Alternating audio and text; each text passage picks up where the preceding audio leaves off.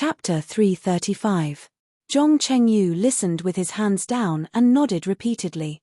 How could he not know in his heart that at this time, other than Oyu Peng, he, the chief disciple, should be the one to straighten his back in front of all the disciples? He did not have the slightest room to retreat. He was also clear about what eldest martial uncle wanted to do, but this very important matter could not be done by him. He could only stand beside master with a smile. This was the pride of a direct disciple, but also the sorrow of a direct disciple. After Oyu Peng finished speaking, Zhong Chengyu regained his composure and said in a low voice, "Great sect master, the disciples of the Divine Mechanics Hall have sent news that there are countless masked people surrounding the Misty Mountain Villa. They are advancing towards us. They failed to break through the encirclement and lost a few brothers. They have already retreated. What about the back mountain of the Misty Mountain? Have they found any traces of the enemy? Not at the moment. I have already sent people to check." "Good. Quickly inform eldest martial uncle and let him take action as soon as possible. Also, inform all the brothers in the sect to prepare for the enemy." "Yes, master." After hearing this, Zhong Chengyu quickly walked out.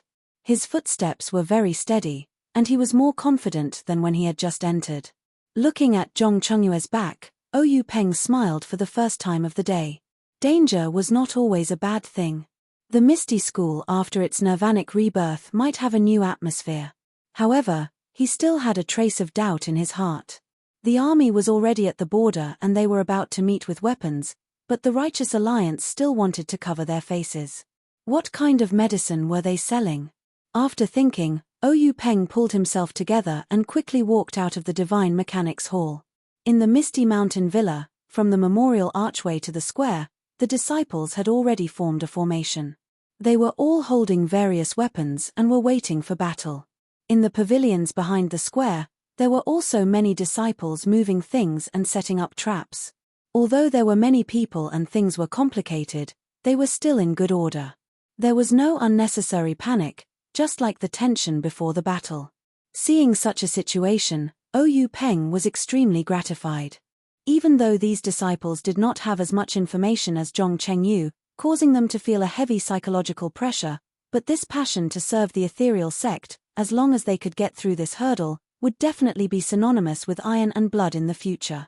In an instant, Oyu Peng was even more confident that he could survive this ordeal. Before Oyu Peng could return to the meeting hall, Zhong Chengyu came over to report, "Sect Master, according to the scouts of the Divine Mechanics sect, not only has the front of Misty Manor been surrounded, but there are also traces of enemies at the back of Misty Peak. There are even Righteous Tao Alliance disciples at the back of the mountain." "How many are there?" "There's a lot of vegetation at the back of the mountain, so I can't see clearly. However, they're about to surround us." "Where are your eldest martial uncle and the others?" Disciple has already informed eldest martial uncle of the situation. "They are preparing to enter the secret passage." "All right, quickly send someone to inform them to break out of the encirclement immediately. If they are surrounded, it will be even more difficult for them to break out. Let the disciples of the various halls mix with the elite disciples. Let them be led by the hall masters of the various halls. Let the female disciples of the Minxue Hall, the third-generation disciples, and the other disciples set up a defense on the Misty Peak. Their martial arts are limited. If they face the enemy at the front line, they will only be killed." Zhong Chengyu accepted the order and left. He returned not long after. Oyu Peng frowned and asked, "Chengyu, don't you think the Righteous Tao Alliance is being too ostentatious this time? Our Misty School, Misty Mountain Manor, and Misty Peak occupy such a large area. They actually want to surround us.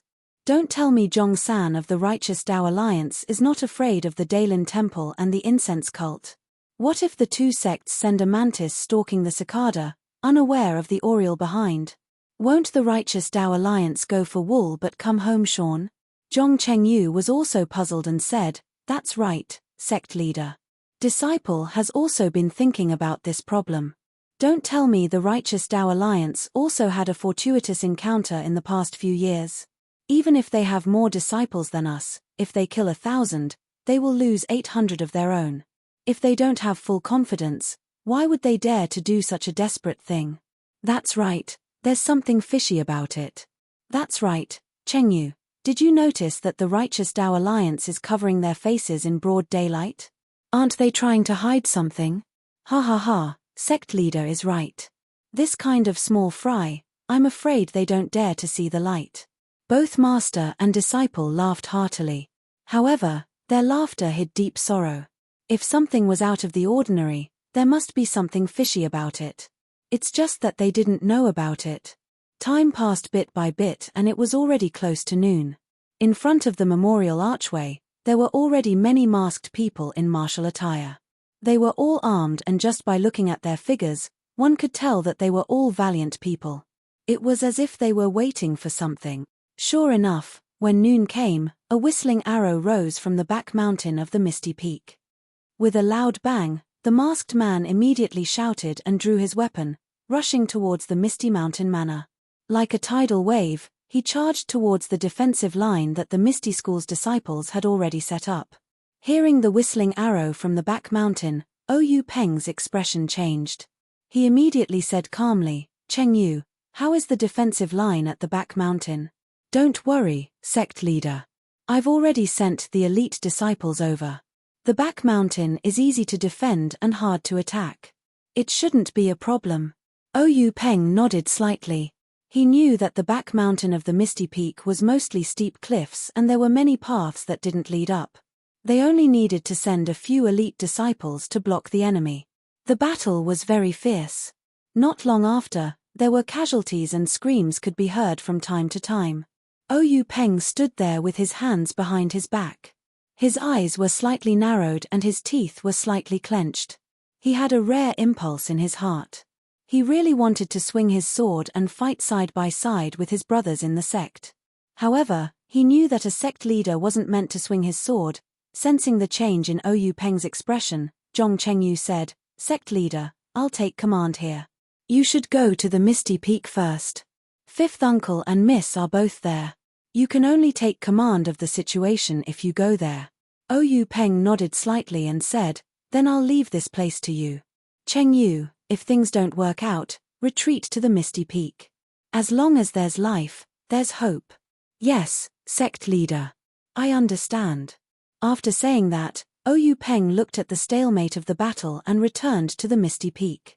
Along the way, Oyu Peng saw many disciples with weapons lying in ambush by the side of the road and behind the rocks, waiting for the enemy to attack. Looking at the nervous expressions of many female disciples, Oyu Peng shook his head slightly. As he was walking, Oyu Peng suddenly saw a figure that he had almost forgotten. He waved his hand and said, Zhong Xiaohu, come here for a moment. Sect leader. Zhong Xiaohu walked over quickly.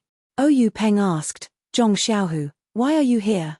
Zhong Xiaohu said in surprise, I heard from the sect leader that the third-generation disciples are required to set up a defense in the mountains. So I came. My master and the others are in front with the sect leader. Oh.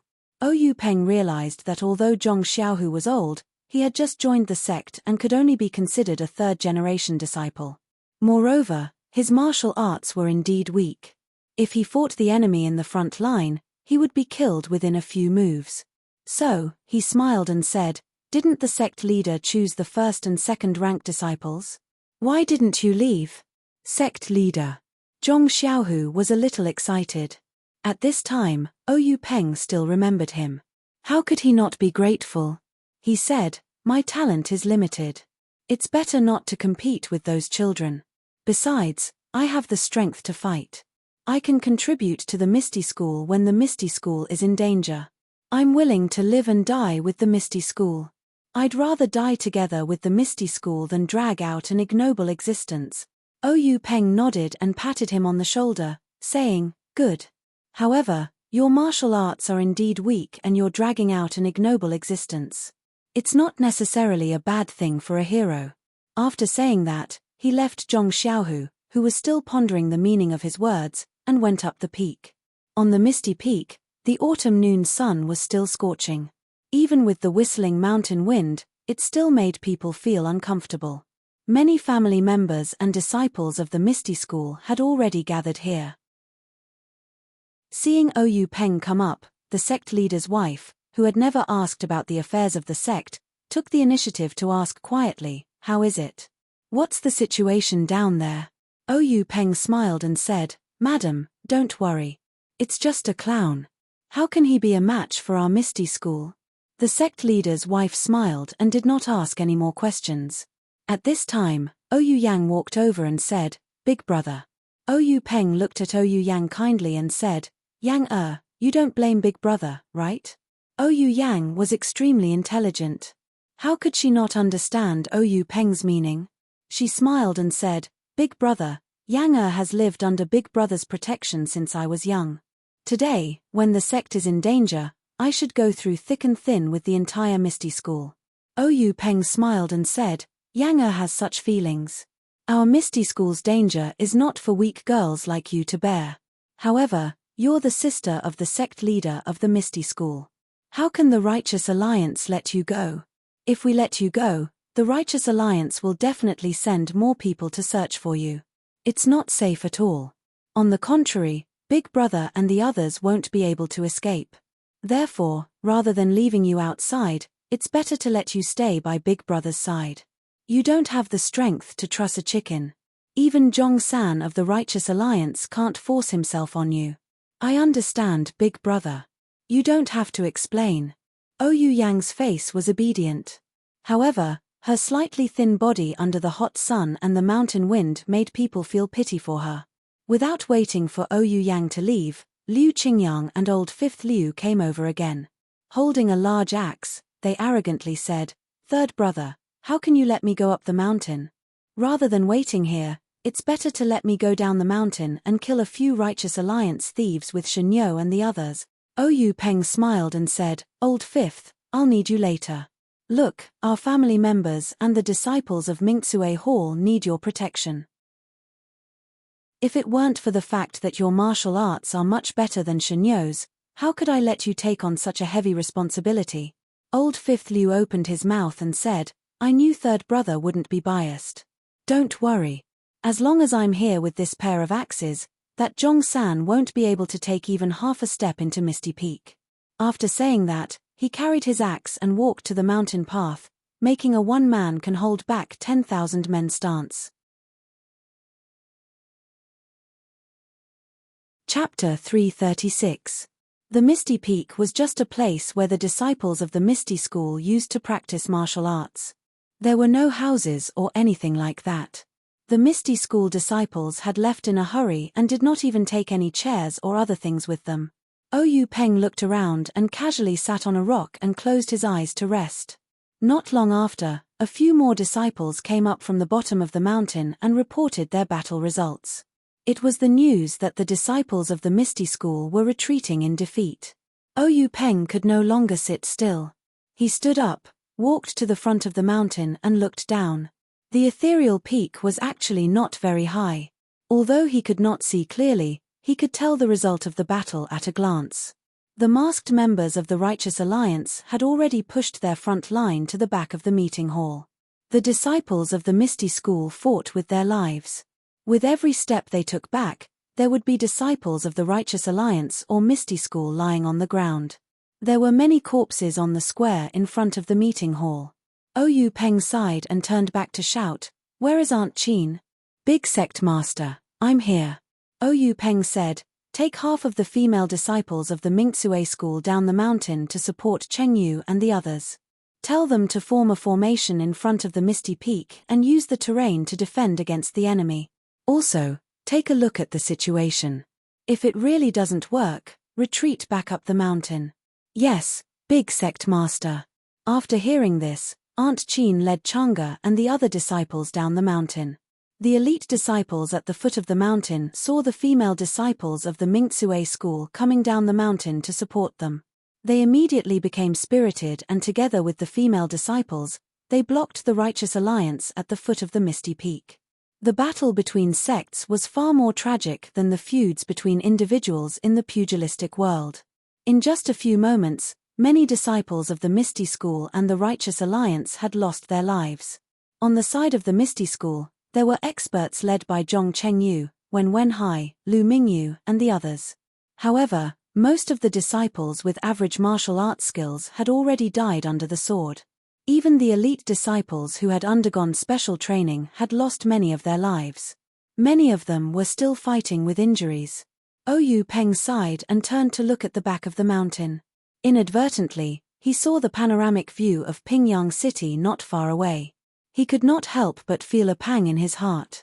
Back then, his younger senior brothers loved to watch the lights of Pingyang City at night when they were not practicing martial arts.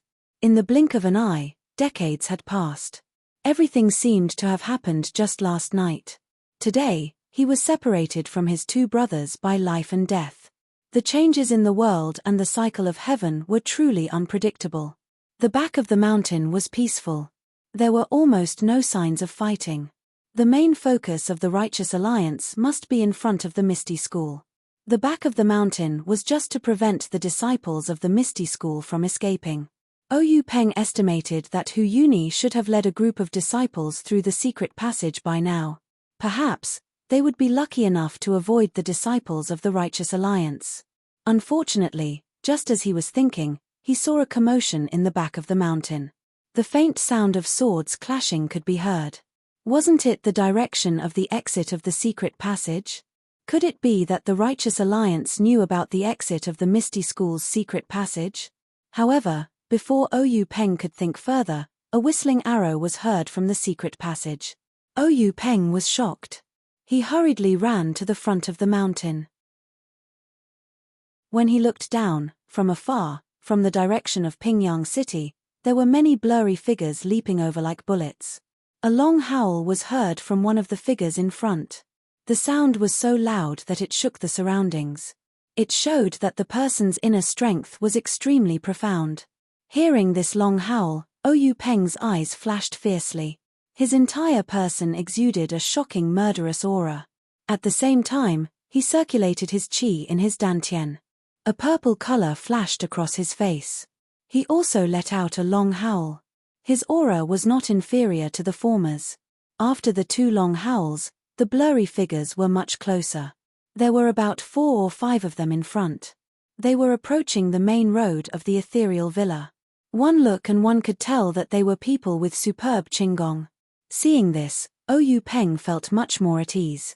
The person who let out the long howl was the leader of the Righteous Alliance, Zhong San. The few behind him must be the deputy leaders of the Righteous Alliance. Since the main characters had appeared, the ending had to begin. Everything would come to an end. Not long after, Zhong San and the others had arrived at the entrance of the ethereal villa. Zhong San was an old man with a yellow face.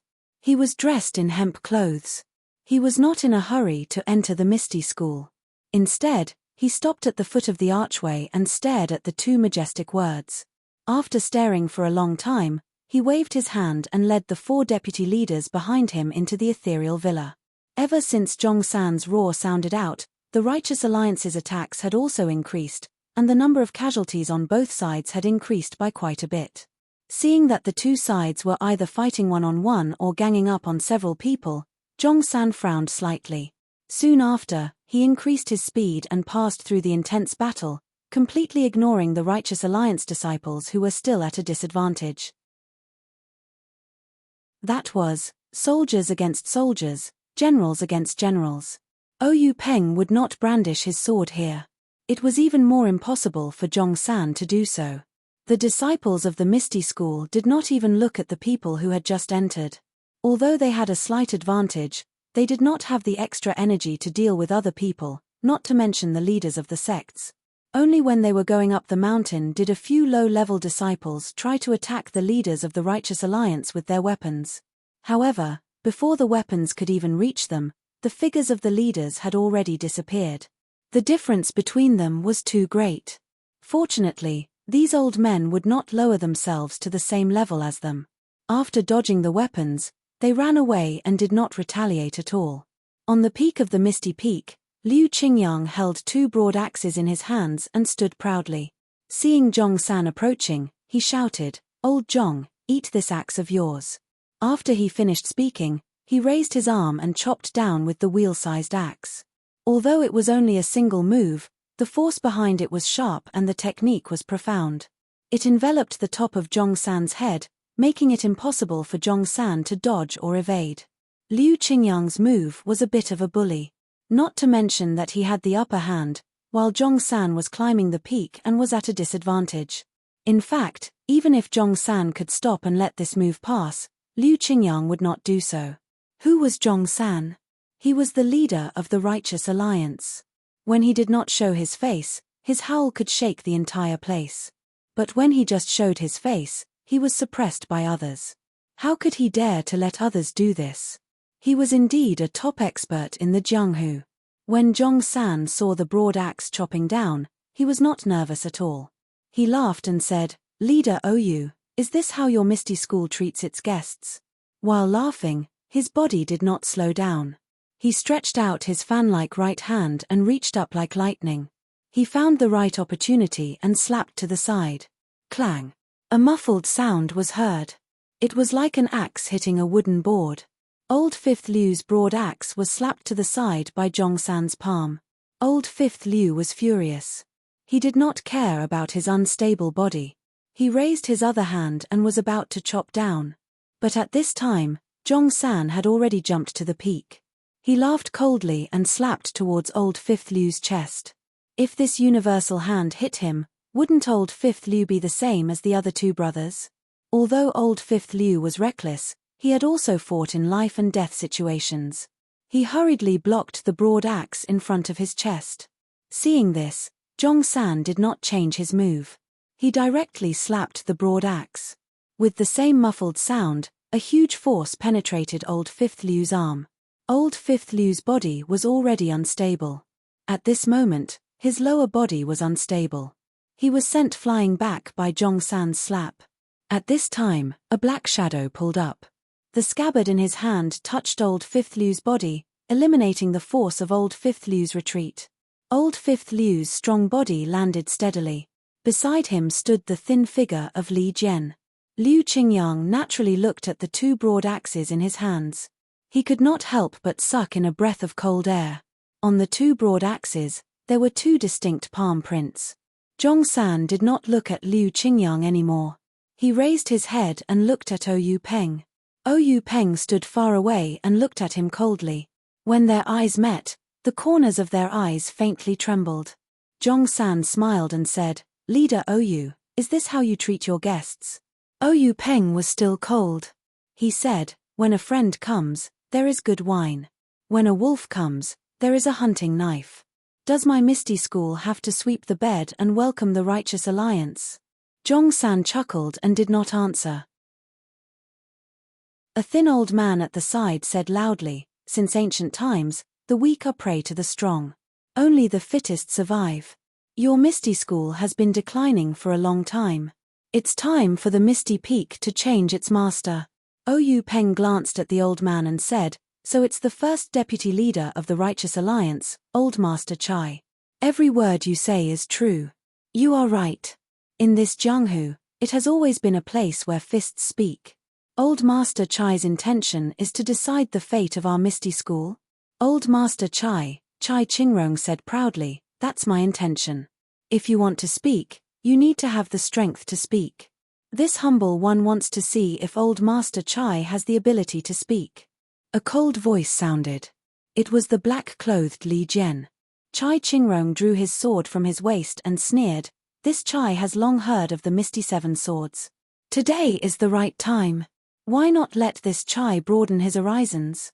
As you wish, there is no need to invite." After saying that, Li Jian threw away his scabbard and stabbed out with his sword. Chai Qingrong saw this and laughed angrily, "Good, good, good. The waves of the river will surpass one another." The long sword in his hand was also thrust out. The two immediately began to fight. Liu Qingyang saw this and waved the axe in his hand. He said loudly, "Which boy will fight with this grandpa?" The several deputy leaders of the Righteous Alliance looked at each other. None of them wanted to go forward. Of course, whoever went forward would have to call the other grandpa. A moment later, a black-faced rough man stepped out from the crowd. He held a copper staff and shouted like thunder, "You brute, don't try to take advantage of me with your mouth. Your grandpa Mi will teach you a lesson." Old Fifth Liu looked over and saw that it was the Righteous Alliance's fifth deputy leader, Mi Kong. He couldn't help but sneer. I was wondering who it was. Isn't it the Mi Kong from a few years ago who fought to a draw with me? Come, come, come. Let me see if you have improved in these few years. Chapter 337. Seeing that Liu Qingyang was also fighting with Mi Kong, who was holding a bronze staff, Zhongshan smiled and said, Sect Leader Ou, this humble one would also like to exchange pointers with Sect Leader Ou. Would it be possible for you to give me some pointers? Ou Peng said, this humble one has the same intention. I would like to ask Sect Leader Zhong for the blood feud between my two junior brothers. Ha ha ha. Zhongshan laughed. How can one not suffer when one is in Jianghu? Sect Leader Ou, bring it on. This humble one awaits. Seeing this, Ou Peng let out a cold snort. Without exerting any strength in his legs, his body floated towards Zhongshan like a willow branch. When he was close enough, he stretched out his right hand and pressed two fingers together towards Zhongshan's chest pressure point. Zhongshan did not dare to be careless. His body tilted slightly and his palms fluttered, displaying a set of grand heaven-earth hand, together with Ou Peng's secret finger technique. The group of 5 from the Righteous Tao Alliance had only ascended the Misty Peak for a short while when 3 of them entered and stood together with the 3 from the Misty Sect. The 6 people who were fighting in the Misty Peak were the leaders of the 2 sects and were also the top experts in the pugilistic world. The battle on the Misty Peak was not only a test of individual martial arts but also the survival of the sect. Who would dare to hold back? The 6 people were all showing off what they had learned, displaying all sorts of strange and wonderful moves. In a short while, danger was everywhere, and there was no longer the usual restraint of a martial arts exchange. Although there were many disciples from the Misty School on the peak, they were all people with low martial arts skills. There were also many women, and they knew the key to this battle. Although they were very worried, they did not dare to get close. They all retreated far away, fearing that they would affect the situation. After the time it took to drink a cup of tea, there did not seem to be any changes in the situation. They were evenly matched, but even so, it was enough to show the strength of the Misty School. After all, the 3 leaders of the Righteous Alliance, except for Mi Kong, were all old men. The cultivation of internal energy could not be forced, and there were very few shortcuts. The older one was, the more refined the cultivation of internal energy. The 3 from the Misty School were all in their 40s, much younger than their opponents. Even if they were young and vigorous, they could not make up for the lack of internal energy. But now, they were evenly matched, which was really rare. At this time, between the 2 of them, sword light flashed. Li Jian shouted, and the purple light on his face brightened. He lifted his sword and slowly chopped towards Chai Qingrong. Chai Qingrong frowned. The 2 of them had fought for a while and were familiar with each other's sword moves. Li Jian's chop was strange, and he had never used it before. It was also very rare for swords to have such a chop, not to mention his sword that was wrapped in a scabbard. How could it hurt someone? But Chai Qingrong was an old man who had lived for decades, and was used to being cautious. He did not dare to be careless, and raised his sword to meet the attack, preparing to block this extremely crude sword move. But just as the 2 swords were about to meet, Chai Qingrong suddenly realized that there was a faint green light on the scabbard that Li Jian stretched out. He did not know what it was, but his heart tightened, and he knew that it was not good. Sure enough, when the 2 swords met, there was no clanging sound like before.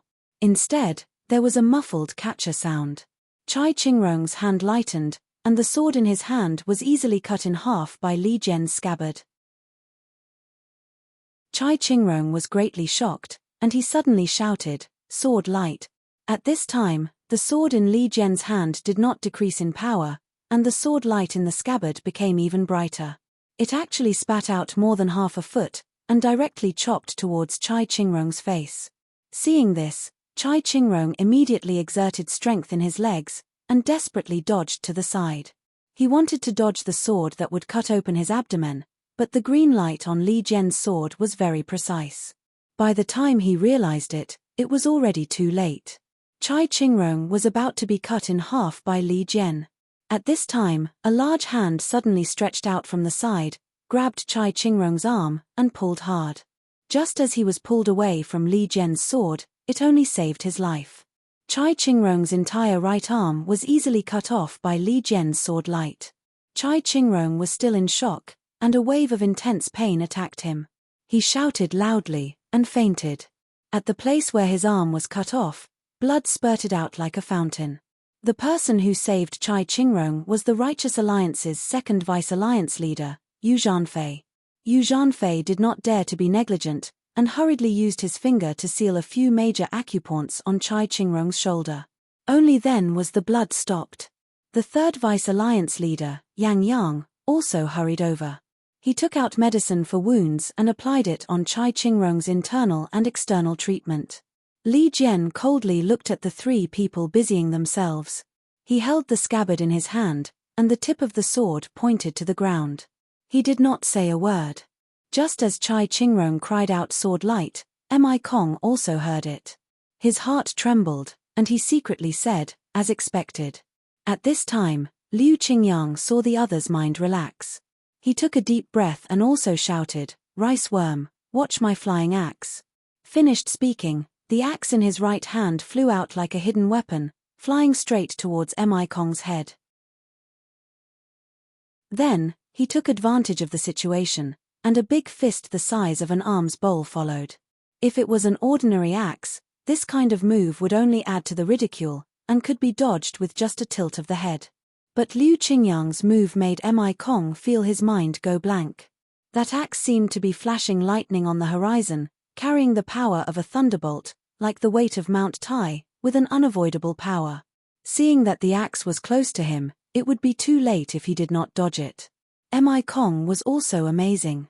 At the critical moment, he forcibly restrained his mind, broke free from the invisible shackles, squatted down, and slightly tilted his head. The huge axe whistled past his ear with a whoosh sound, startling Mi Kong and making him break out in a cold sweat. However, before he had time to get up, a huge fist came from afar, getting bigger and bigger, and was about to hit his head. Liu Qingyang's fist was filled with hatred. The internal strength may not be comparable to Zhong Xiaohua's 10,000 jin, but if it hit, no one would doubt that peach blossoms would immediately bloom. Mi Kong was also amazing. Seeing the fist coming with the sound of wind, he knew it was powerful.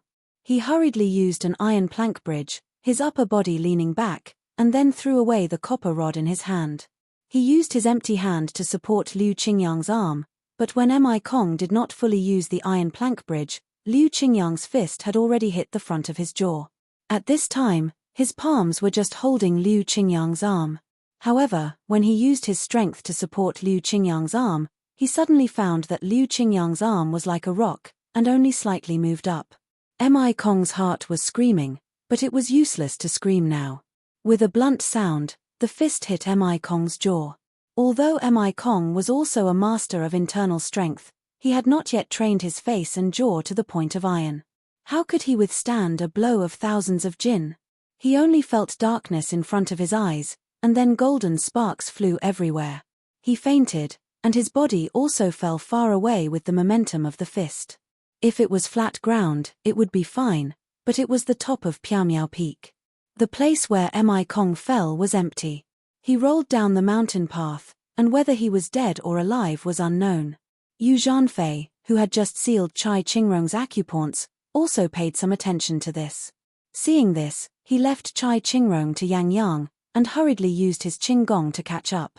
He wanted to save the unconscious Mi Kong. When two flowers bloomed, another branch bloomed. Another battle. Just as Chai Qingrong shouted sword chi, Zhong San also heard it. He couldn't help but panic, and his eyes involuntarily looked to the side. Seeing this, Oyu Peng's eyes were full of mockery. His left hand, which was hidden in his sleeve, suddenly pointed at Zhong San's Dantian acupoint. Although Zhong San was a little distracted, he was still an observant and alert person. He immediately dodged and clapped his palms together. The Da Qian Kuan palm came up. Seeing that Oyu Peng's finger was about to touch Zhong San's palm, Oyu Peng's finger retracted, and clenched into a fist. At the same time, 2 fingers of his right hand also pointed out. Zhong-san had no choice but to separate one of his palms to meet Oyu Peng's right hand. Just as one of Zhong-san's palms was separated, Oyu Peng's left index finger stretched out again, and pointed at Zhong-san's Da Qian Kuan palm. The palm that was able to leave a handprint on Liu Qingyang's steel axe was suddenly pierced, and a finger-sized hole appeared. Invisible sword Qi. Zhong-san was also shocked. He didn't dare to continue fighting, and wanted to retreat. But how could Oyu Peng let him go? His figure flew up, following him like a shadow. The 2 fingers of his right hand were also like a sword, and went straight for Zhong-san's dantian. Zhong-san didn't dare to let him hit. The dantian acupoint was the essence of internal strength. If an ordinary expert used internal strength to hit it and break it, then all their internal strength would be gone, let alone an expert like Oyu Peng. If the invisible sword Qi entered his body, wouldn't it immediately turn Zhong-san into a cripple? At this time, among the group of 5 people who had just climbed up the misty peak, Yu Zhonfei's figure had just disappeared from the peak. Only Yang Yang was still supporting the unconscious Chai Qingrong. Yang Yang saw that the Alliance Master's situation was critical, so he didn't care about taking care of Chai Qingrong. He placed her on the ground, drew the long sword from his waist, and slightly shook it, wanting to rush up to help. To the side, Li Jian, whose sword was pointed to the ground, looked at the triumphant Liu Qingyang and couldn't help but deeply frown. Looking at the level of martial arts of the Righteous Tao Alliance's Alliance Masters, it was only SOSO. His own 6 brothers had all taken qi-generating pills and bone-strengthening pills, so their internal strength was extraordinary. Since these Alliance Masters couldn't beat him, how could they kill Old 4 and Old 6? Only if several Alliance Masters rushed up and bullied them with numbers would they be able to succeed. Thinking of this, Li Jian's eyes flashed with a cold light. The scabbard in his hand was also drawn, and he slowly walked up. The situation immediately became 2 against 2. Yang Yang hesitated for a moment, not knowing how to make a move. At this time, Zhong-san opened his mouth. He fled to the back of the mountain and loudly shouted, "If you guys don't come out, I will be seriously injured by Oyu Peng." Seeing this, Oyu Peng was also stunned. His internal strength was now profound, and he had already paid attention to the back of the mountain, but he didn't see any movement. However, things were out of his expectations. Following Zhong-san's cry for help, from the back of the misty peak, several people jumped up.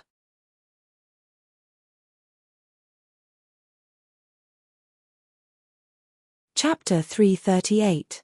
Since the people who jumped up from behind the mountain were able to escape Oyu Peng's detection, they must be experts in the Jianghu. Oyu Peng originally thought that they were the hidden experts of the Righteous Alliance, but when he saw the 3 old monks standing in the wind with a majestic aura, and the masked woman dressed in palace attire beside them, as well as 3 other short and strong old men who looked similar, Oyu Peng could not help but change his expression. He raised his arm and pointed at them, saying, "You, how can you collude with the Righteous Alliance?" This sentence was said with surprise at first, but in the end, it was said with gritted teeth. Yes, those 3 monks were the Dailin Temple's elder Chang Sheng, the Arhat Hall's elder Chang Xing, and the Disciplinary Hall's elder Chang Geng. The other 4 were the famous and mysterious members of the Dailin Temple.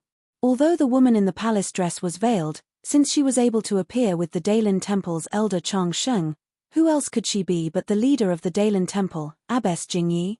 The 3 similar-looking old men in hemp clothes were the outstanding figures of the previous generation of Jianghu.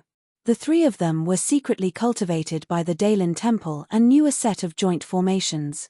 In their early years, when they roamed Jianghu, they had never been defeated and were known as the world's number 1. How could Oyu Peng not be shocked by such a spectacular lineup? Never in his wildest dreams would he have thought that the 2 major sects, which were both immortal Tao legacies and specialized in martial Tao, would actually work together with the Righteous Tao Alliance to deal with ethereal sec. Even though he had just sent a disciple to ask for help, even though he knew that there were monks among the attackers, he still tried his best to exclude this thought. Moreover, even though he had a faint feeling that by taking down the Luo Shui gang, He had already offended the Daelin Temple's disciplinary hall, and that the Daelin Temple might intervene. He never thought that the Daelin Temple, which had never shown its face in Jianghu, would also intervene. In an instant, Oyu Peng understood why the members of the Righteous Alliance besieging the Misty Mountain Villa had to cover their faces. They were indeed afraid that the people of the Misty sect would recognize them, because many of them were not disciples of the Righteous Alliance. Perhaps even more of them were lay disciples of the Daelin Temple. Understanding this, Oyu Peng could not help but feel disheartened. He cupped his hands and said, "Elder Chang Sheng, why are you not at the Daelin Temple but at my Misty Peak? If I knew that you were coming, I would definitely open the door to the Misty School to welcome you. Why did you have to go through so much trouble to come up from behind the mountain?" The elder Chang Sheng clasped his hands together and said, "Almsgiver Oyu, I haven't seen you for a long time. Your martial arts skills have become extraordinary, to be congratulated." However, he did not mention to him. The Misty School Abbess Jing Yi to the Daelin Temple to meet to greet the Abbess Jing. The old voice of the Daelin Temple rang out, "No need for formalities, Oyu Peng, your martial arts are really good." Oyu Peng sneered in his heart. The two of them kept mentioning his martial arts. If he still did not know what they were here for, he would not be worthy of being the head of the Misty School. However, since the two of them did not mention it, Oyu Peng could only pretend that he did not know. He turned to Zhong San and said, "Alliance Master Zhong, our competition is not over yet. It just so happens that there are two seniors here. How about you and I have a good competition?" Zhong San led the two vice leaders of the Righteous Alliance to challenge the three from the Misty School. He originally wanted to test them, but he did not expect to go for wool and come home shorn. The leaders of the two super sects did not appear in time, causing one of his vice leaders to become a cripple and the other to be injured or dead. He himself also almost died at Oyu Peng's hands. Now that he saw Oyu Peng challenge him again, how could he still participate? He only smiled and said, "Alliance Master Oyu, let's not beat around the bush. Since things have come to this point, let's be frank. Alliance Master's Misty School's strength has increased too quickly in the past few years. Even Alliance Master and the Misty School's 6 tigers have high martial arts. Don't you think you should give us an explanation?" Oyu Peng said, "This is the result of my Misty School's hard work. If Alliance Master Zhong is interested, you can join our Misty School and experience it for yourself."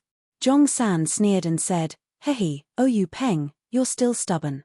The Secret Plains matter has long been spread from Wan Jian Peak. Do you know where the other vice leaders of the Righteous Alliance, the other elders of the Daelin Temple, and the other leaders of the Fragrance Cult went?" Oyu Peng sneered and said, "Could it be that they also went to Wan Jian Peak to destroy the sect? A small Wan Jian Peak can't afford such a big battle." "That's right, Wan Jian Peak alone does not need such a big battle. But what if the Tan family and Yangming Villa are also involved?" Oyu Peng's face slightly changed, but immediately returned to normal. He smiled and said, "You're right. If you want to condemn someone, why worry about the pretext? Hehe, Alliance Master Oyu, do you think that the alliance of your 4 sects is very strong, and the news of the secret plane is very difficult to leak? But you never thought that it was because you were so cautious that the news was leaked." Oyu Peng said, "Alliance Master Zhong, you're really boring. The other 3 sects are very close to my Misty School, but I don't know what you're talking about." Zhong San shook his head and said, "Alliance Master Oyu, you don't have to deny it. You still don't know that one of the people from your 4 sects who went to the secret plane for the first time fled to my Righteous Alliance. Otherwise, how could I persuade the elders and Jingyi Nun?" Oyu Peng frowned and said, "If Alliance Master Zhong has the leisure to tell me a story, I'm all ears. If you want to find out the truth from me, I can only say sorry." Zhong San ignored him and continued, "Leader Oyu, I reckon that a person of great importance has a short memory.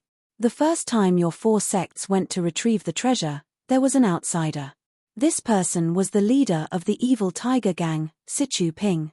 Oyu Peng's eyebrows moved slightly. Sichu Ping was brought back to the gang by Wan Jian Peak's Ma Xiangyang. Originally, Sichu Ping was a meritorious person who brought you to the secret plane. He didn't covet the things in your jade bottles and only gave him some medicinal materials. In any case, you had already made an agreement. However, Wn Chungjio was stingy and went back on his word. He only used his status as a disciple to perfunctorily restrict his freedom and sent his own disciples to seize the evil Tiger Gang's territory. How could he let Sichu Ping feel at ease? If it weren't for Sichu Ping sneaking out of the Myriad Sword Peak a few days ago and coincidentally joining our Righteous Tao Alliance, how would we know such details of such a secret? Alliance Master OU, you don't need to deny it. We have already been to the secret plane and we don't want to disturb the peace of your 4 sects. However, the secret plane is too dangerous. Without the sheepskin scroll to enter the secret plane, my Righteous Alliance has already lost a lot of disciples. We had no choice but to use this method. I hope Alliance Master OU can be magnanimous enough to forgive us. When OU Peng heard this, he looked up to the sky and laughed. Let's not talk about whether your story is true or not. Even if it is, you killed 2 of my junior brothers, destroyed a lot of my disciples, and destroyed a lot of my branches. With just a few words, you want my Misty School to hand over some sheepskin scroll? Aren't you too naive? Then, he turned his head and asked the leaders of the 2 large sects, 2 seniors, don't you think so? At this time, the masked nun Jingyi's old voice sounded again. OU Peng, you have wronged me and Elder Zhong. The Righteous Alliance's attack on your Misty School was their own action. Our 2 sects didn't participate. The matter of your 2 junior brothers was just an accident. At that time, we only wanted to capture the 2 of them and didn't have any intention of harming them. However, this Zhong-san acted on his own initiative and killed them. This matter is what Elder Zhongxing and I just heard about it from Elder Zhongxing. The reason why we came up the mountain so late was to let your Misty School and the Righteous Alliance resolve this enmity first. You see, now that one of the 2 vice leaders of the Righteous Alliance is dead and the other is crippled, we can be considered even with the Misty School. What do you think? Hearing Nun Jingyi's words, OU Peng was startled at first. Then, he looked up to the sky and laughed. What do you think? What do you think? My 2 junior brothers lost their lives just like that. You all just played a trick and said that we're even. Nun, ask yourself, can we be even like this? My Misty School and Himei's 6 Misty Tigers are no longer complete. Can we be even? Moreover, the death knot between the Misty School and the Righteous Alliance has already been formed. Only a life and death struggle can break it. Don't tell me Nun doesn't know. Nun Jingyi didn't reply. OU Peng asked again, Nun, please tell me. Was my senior brother also killed by the Righteous Alliance? Nun Jingyi looked at Elder Zhongxing and said, Hu Yuni was only seriously injured. Your Misty School lost more than half of its elite disciples. The lower-level disciples were all unharmed and have already broken out of the encirclement. Yes, Nun, thank you for holding back. I think, at this time, no one in the Righteous Alliance has the strength to seriously injure my senior brother. Seeing that the Dailin Temple and Incense Religion didn't speak, OU Peng turned to Zhong-san and said, Alliance Leader Zhong, there is one more thing I need to ask. Zhong-san was expressionless and said, Leader Zhong, please speak. OU Peng pointed to OU Yang in the distance and said, This is my younger sister. The whole Jianghu knows that she doesn't know martial arts and doesn't have the strength to truss up a chicken. But when she went south 2 years ago, she was unexpectedly attacked by people in Jianghu. I want to ask, does your Righteous Alliance still have the morals of Jianghu to attack a weak woman? Hearing this, Zhong-san smiled and said, Leader OU misunderstood. Although my Righteous Alliance isn't a great sect with a history of 10,000 years, we still follow the morals of Jianghu. We can't do something like bullying a weak woman. However, this matter about your younger sister, I only recently found out. I don't know if Leader Zhong is interested in hearing about it. OU Peng cupped his hands and said, Leader Zhong, no matter how hostile we are now, I still admire your Jianghu morals of not bullying a weak woman. Elder Zhongxing and Nun Jingyi are also here. They also heard it. I hope you can be like this as always. Zhong-san didn't understand, but still smiled and said, This is natural. The 2 sect leaders also know about this. OU Peng asked again, Then Leader Zhong, can you enlighten me, Who is so cruel and unscrupulous to attack a defenseless woman? Zhong-san said, "This person is someone you can't even think of."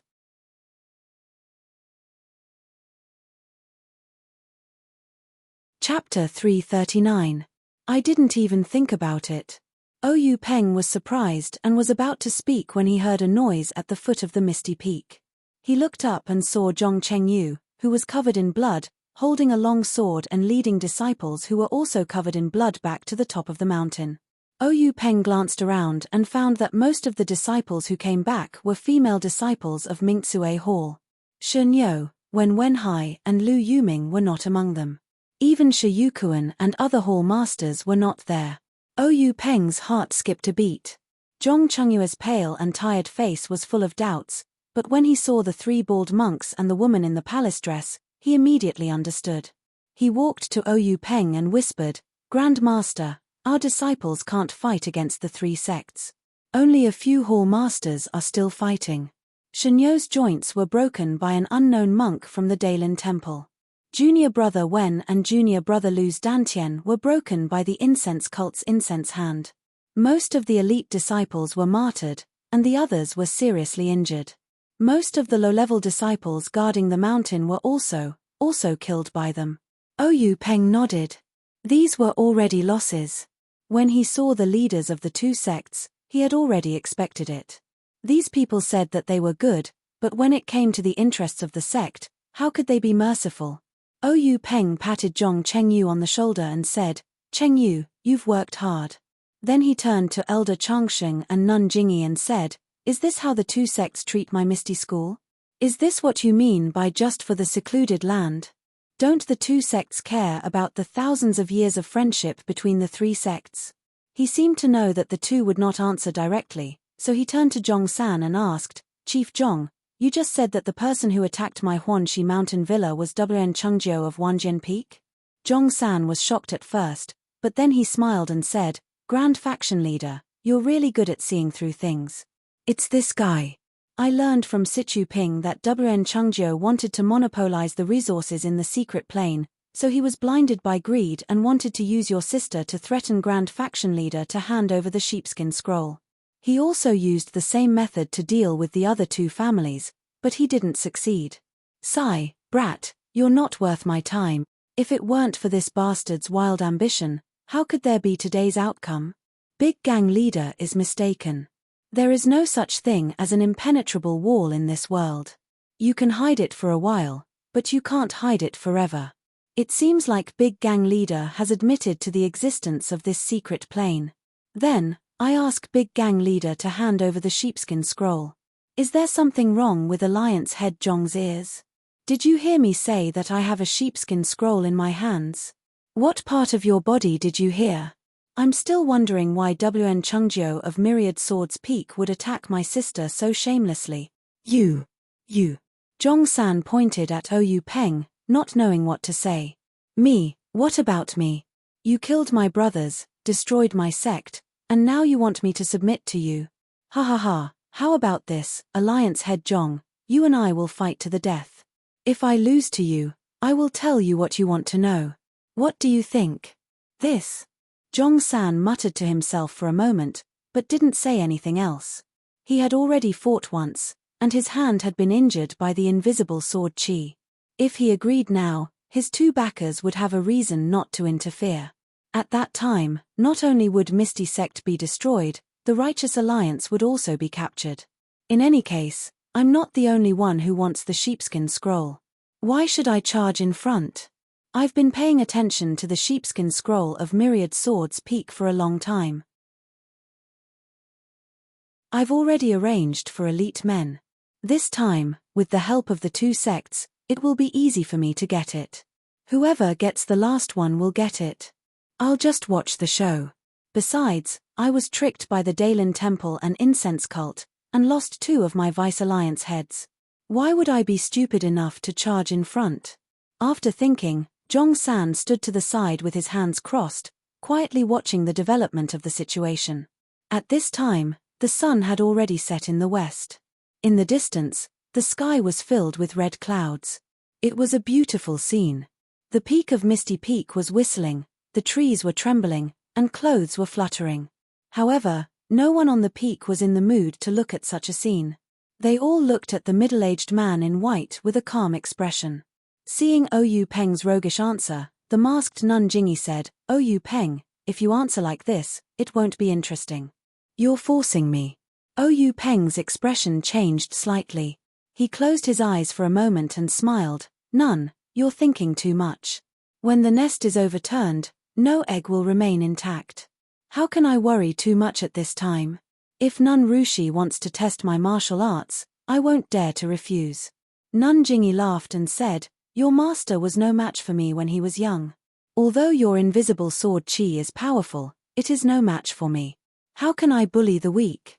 Then, she raised her voice and said, "Rupying, come out." Rupying.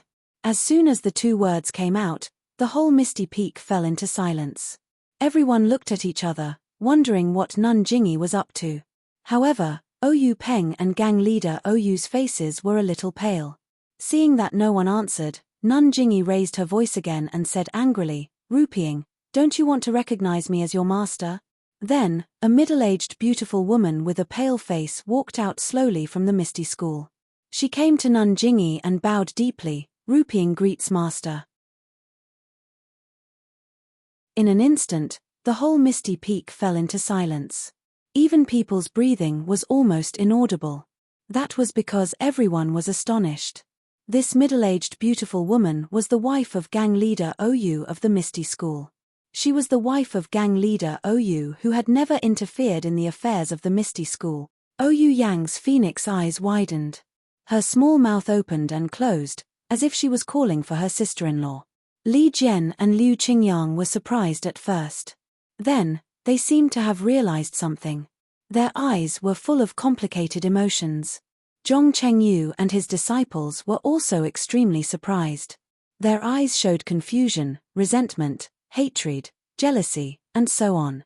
Only Oyu Peng's eyes were clear as if he had known it all along. Nun Jingy said, "Rupying, stand aside." Then, she said to Oyu Peng, "Gang leader Oyu, you are the son-in-law of Fragrance Sect. How can I not know your every move? You'd better take out the sheepskin scroll and come to Fragrance Peak to be your live-in son-in-law." Rupying stood up and looked at Oyu Peng from afar. She said frankly, "Husband, you have to believe me. Since I married into the Misty School, I have never sent a word back to Fragrance Sect." Oyu Peng smiled and said, "Actually, I already knew everything before you married into the Misty School. You never asked me about the affairs of the Misty School. You never stepped into the meeting hall. How can I not know your good intentions?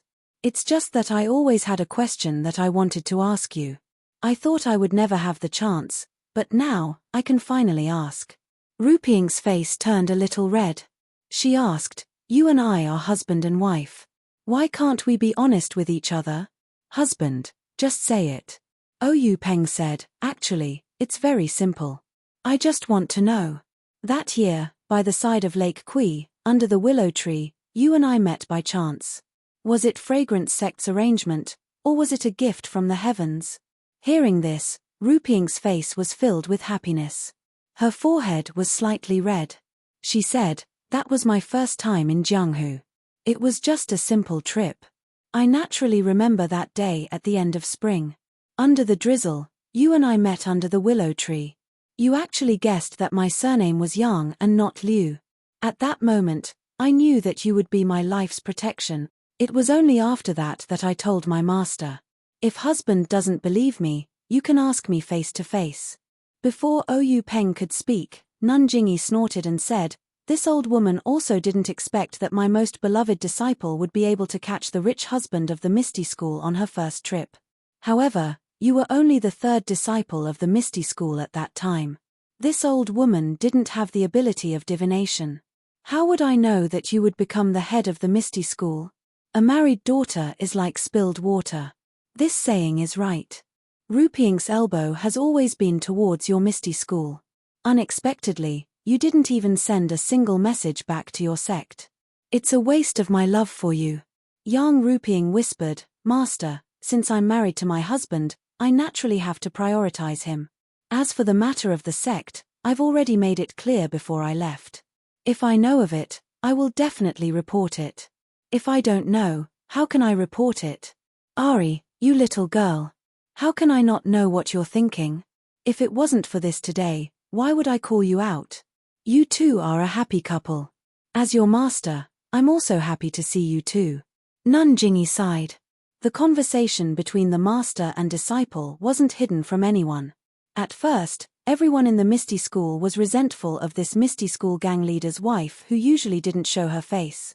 However, now that they heard it, their gang leader already knew of this matter. Moreover, the gang leader's wife and the gang leader's wife also met by chance before they found out about each other's identities. This was far from a trap or a conspiracy. Moreover, when they thought about how the gang leader's wife had never said a word about the sex matters for the past few decades, they understood what the gang leader's wife was thinking. As a result, their previous disdain had long since disappeared.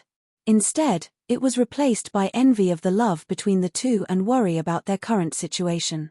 After Oyu Peng received a satisfactory answer, a gratified smile appeared in his eyes. He bowed deeply to Nanjingi and said, "Actually, this son-in-law has always wanted to pay his respects to Nanjingi, but he never had the chance. Today, I'll take this opportunity to formally pay my respects to you. Haha, Oyu Peng, after today, our family will have plenty of opportunities to talk. There's no need to rush." After Oyu Peng finished bowing, he smiled and said, "This son-in-law still has a matter to ask Nanjingi. But I don't know how to deal with this son-in-law." About this, Nanjingi was a little hesitant.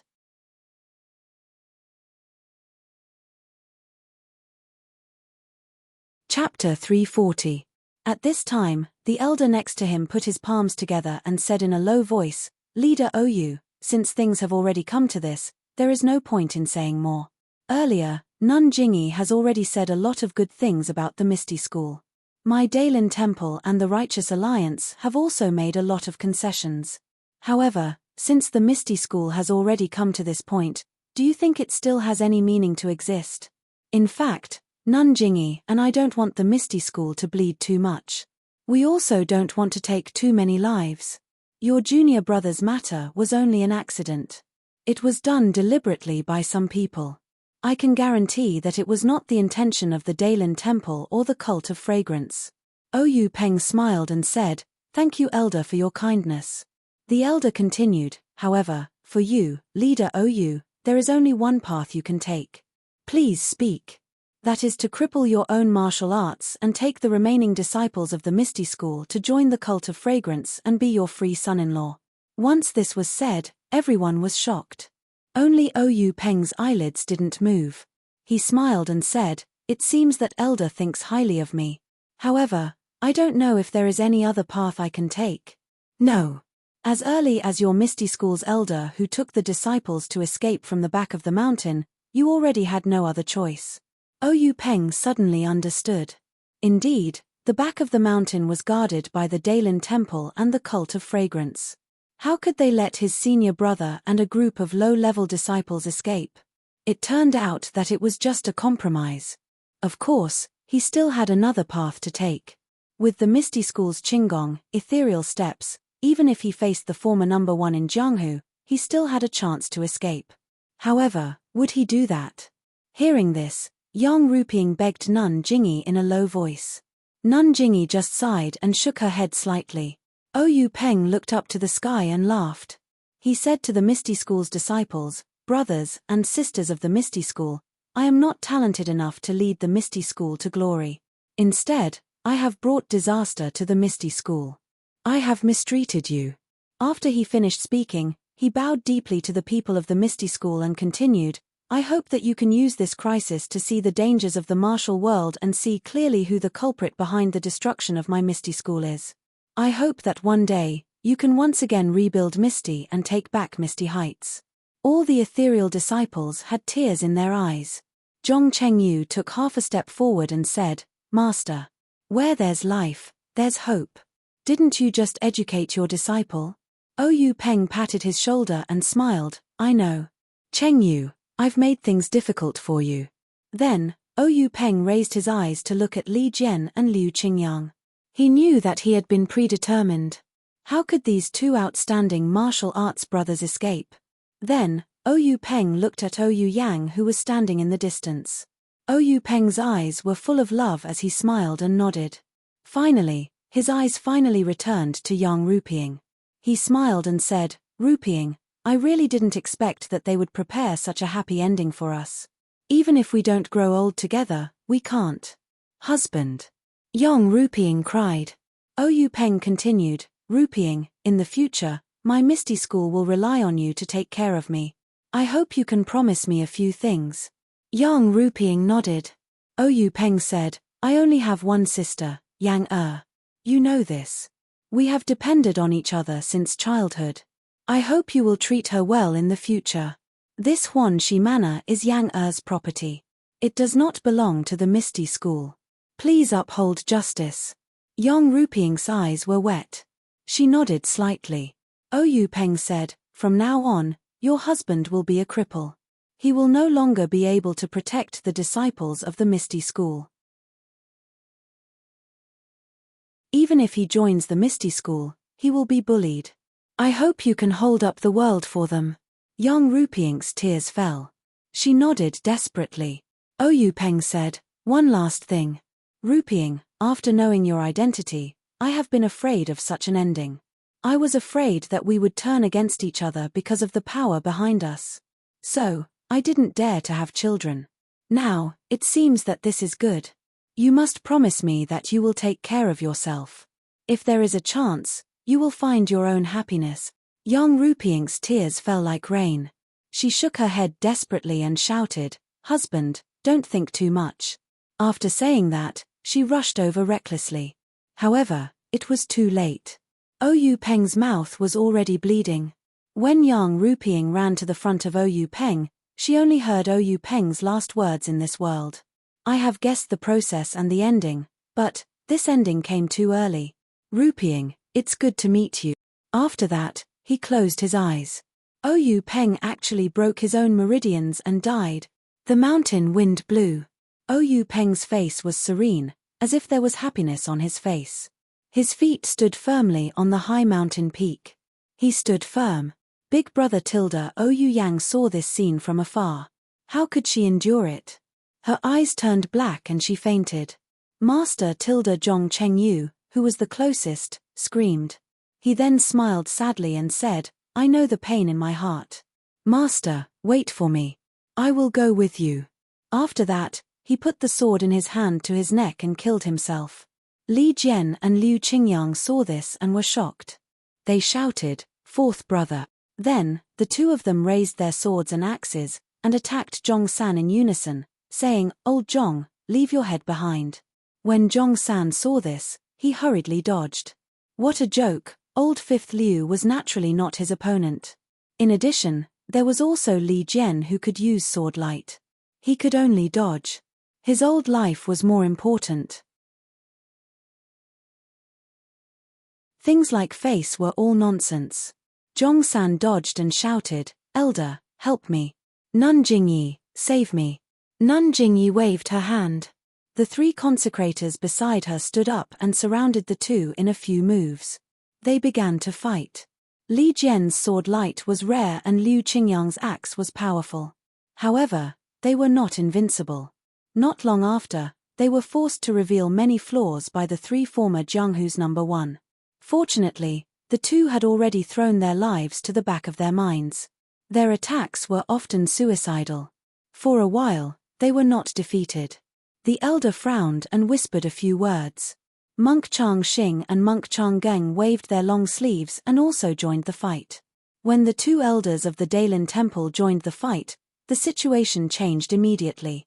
Usually, the three people who were once famous in Jianghu and the two who were now famous in Jianghu would shake the whole Jianghu with a stomp of their feet. It had never been seen in Jianghu that these 5 people joined hands to deal with 2 people.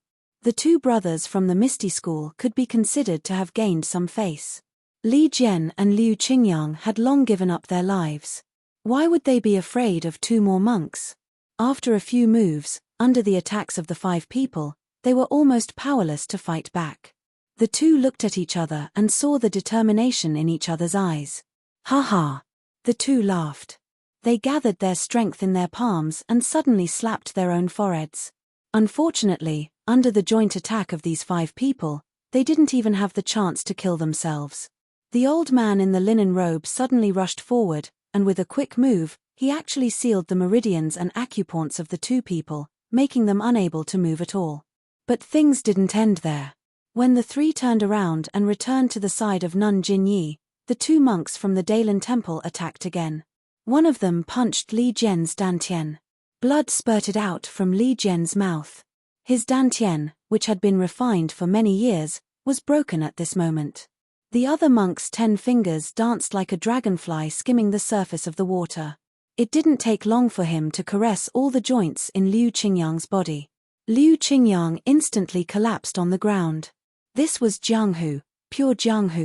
When they saw this, many of the injured disciples standing around them could no longer remain standing. They had just lost their beloved sect master, and when they saw the 2 elders screaming in pain, they rushed forward and used their bodies to protect the 2 elders who were already crippled to the point that they could not be any more crippled. They would forever be the elders in their hearts. Looking at the disciples who were looking at him with eyes burning with anger, Zhongsan smiled. If looks could kill, the first one to be killed on Misty Peak would be him. But can looks kill? Of course not, so Zhongsan spoke. Sect masters, although Oyu Peng has been punished, the whereabouts of the sheepskin scroll are still unknown. What should we do? I ask the 2 of you to support me in capturing all the disciples of the Misty School and torture them one by one, especially her. Zhongsan's finger pointed at Oyu Yang, who had just woken up. Her eyes were shining with determination. Before he could finish his words, the sound of a sword clanging could be heard. Yang Ruping pulled out the sword from Oyu Peng's waist and placed it on her neck. She shouted, "Master, Oyu Yang is my husband's younger sister. She has no strength to truss up a chicken. Your disciple has just promised to protect her for life. How can I let others bully her now? And these disciples of the Misty School are all my subordinates. Your disciple has to fulfill my husband's dying wish and protect them under my wings. If Master agrees to this bastard's unreasonable request, your disciple will not be able to face my husband who has just closed his eyes. Only by following my husband can I be at ease." With the sword on her neck, Yang Ruping's left hand held onto Oyu Peng's body, which was gradually turning cold. Her right hand was incomparably firm. The sharp edge of the sword had already left a bloody mark on her skin. No one doubted her words. If she didn't get a definite answer, she would definitely not hesitate to fulfill her promise. That promise was, willing to be lovebirds in heaven, willing to be intertwined branches on earth. That promise was, hand in hand and grow old together. That promise was, live on the same bed and die in the same cave. A simple sword could be fulfilled. But, a simple sword, could it solve all the problems? Nun Jingyi seemed to care a lot about her last disciple. She said hurriedly, "Ruping, don't be so impulsive. I will also listen to Oyu Peng's words. Don't worry, I will make the decision for you." Hearing this, Yang Ruping was slightly relieved. She took down the sword but did not return it to the sheath. She still held it in her hand. Zhongsan was still unwilling. He asked, "Nun Jingyi, what do you think we should do?" Nun Jingyi did not answer him directly. Instead, she asked softly, "Oyu Yang, you don't have to be afraid. Let me ask you, do you know about the sheepskin scroll in your brother's hands?"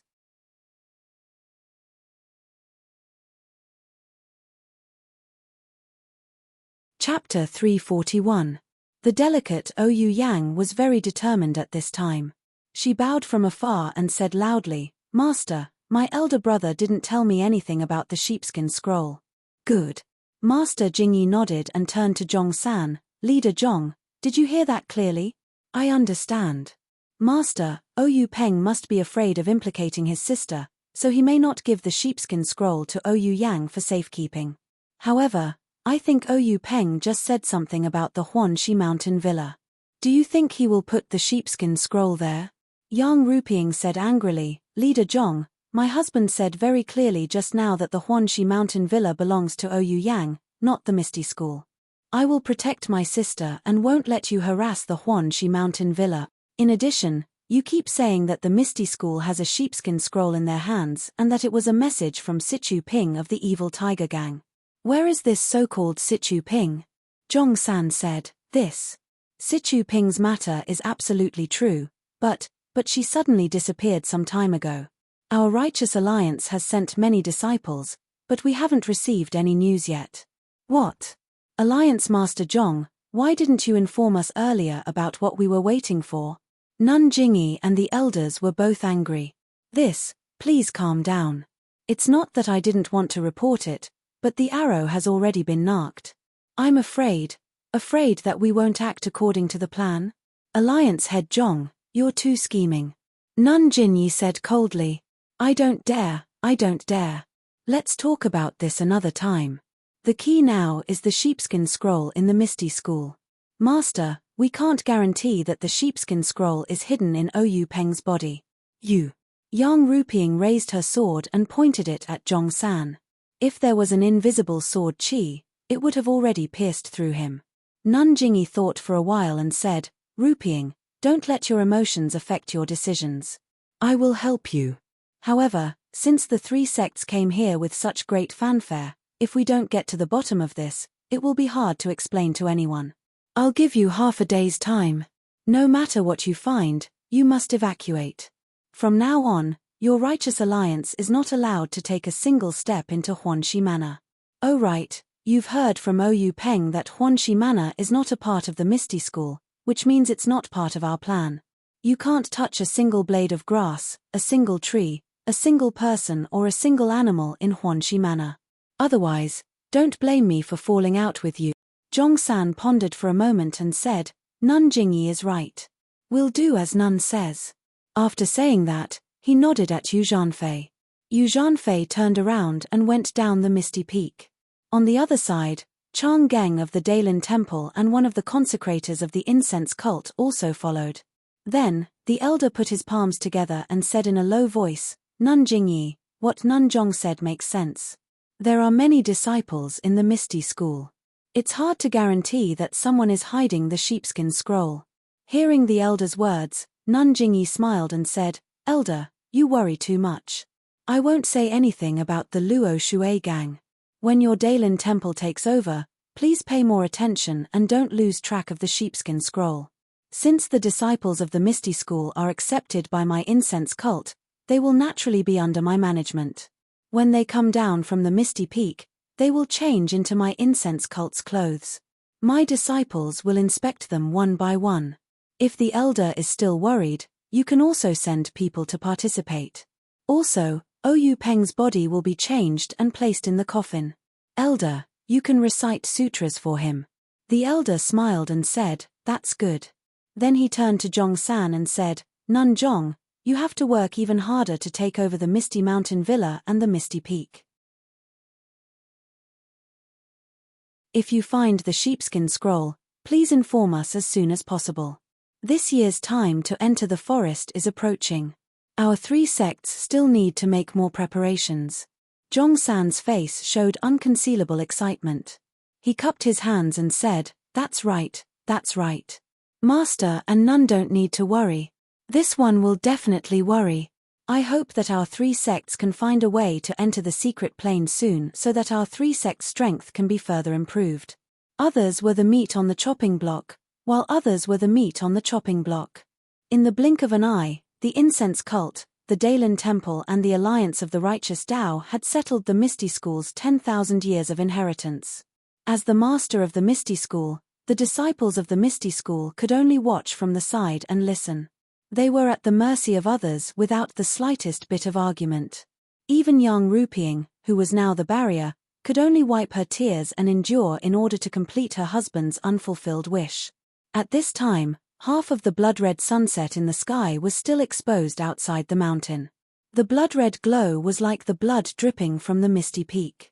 When the sun set, there was no trace of people on the misty peak. The mountain wind only whimpered and whistled. No one knew that the whole mountain had changed owners in one day. Another sect with 10,000 years of inheritance had been annihilated in the cruel Jianghu. The stars have changed, mulberry fields have changed, and the sea has changed. Chu Yunfei escaped from the back of the mountain with Hu Yuni that day. He did not know the details after that. Many of the details were heard from Jiang Hu later.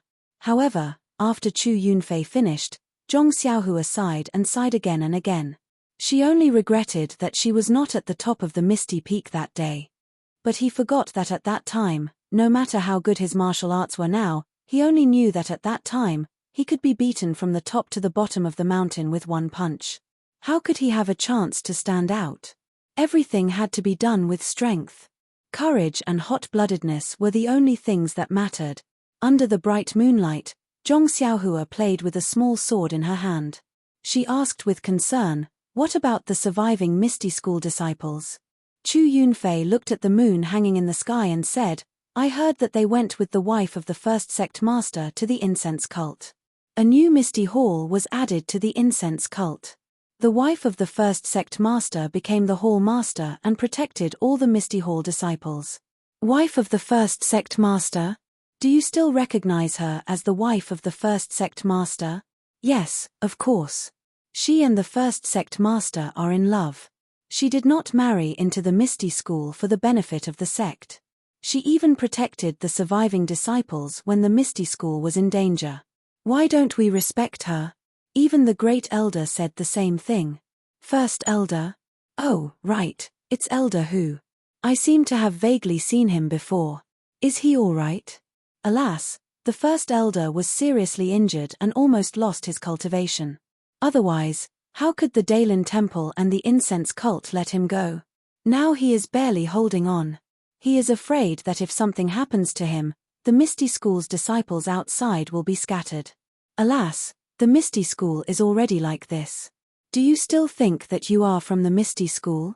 Although the Misty School is no longer in the Misty Peak and the Misty Heights, the Misty School will always be in our hearts. We will always be the disciples of the Misty School. Zhong Xiaohua sighed. She also had deep feelings for the Misty School. Thinking of Oyu Peng's words, it seemed like it was only yesterday. Unfortunately, now they were separated by life and death and could never see each other again. Even Zhong Chengyu, who was very good to her, had already entered the Yellow Springs. Zhong Xiaohua could not help but think of the scene when he gave her the banknotes. By the way, I forgot to ask. What's the situation in the Huanxi Villa? No one in the Huanxi Villa has moved. Even the guards are still the same. But the incense cult has taken over. Everything is the same as before. Alas, is Miss Oyu still in the villa? How is that possible? Although the Huanxi Villa is still Miss Oyu's, how can she establish herself in the villa without the protection of the Grand Master? She is now following the Grand Master's wife in the incense cult. Then, what about Qiu Tong? Brother Zhong, it seems that you are really from the Huanxi Villa. You are so familiar with it. Nonsense. It's the real deal. I guarantee it's genuine. Except for Miss Oyu, I don't know about the others. Qiu Tong may be in the Huanxi Villa or in the incense cult. After talking for so long, where are you hiding now? In. Speaking of this, Chu Yunfei glanced at Zhong Xiaohua vigilantly. Zhong Xiaohua was stunned and then understood. She hurriedly waved her hand and said, "Alas, Brother Chu, I was wrong. You don't need to answer me. I'm not the Righteous Alliance. Where you are has nothing to do with me. By the way, I want to ask you, where is the incense cult? Or where is the Misty Hall? Brother Zhong, I'm sorry. You saved my life, so I shouldn't hide anything from you. But after all, this is related to the survival of the Misty School. Please forgive me. It doesn't matter. I was just asking." Zhong Xiaohua looked up at the moon. It was getting late. She got up and said, "Brother Chu, I want to ask you one last question." Chu Yunfei smiled and said, "Just say it. Do you know where the incense cult is?" "Well," Chu Yunfei bitterly smiled and said, "the incense cult has always been mysterious. They rarely appear in Jianghu. How would I know where they are? Even Zhong San of the Righteous Alliance wouldn't know." "Ah!" Zhong Xiaohua was surprised. "Is the Misty School and the incense cult so complicated that you don't know where they are?" Chu Yunfei bitterly smiled. I'm just an ordinary disciple. How would I know? Maybe the Grand Elder would know. Oh, right, there's a rumor in Jianghu that the incense cult is on the moon. I don't know where this came from. On the moon? Zhong Xiaohua looked up at the moon and smiled. She was already at the 6th level of qi refining and could be considered a member of the immortal sect. But she still couldn't fly. How could the incense cult be on the moon? However, if she wanted to find her second brother, she had to find the incense cult. The only person who might know the location of the incense cult was the Misty School's Grand Elder Hu Yuni. What should I do? If Chu Yunfei doesn't let down his guard, how can I find Grand Elder Hu? But I can't tell anyone about my background, so it's difficult. Suddenly, Zhong Xiaohua's eyes lit up. She smiled and said, Senior Chu, there's something I need to trouble you with. Tell me, I'll listen first. I would like to trouble you to go back and ask Great Elder Hu if he knows the address of the fragrant religion. If he knows, can I trouble Senior Chu to tell me the address? Huh? You want to go to the incense cult? Is that Zhong Xiaohu your brother? Yes, Zhong Xiaohu is my brother. We haven't seen each other for 4 or 5 years. I want to see the incense cult with my own eyes. What if you can't find it? Chu Yunfei frowned. Zhong Xiaohua had a harmless look on his face. He shrugged his shoulders and spread out his hands. A debt of blood must be paid in blood. Please vote for me. Thank you. Chidian website welcomes all readers to read. The newest, fastest, and most popular series is Chidian's original.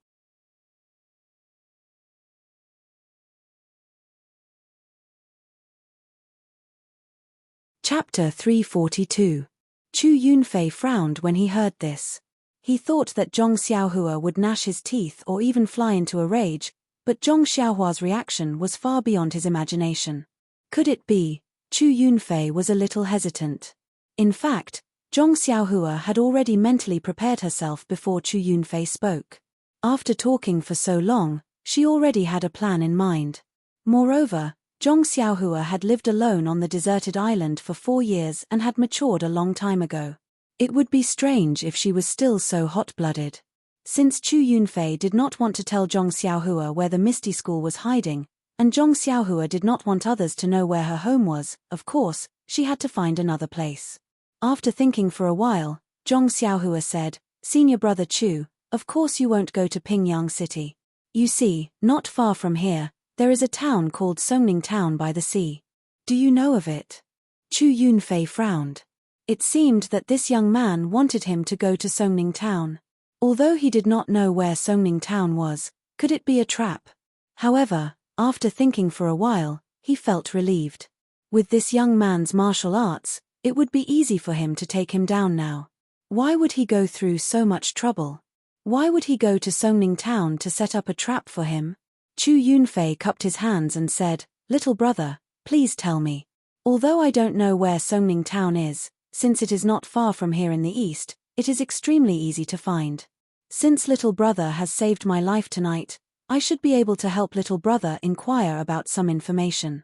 Zhong Xiaohua said, Then thank you, Senior brother Chu.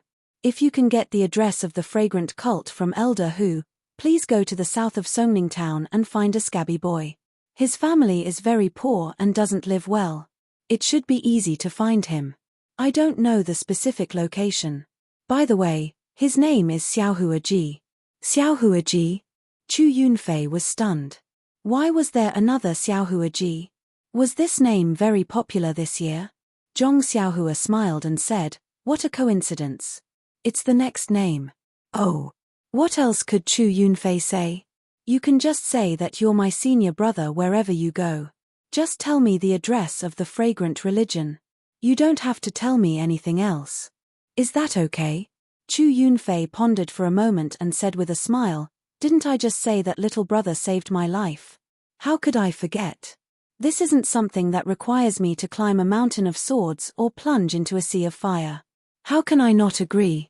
It's just that I've just come out this year, and I've already encountered so many things. This time, I might not be able to come out so easily. However, little brother, you don't have to worry. It's just a message. Anyone will do. If I can't come out, I'll let the other brothers do it for me. When Zhong Xiaohua heard this, she was overjoyed and said, "Thank you, Senior Marshal Brother Chu." Chu Yunfei repeatedly said that he didn't dare. Zhong Xiaohua looked at the sky and saw that it was getting late. She cupped her hands and said, "Senior Marshal Brother Chu, the night is still long. It's a good time to hurry up. I'm in a hurry to go home, so I can't send you off. Please forgive me." When Chu Yunfei heard this, he also agreed. He said with a smile, "I also have the same idea. Then let's part here. I don't dare to forget the kindness of saving my life. If there's a chance in the future, I'll definitely repay it." Zhong Xiaohua smiled and used her qinggong to go up the mountain. She turned around and waved her hand at Chu Yunfei. Then she jumped onto the David's deer and left. Chu Yunfei was not in a hurry. Seeing Zhong Xiaohua leave, he took his time to clean up and bandage all the wounds on his body. Then he walked to the 3 corpses that Zhong Xiaohua had just killed. Using his hands, he lifted up their stiff heads and carefully examined the sword marks on the 3 corpses. His face was once again filled with shock. He squatted on the ground and pondered for a long time before standing up with a serious face. He turned around to leave, but after taking a few steps, he hesitated and turned back. He bent down and took out the items on the 3 corpses. Then he used his uninjured hand to carry the 3 corpses to a hidden place. He took off their clothes and used the sword he picked up to stab the heads and necks of the corpses a few times. Only then did he stand up and use his qinggong to fly in another direction. At this time, Zhong Xiaohua was sitting cross-legged in a tree hole in the distance. She smiled in the darkness. With her divine sense, where could she not see clearly? In her divine sense, Chu Yunfei flew for a while, looked around and listened carefully. Then he went in another direction. Zhong Xiaohua smiled again and withdrew her divine sense. She took out some primeval stones and closed her eyes to meditate. As for Chu Yunfei, after walking for a long time, he looked at the stars in the sky and determined the direction. Then he chose a new direction and went in another direction. Luckily Zhong Xiaohua did not have any thoughts of following him. Otherwise, she would have been played by this disciple of the ethereal sect that she had just saved. After a night of silence, Zhong Xiaohua woke up in the morning. She went out of the tree hole and breathed in some fresh air. Then she began her morning practice. Yes, it was naturally the Big Dipper magical fist. After 18 rounds of the fist art, the 9 streams of bone-honing energy flowed through the bones in her body. Zhong Xiaohua faintly felt that her fist art seemed to be showing signs of leveling up. This was a feeling that she did not have when she practiced the Big Dipper magical fist in the past. Zhong Xiaohua thought for a while. Could it be related to the body odor in the tea house a few days ago? Since she could not think of a reason, she could only scratch her head. However, wasn't it a good thing to be able to improve? Zhong Xiaohua grinned. She lifted her leg and got on the David's deer. Without waiting for him to speak, the David's deer galloped forward. Ha ha ha. Zhong Xiaohua laughed like a happy person. Her laughter shocked many birds that had gone to look for insects to eat. In the next few days, there was nothing much to talk about.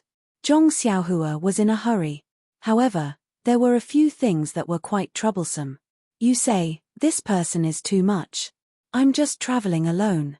I don't have any bags with me and I don't wear any gorgeous clothes. Why would someone want to take advantage of me? Zhong Xiaohua thought about this from time to time. Although the route map that Ji Xiaohua gave him was basically the official road, there were still some secluded places on the official road. There were still some unsafe factors. In Zhong Xiaohua's opinion, he was just an ordinary country boy. Yes, he was riding a mule. How could he be liked by people? However, there were still a few ignorant boorish people who actually asked him to pay for the road. They even took a fancy to Huan and wanted to sell it or kill it to eat. Zhong Xiaohua did not know whether to laugh or cry. It was not worth it to smash them into meat paste. However, if he let them go like this, who knew if they would rob ordinary passers-by like him in the future? By the way, who knew if they had done such things like robbing and killing before? There were too many injustices in this world. Of course, Zhong Xiaohua could not care less about all of them. However, since they dared to bully him, how could he let them go? Therefore, whenever he encountered such a situation, Zhong Xiaohua would give them 2 tight slaps. First, he would slap the teeth out of their mouths. Regardless of whether they had any difficulties or not, would they have a reason to rob you? Then, he carefully looked at this person's face. He looked passable and seemed like a kind person. "All right, brother, take out the money and other things from your pocket, and this young master will spare your life." Then, make a vicious oath, and if this young master hears it well, I will kick you away. Next time, don't mess around. Even if you want to rob, find a fat head with big ears, or a corrupt official or something like that. Ayo, you still dare to argue, saying that this person has bodyguards? You only know how to bully the weak. I will teach you a lesson. Let's see if you still dare to go down the wrong path. If you look at him, he doesn't look like a kind person. Moreover, his actions are also vicious. Well, brother, first take out the money and other things in your arms. Then, if you want me to spare your life, well, no problem. Catcher, I will use a small sword to cut off your thumbs. Let's see if you have any way to raise a sword in the future. Cough, cough. Although it was said that one could not judge a book by its cover, perhaps there were people who were wicked beyond redemption who had a likable face. However, I don't have the time to distinguish between them, right? Sorry, I only judge a book by its cover. Zhong Xiaohua could only comfort herself like this. When it came to judging a book by its cover, not only was Zhong Xiaohua like this, but other people were also like this. Why? Wasn't it because of the mule that Zhong Xiaohua was riding on that had a lot of its fur rotted? When it came to using a mule to carry things or drive a carriage, people had seen many of them. However, people who traveled on horseback were all riding horses. Even if a shepherd boy rode an ox, this person was just herding the ox. Moreover, the shepherd boy looked childish and cute. Riding on him would make people feel comfortable. This country boy was not young anymore. He actually rode an ugly mule on the road and swaggered through the streets with his head held high. It was as if he was riding on a handsome horse. He even waved a crutch in his hand from time to time. Yes, that's right. He was also holding a small stone in his hand. Please, he was not small anymore. Was he still playing with stones? With such an image, how could it not attract people's attention? In the beginning, Zhong Xiaohua still felt awkward. That's right. In her divine sense, all the aunties and children on the roadside were pointing at Huan and laughing. Just thinking about it made her want to cover her face and run away. However, after a long time, she naturally turned a blind eye to it. Can't I withdraw my divine sense? Can't I close my eyes and rest my mind and draw the qi into my body? Just as she drew the qi from the vitality stone into her body and refined it, she heard the sound of horse hooves behind her. There was also the sound of the coachman scolding the horse. Without releasing her divine sense, Zhong Xiaohua knew that it was another group of bodyguards protecting the carriage on the official road. Zhong Xiaohua consciously patted Huan. Huan ran to the side of the road unwillingly. These 4 odd beasts were also strange. Not to mention the mountain road, as long as they walked on the main road, they had to walk in the middle. Otherwise, Zhong Xiaohua would not have the reputation of being arrogant. Zhong Xiaohua didn't know how many carriages like this in a day, so he naturally couldn't be bothered with them. When the bodyguards saw that he was tactful enough to make way for them, they also took a few more glances at his ugly Huan and waved their whips to pass. However, at this moment, Zhong Xiaohua heard a bell-like laughter. Miss, quickly come and see. Quickly come and see. There's a strange kid here. He's actually riding a 4 odd beasts. Moreover, this kid is actually sleeping on the 4 odd beast. 4 odd beasts. Zhong Xiaohua's heart skipped a beat. He really didn't know what Huan was. He only thought that it didn't look like a cow, a deer, a horse, or a donkey. Zhong Xiaohua casually called it a 4 odd beasts. Now, someone actually recognized it and stopped calling Huan a mule. Zhong Xiaohua couldn't help but open his eyes slightly.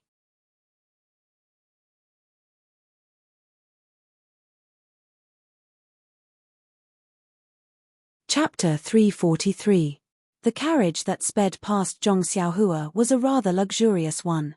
It was only slightly inferior to the one that Ouyang Yang used to sit in. With a single glance, one could tell that it belonged to someone of status. There were 8 bodyguards in the front, back, left, and right of the carriage. They were all riding horses of different colors. All of them were very handsome. They looked 100 times better than Zhong Xiaohua. The carriage was running very fast. However, the odd beast that Zhong Xiaohua was riding was not slow either. Therefore, Zhong Xiaohua could still see everything clearly. The curtain on the carriage was lifted up slightly.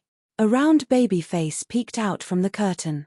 He was looking at the carriage with a smile. Suddenly, the curtain on the other side of the window was lifted up as well. A pair of black eyes appeared. That pair of eyes looked at the ugly odd beast that Zhong Xiaohua was riding. They were also full of surprise. Little Orange, the young man sitting on the odd beast, is a mutant. Lower your voice. Don't disturb him. Oh, really? Zhong Xiaohua was a little muffled. She thought about it carefully. Wasn't he just using his hand to cover his mouth? He really thought that he was a mutant. Then, someone said in a low voice, "Miss, I think this young man looks just like Ma San who grows vegetables in our house. He just looks very handsome. Why do you say that he is a mutant?" Little Orange, didn't I always tell you that you can't judge a book by its cover?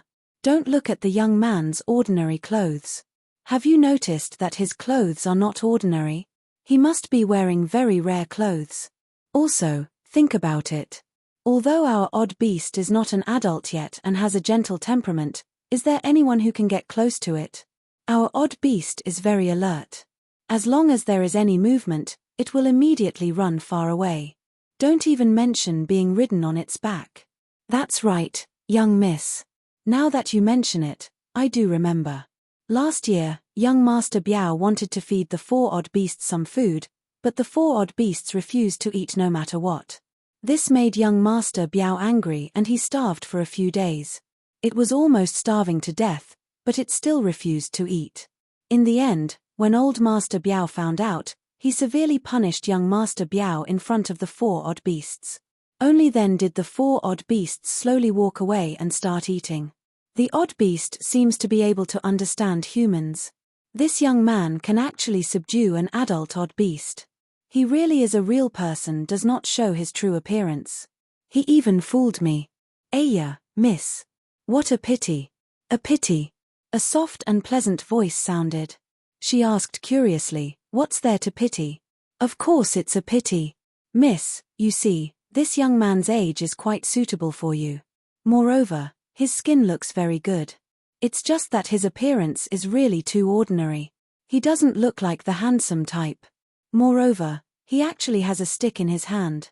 Why isn't it a folding fan or something like that? I reckon that he doesn't even know how to recite poems or paint. Otherwise, miss, you can invite him to have a chat on the horse. Who knows, maybe there will be some kind of marriage linked by a thread." "Bah, you little girl. You're really bold. You actually dare to say this to me. Is it because you're moved by love? If you like, I'll stop the car and ask about this young man's origin.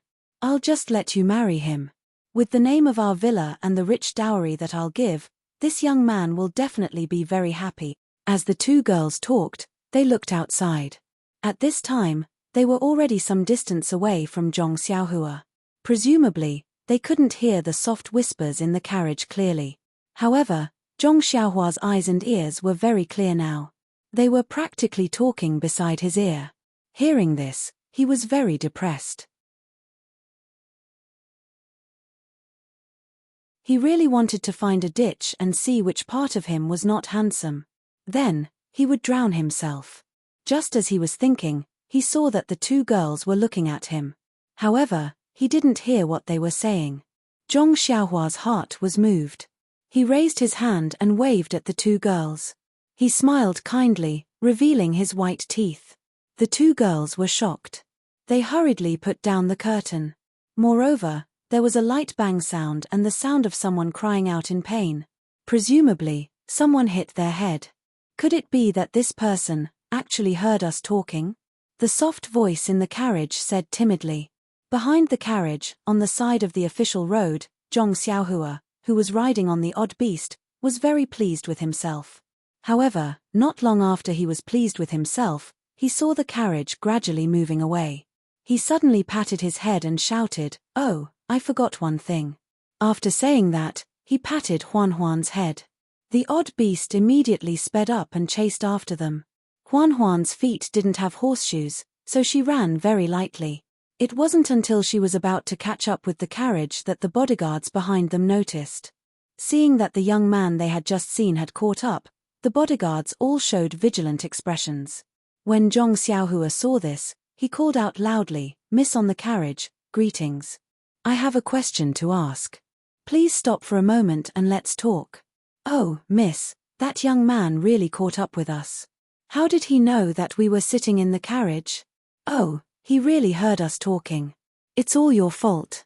What should we do? Could it be that he's here to judge?" The girl was anxious. Hearing this, Zhong Xiaohua didn't know whether to laugh or cry.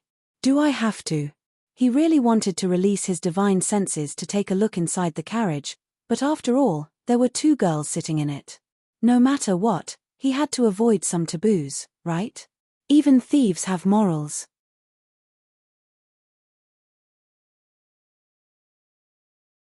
He was also a Qi refinement warrior of the immortal Tao. How could he be so unprincipled?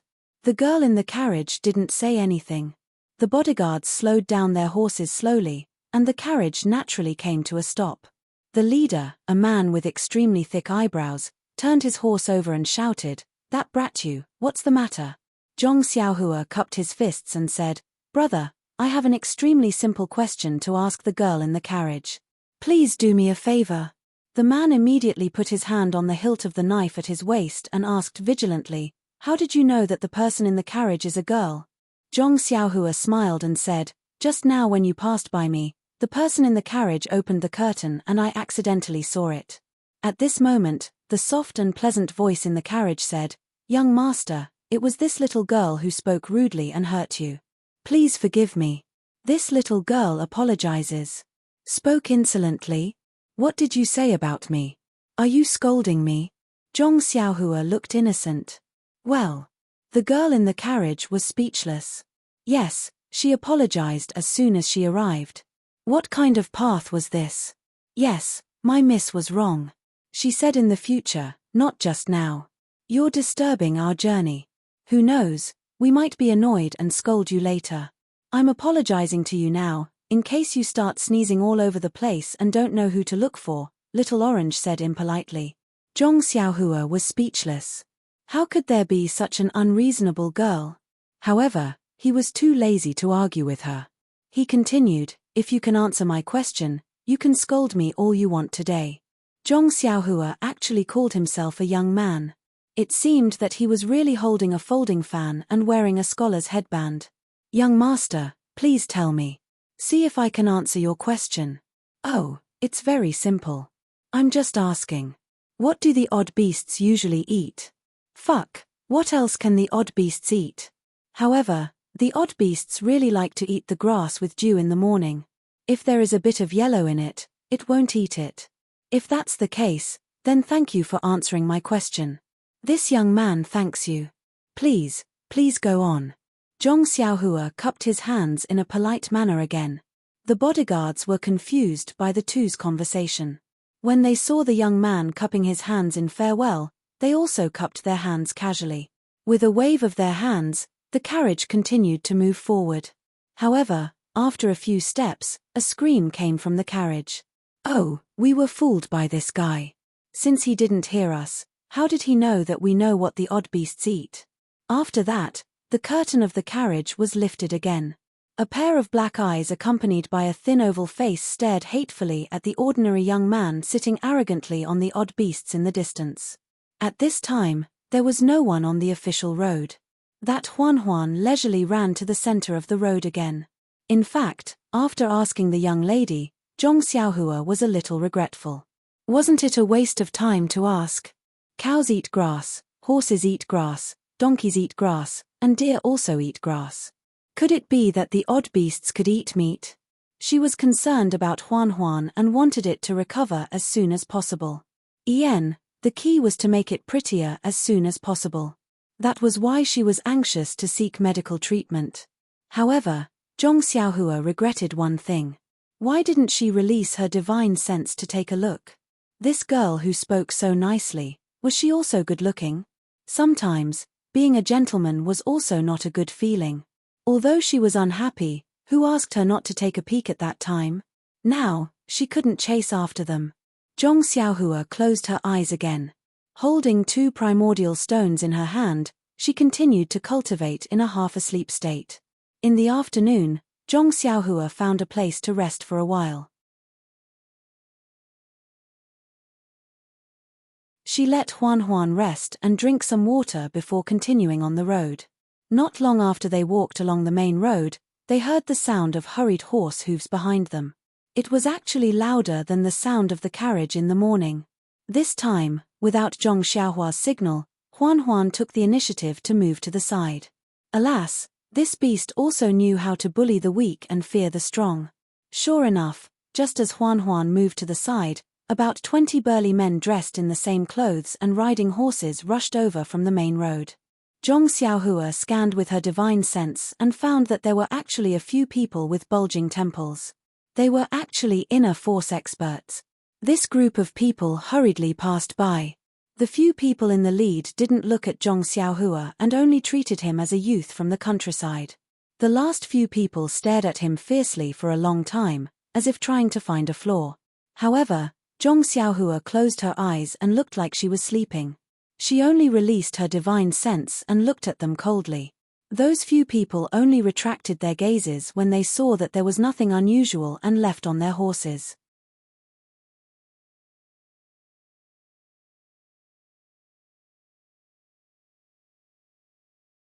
Chapter 344. Zhong Xiaohua didn't withdraw her divine sense after the group of people walked away. She just followed them from a distance, wanting to see what they wanted to do. Yeah, I just walked my own path and didn't provoke anyone. How dare you stare at me so fiercely? Do you think I'm not pleasing to your eyes and want to cut me down? Really, I just want to go home. Why is it so difficult? If I'm not being robbed, I'm being molested. How dare you guys stare at me? Is this Jianghu? A place where you have to draw your sword if you don't like it? A place where you have to kill and rob for some benefits?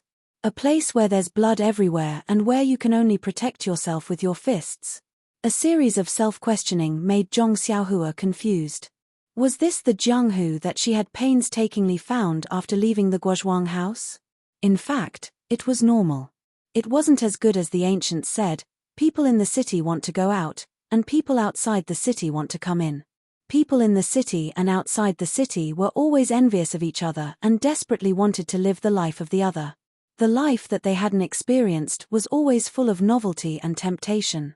When she finally lived that kind of life after racking her brains, she found that the taste of it was far from what she had imagined. The price she had to pay was far from what she could bear.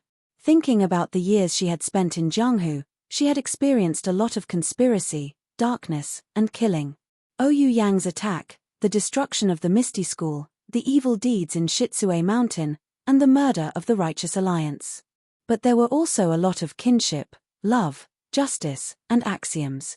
The loyal love of Aunt Qin in Mingxue Hall and the loyalty of Master Oyu and his wife in the Misty School all left a deep impression on her.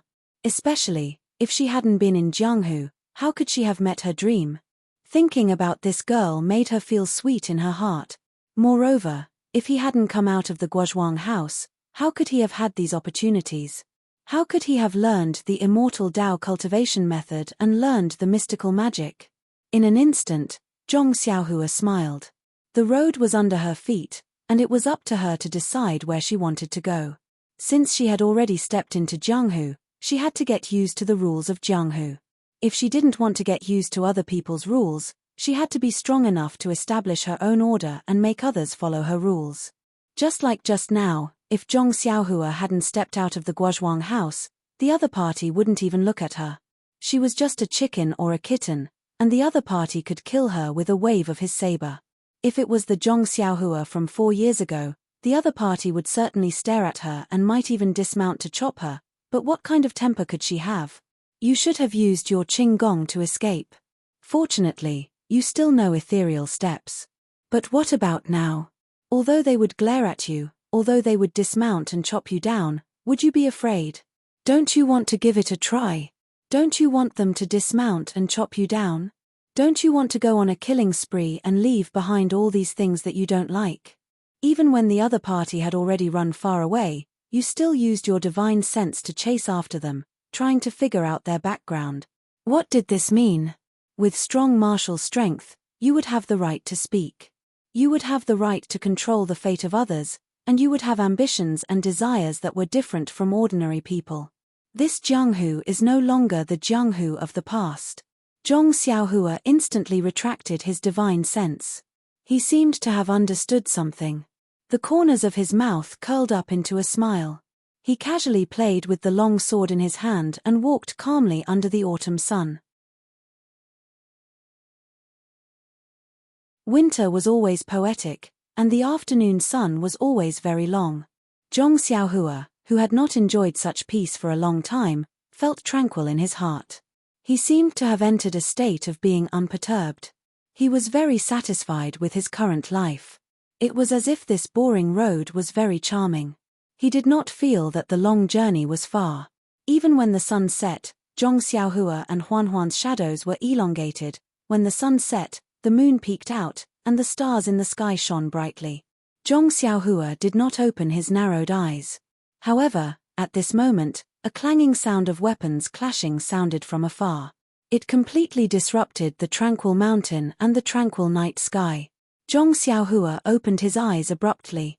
There was anger in his eyes. Could it be that he was in the mood to relax but was disturbed? He was very unhappy. He looked far ahead and saw some smoke rising in the night sky. Wasn't that the place where the clanging sound came from? If it were not for the silence of the mountain, the sound would not have spread so far. However, when Zhong Xiaohua released his divine sense and saw the situation over there, guess what? Zhong Xiaohua was sick of it.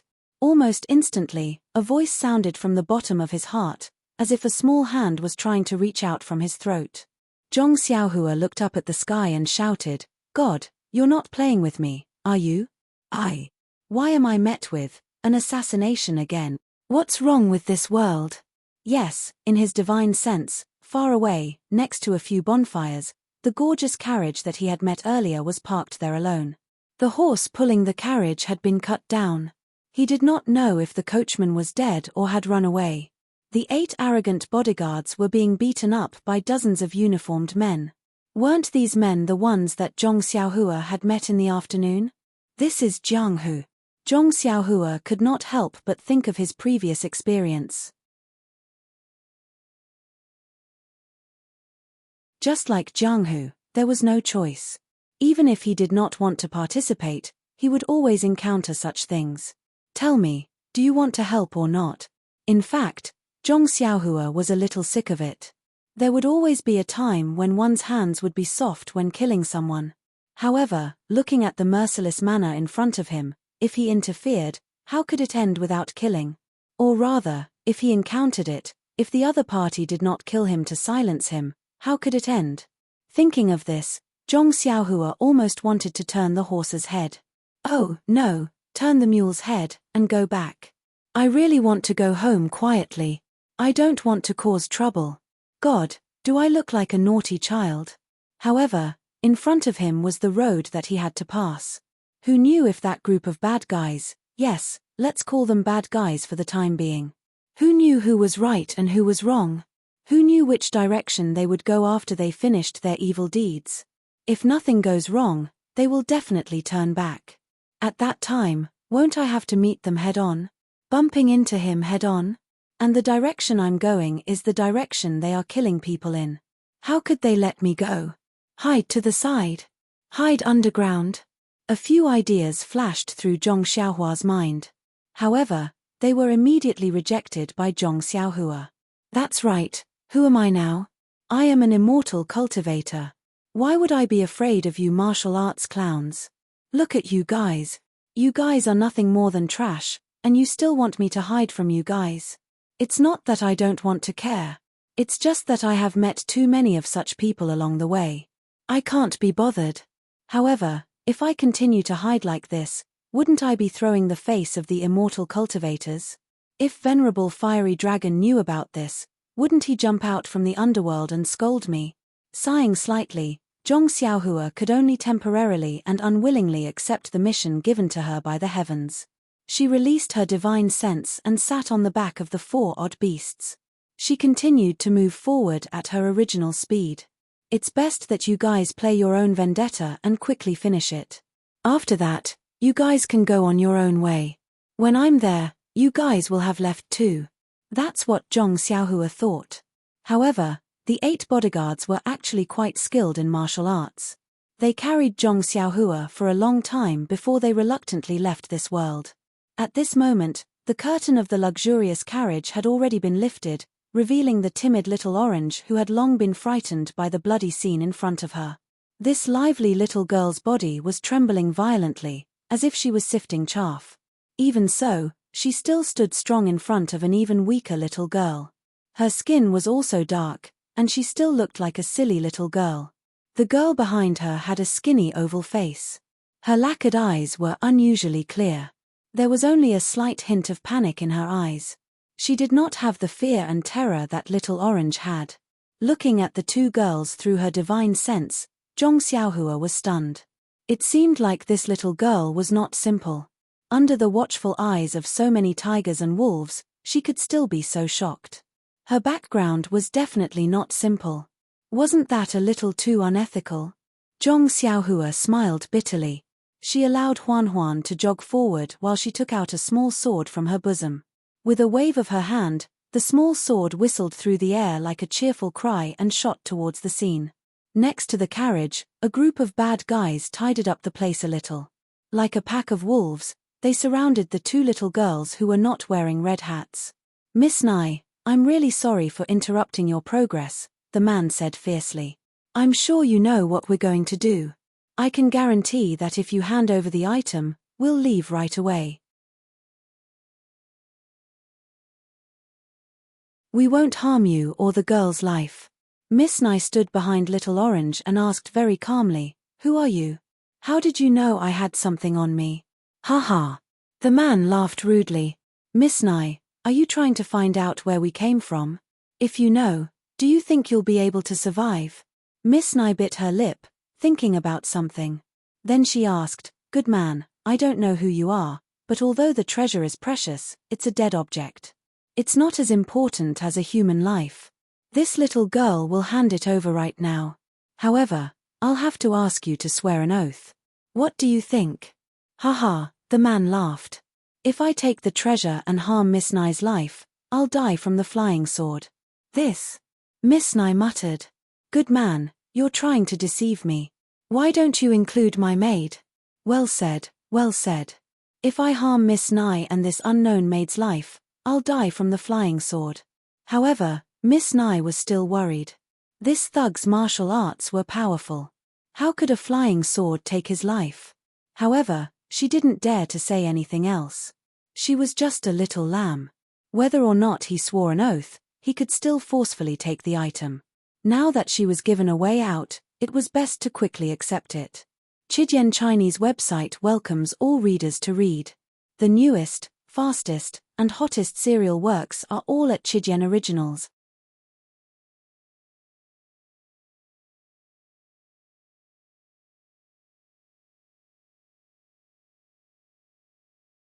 Chapter 345. With that thought, Miss Nai bit her lip and was about to walk into the carriage when Little Orange suddenly said in a trembling voice, Miss, you mustn't trust them.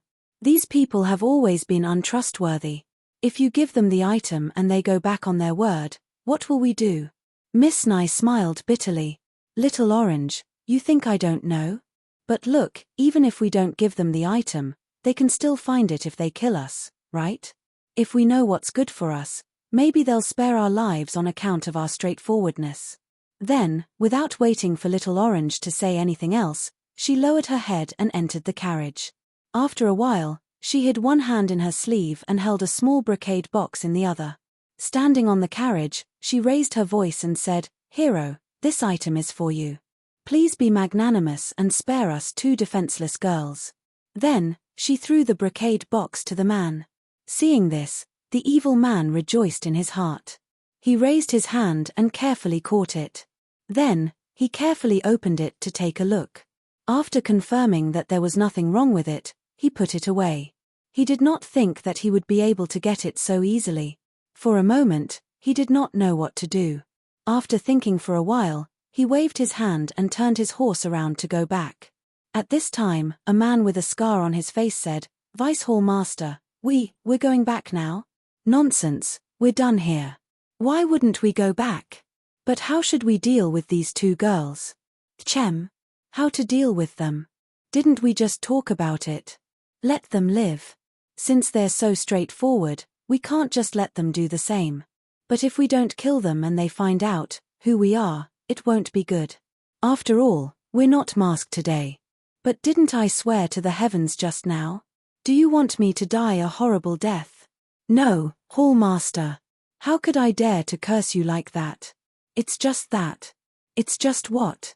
"I'll be frank with you. I just feel that it's a pity to let these two girls go like this." "Ah!" The so-called Vice Hall Master looked at the two thin and weak little girls under the night sky. How could he have any appetite? Then, he turned to look at the lecherous light in the eyes of the scarred man.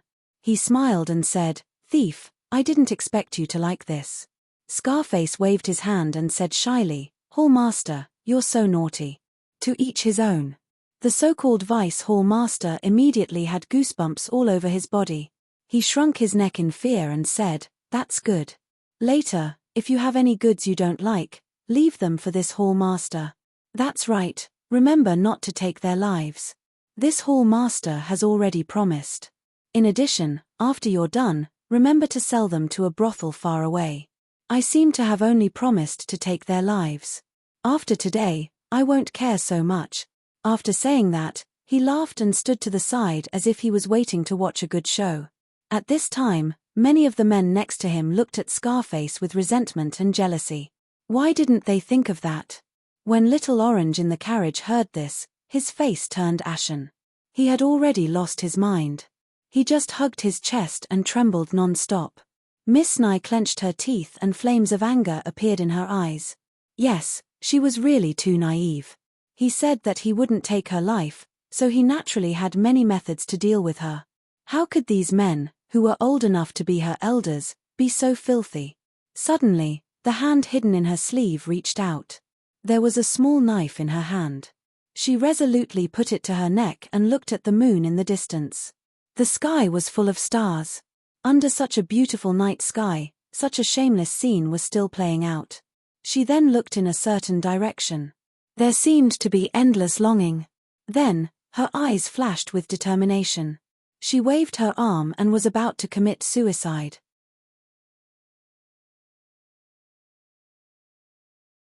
At this time, Zhong Xiaohua, who was sprinting over, saw this scene through her divine sense. She couldn't help but think of Oyu Peng, who was forced to commit suicide, and Yang Rupiang, who put a sword to her neck and used her life to show her determination to protect the disciples of the Misty School. Although Oyu Peng was using her, in order to repay her for saving Oyu Yang, he treated her extremely well. Regarding this, Zhong Xiaohua had always been grateful. And Yang Rupiang used her life to protect the disciples of the Misty School, including her second brother, Zhong Xiaohu. This couldn't help but be said to have touched Zhong Xiaohua greatly. And now, a dark and thin girl actually had such determination and decisiveness. How could it not resonate with Zhong Xiaohua? With a thought, the small sword circling in the air was about to strike down Miss Nye's knife like lightning. However, someone was even faster. Scarface casually threw an iron ball in front of her and hit Miss Nye's wrist with great force. Ouch! The knife fell to the ground. Her wrist went limp and tilted. Miss Nye held her wrist in extreme pain. Tears streamed down her face. Her wrist was actually broken. She heard Scarface say with a lewd smile, "Little girl, this uncle has long been guarding against this move of yours. Who knows how many little fellows have the same idea as you. Hehe, seeing you in pain, this uncle's heart feels so good. His howl, like a hungry wolf, traveled far into the night sky. Speaking of which, Zhong Xiaohua had already arrived. Naturally, she heard those words. Her heart was filled with anger. If you guys want to rob me, then just take it. I'm not trying to enforce justice on behalf of the heavens, but going back on your words is your fault. Since you promised to let me live, then don't try to deceive me. What's more, from what Scarface said, this scoundrel has done many such bad things. This is good karma sent to my door by the heavens. How can I reject it? Having made up her mind, Zhong Xiaohua stopped moving forward. She jumped down from Huan Huan's back and found a big tree. She floated up and sat cross-legged. Releasing her powerful divine sense, the small sword that had stopped in midair suddenly sped up. Like lightning, it streaked across the night sky and directly stabbed into Scarface's throat. Scarface was proudly taking off his shirt and walking around happily. The lightning came so fast that he didn't have any time to react. He immediately covered his neck and collapsed on the ground. The Vice Hall Master, who was prepared to watch a good show, couldn't help but laugh when he saw Scarface like this. He said, "Bastard, other people ride horses. Why did you go crazy before you even got on the horse?" While he was talking, he saw a flash of black light. It was the small sword that was shooting towards his throat. Since this Vice Hall Master was able to become a Vice Hall Master, he naturally had extraordinary skills.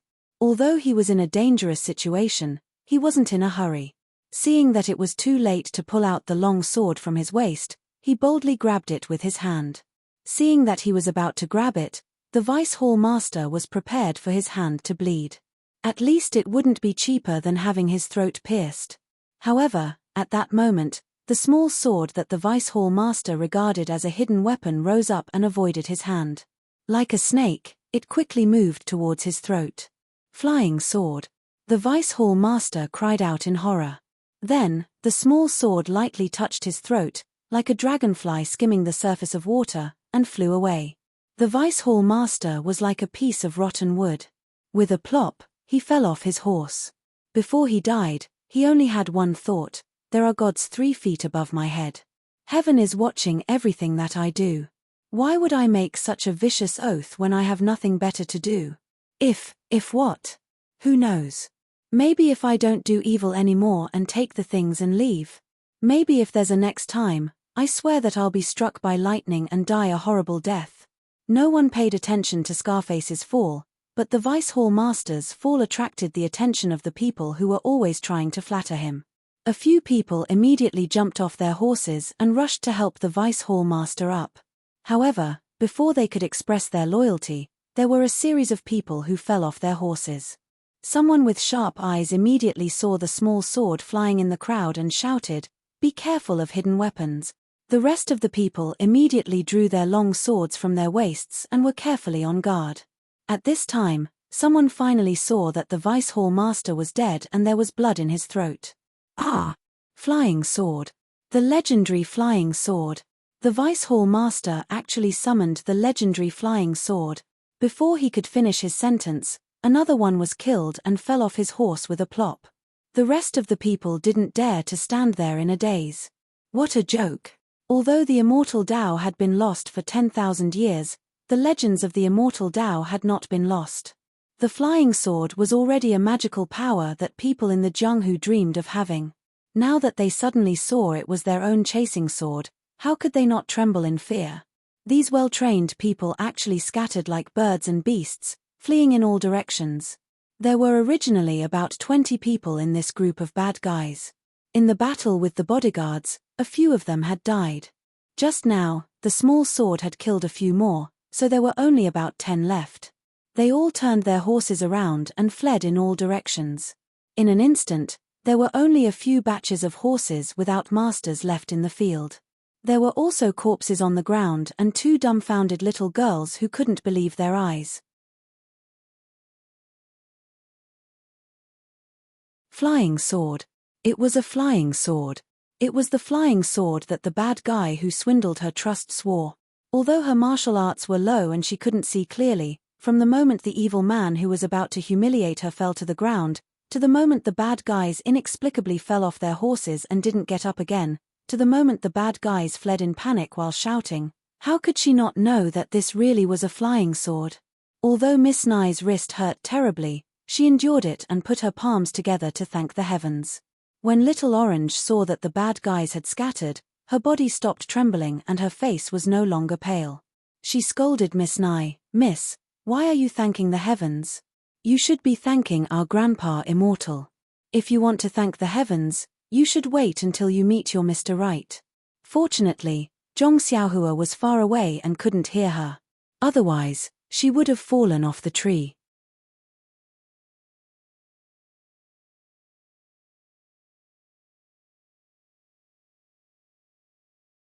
Chapter 346. The remaining dozen or so mounted their horses and fled in all directions. In their minds, even if the flying sword was powerful, there was only one after all. By the time he killed one of them, the others would have already fled far away. Even if he killed the others, there would always be a number of people who would be able to escape alive. As long as they could outrun the others, this path of survival would be theirs. Unfortunately, they were extremely wrong. How did Zhong Xiaohua practice the flying sword? It was a real kung fu that was practiced by killing birds and roasting meat. Even the seabirds on the island, which were not afraid of thunder and lightning, could not escape from Zhong Xiaohua's flying sword. How could a dozen bad guys on horses escape from Zhong Xiaohua's evil hands? Zhong Xiaohua made a gesture with her hands. Like threading a needle, the small sword shuttled back and forth in the darkness. Every time it passed by, it would take a life. Every time it turned back, it would take a little bit of blood. Since the secret of the flying sword had been exposed, it was impossible for Zhong Xiaohua to let any of them go back alive. Moreover, looking at their behavior, it was even worse than the bandits of Shikui Mountain.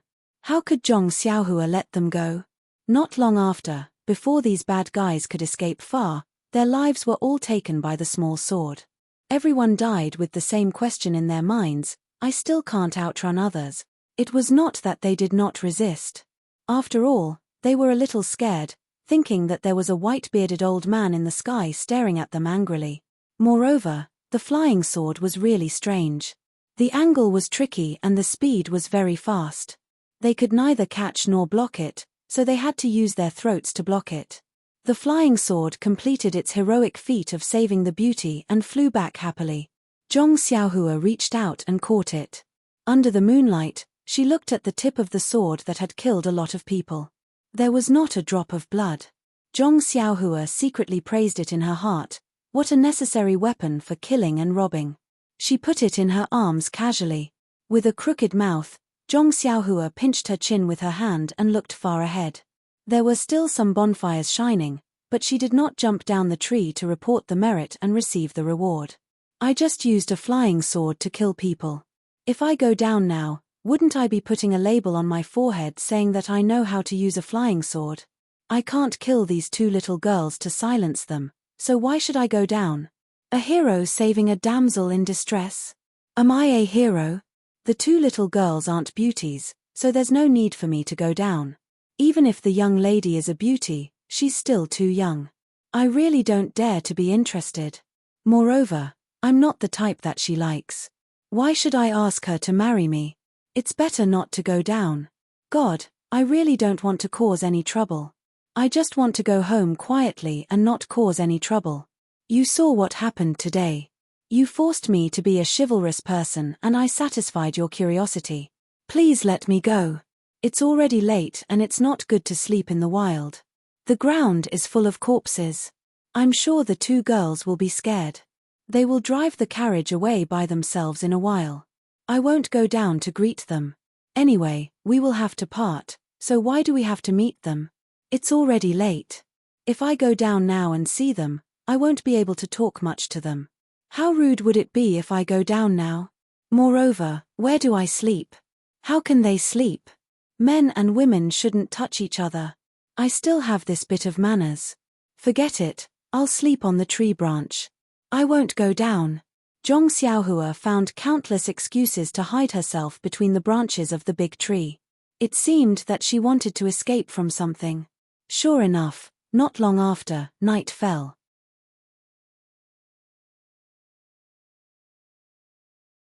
Zhong Xiaohua fell asleep peacefully with a primordial stone in her hand, leaving Huan to walk slowly under the tree. Tonight's tree was found by Zhong Xiaohua in a hurry. It wasn't very tall. When Zhong Xiaohua fell asleep, the starlight in the night sky was still shining around Zhong Xiaohua, forming a cluster of light that was invisible to the naked eye. This cluster of starlight was quite big. At this time, it was already close to the ground. Huan was originally pacing under the tree. Suddenly, its nose sniffed as if it had asked something.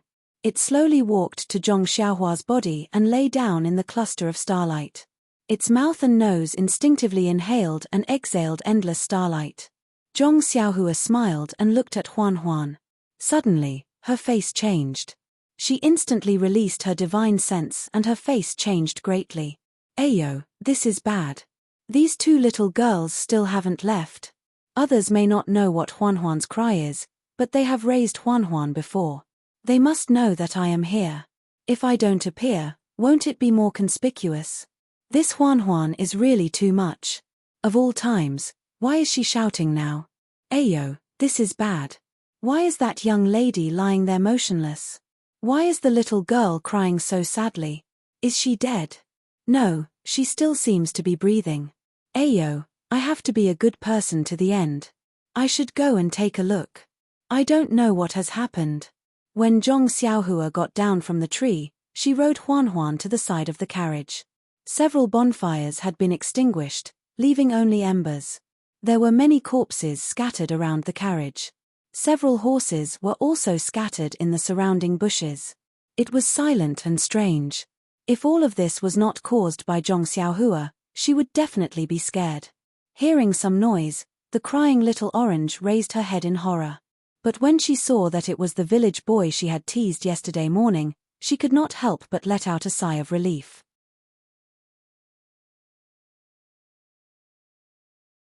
However, she was also slightly disappointed. She and the young lady were saved by the flying sword yesterday. They thought that a godlike person would appear and tell them something. But when it was late at night and the bonfires were extinguished, he did not appear. It was very different from the plot in the novel. And in such a dark night, the two of them really did not know where to go. Should they drive the carriage forward? Needless to say, the horse driving the carriage had already been killed, and needless to say, the young lady's wrist had already been broken. She couldn't tame the other horse by herself, not to mention harnessing the carriage. Moreover, so many people had already died here. Even if there were any bad guys coming, they would definitely be terrified and would definitely stay far away. It was much safer than two young ladies traveling alone. After thinking about it, the two of them finally decided to stay in the carriage surrounded by about 30 corpses. However, Miss Nye's wrist had been broken by Scarface's iron ball and was already in extreme pain. In the first half of the night, she fumbled around to fix the bone, applied medicine, and bandaged it carelessly. After that, she could barely hold on. But in the second half of the night, she could no longer hold on. In addition to the shock, she finally fell sick and had a high fever. She started talking nonsense and her wrist was swollen to the point that it was bigger than a steamed bun. Seeing this scene, Little Orange did not even close her eyes for the rest of the night. She kept crying. At this moment, she saw Zhong Xiaohua looking around curiously and looking at the corpses on the ground with curiosity and fear. Little Orange couldn't help but laugh. Could this be the mutant that the young lady mentioned? No matter how she looked at it, it didn't seem like it. However, thinking about how this guy waved his hand with bad intentions yesterday morning, he probably wasn't a good person. Would he take advantage of the situation to rape her? Thinking up to this point, Little Orange became a little scared again. Seeing Little Orange's worried expression, Zhong Xiaohua was very depressed. She had already worked hard enough pretending. Big sister, can you please say something? Left with no choice, Zhong Xiaohua could only timidly say, Miss, did you meet some bad people? This guy was really good at pretending. Little Orange immediately threw her fear to the back of her head and said while crying, "Young master has good eyesight." "That's right. Yesterday, when we came here, some bad people tried to rob us. Thankfully, our bodyguards were capable and killed them all. However, our bodyguards also died together with them. Only one of them survived, and he was also heavily injured. Last night, he already went ahead to seek help. I believe he'll be back soon." "Oh, is that so?" Zhong Xiaohua blinked and said, "I thought that miss would need some help. Since that's the case, this one will take her leave. It's not proper for a man and a woman to be alone in the wilderness." After saying that, she turned to leave. However, it wasn't easy to find someone to vent her anger on. How could Little Orange let him go? She hurriedly called out, "Young master, although our bodyguards will be back in a while, there is still some time. Look at us two weak girls, it's not good for us to stay in this pile of corpses." "Oh, does Miss have any orders? However, this one is scared to death of these corpses. I want to leave as soon as possible." Little Orange heard this and was delighted. "That's good. I wonder if young master knows how to drive a carriage." "Drive a carriage?" Zhong Xiaohua scratched her head. "Don't you know how to drive a carriage? You don't seem to be very good at it. Do you really not know how to drive a carriage?" Little Orange was a little anxious. Zhong Xiaohua smiled and said, "Don't worry, miss.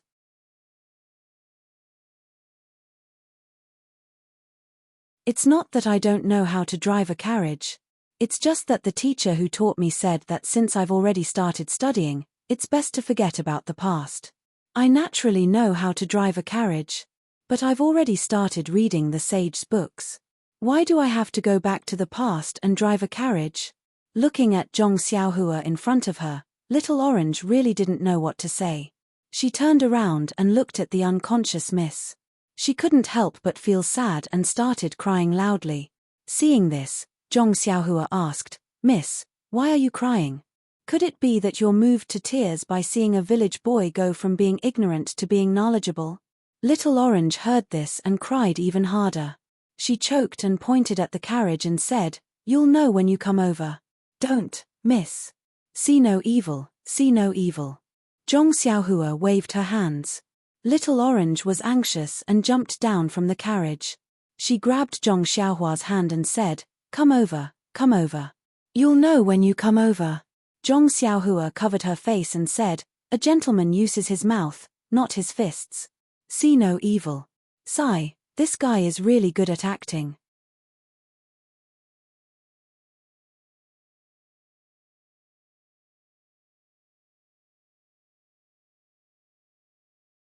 Chapter 347. Little Orange was still the generous one.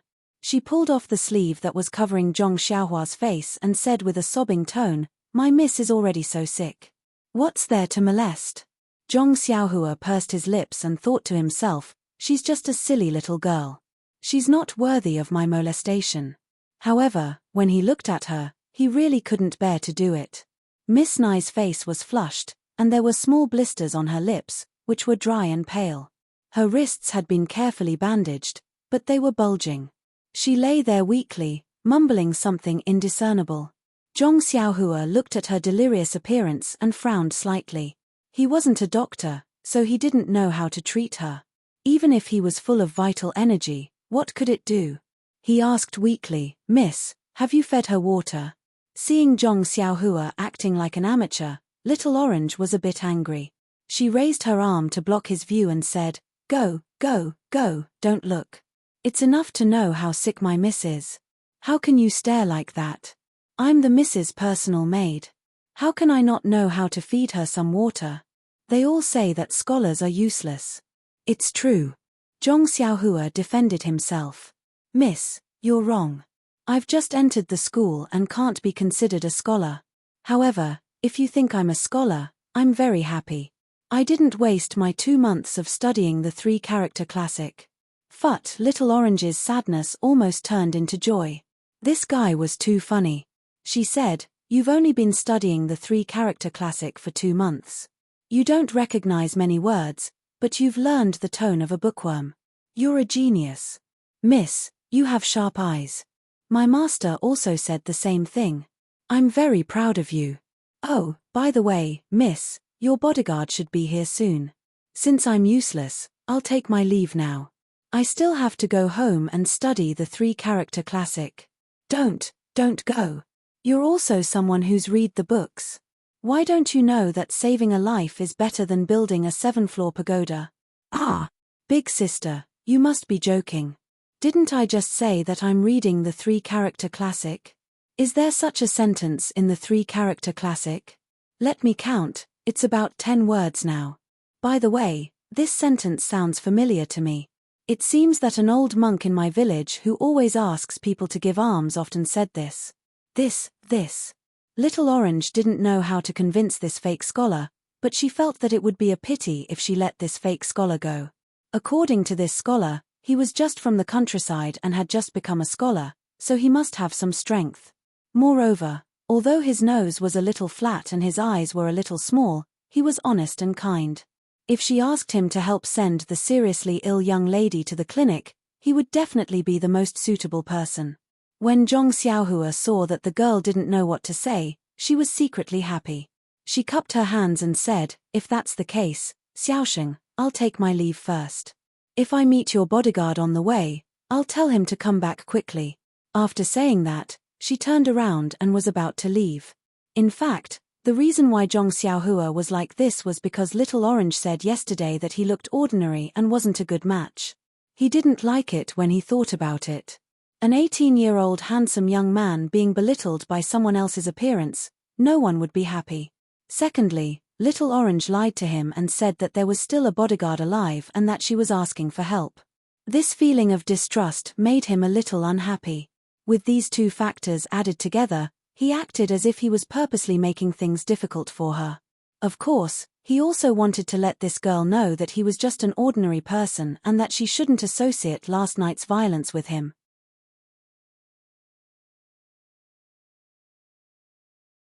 When he turned around, he saw Little Orange biting her lips and tears flowing down her eyes. She looked like she was in a difficult situation. He couldn't bear to see her like this. Sigh, forget it. What kind of act was he putting on this time? If he looked ordinary, then so be it. Why would he be afraid of others talking about him? She had just suffered a great disaster, so she naturally had to be careful. Didn't he often lie to others like this? But after all, he was a young man in his prime. Since he had already turned around, how could he put down his pride and stop? He could only pray inwardly, hurry and beg me to stop. Hurry and beg me to stop. However, when he turned around, he didn't hear Little Orange's pleas for help. Helpless, he had already turned around. Zhong Xiaohua felt a little remorseful. Right at this moment, a moan came from the carriage. Don't kill me, ouch. Miss Nye, who was in the carriage, moved and suddenly clutched Little Orange's hand tightly. The last cry of pain must have come from Little Orange touching her wrist again. Sigh. Zhong Xiaohua sighed. In the end, he still couldn't bear to take the first step. When he turned around again, he saw Little Orange also clutching Miss Nye's hand tightly, tears streaming down her face. That's right, she was just a little girl. How could she have encountered such a situation? It wasn't easy for her to meet a somewhat pleasing fake scholar, but he didn't give her any face. What opinions could she have? Zhong Xiaohua looked around and randomly picked a horse from the scattered horses. He found a water sack on the horse's back and uncorked it to take a look. He walked over with it and raised his hand to it to Little Orange. Little Orange was crying inwardly when she suddenly saw a large object being handed to her. She really jumped in fright and looked up in panic. When she saw it was Zhong Xiaohua, she opened her mouth, wanting to say something, but no words came out.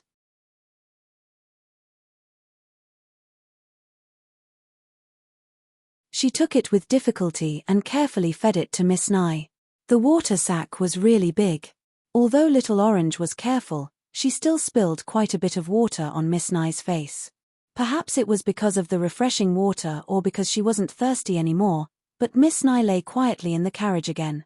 While Little Orange was feeding Miss Nye, Zhong Xiaohua didn't stay idle. He walked over and brought over the black horse with the water sack.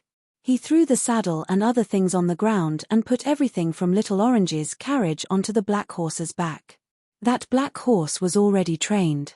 When Zhong Xiaohua took the water sack from its back, it dodged to the side. Now that Zhong Xiaohua wanted to take it away, it was even more impossible.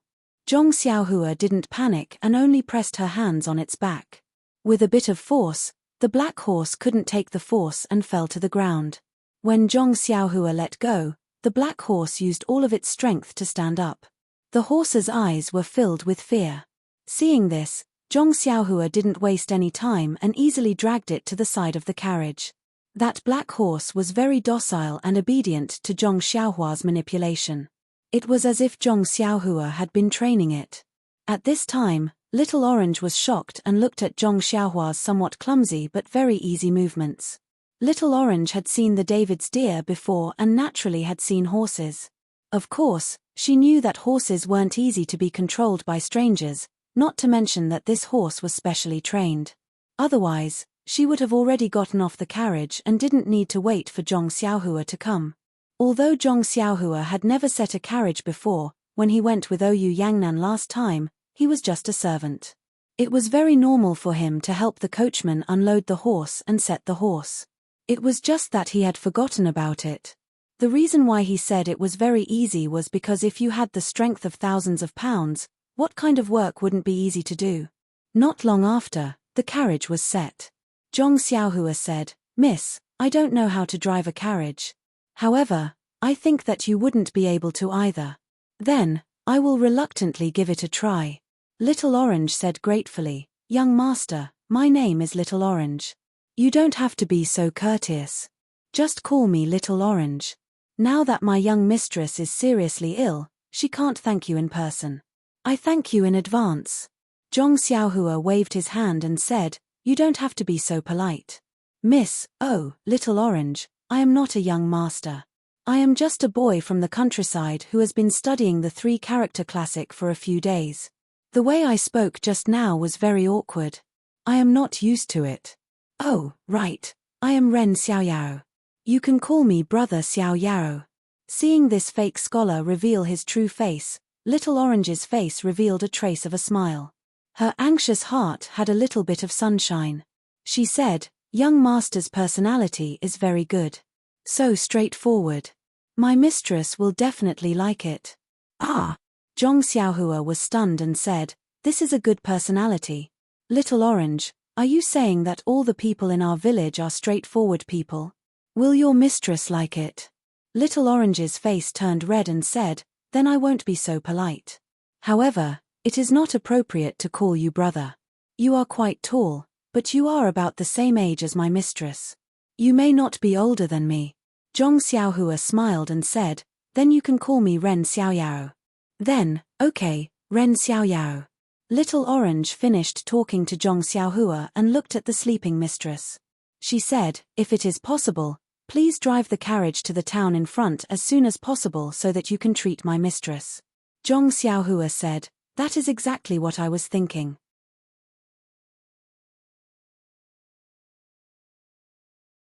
After saying that, she jumped onto the carriage and sat cross-legged on the coachman's seat. She thought of how the coachman used to drive the carriage and imitated him. She picked up the reins and prepared to drive the carriage out. But Little Orange suddenly thought of something and called out, "Ren Xiaoyao, wait." Zhong Xiaohua was stunned and said with a smile, "Could it be that you know that I don't know how to drive? If you can, then just come." Little Orange said embarrassedly, "No, I just thought of something. This. Little Orange said this for a long time but couldn't say what it was. Zhong Xiaohua thought for a moment and knew what she wanted to do. She smiled and said, "Could it be that you want to go to the toilet?" Bah! Little Orange's face immediately turned red. She spat at Zhong Xiaohua and said, "No. Actually, how could Zhong Xiaohua not know? She was just saying it casually." Thinking about it, Zhong Xiaohua was now 18 years old. She was in the prime of her life. When would she have the chance to talk to young girls in the past? She had just returned from the deserted island and met these two young girls. Although she didn't have any romantic thoughts, it was normal for her to say something inappropriate.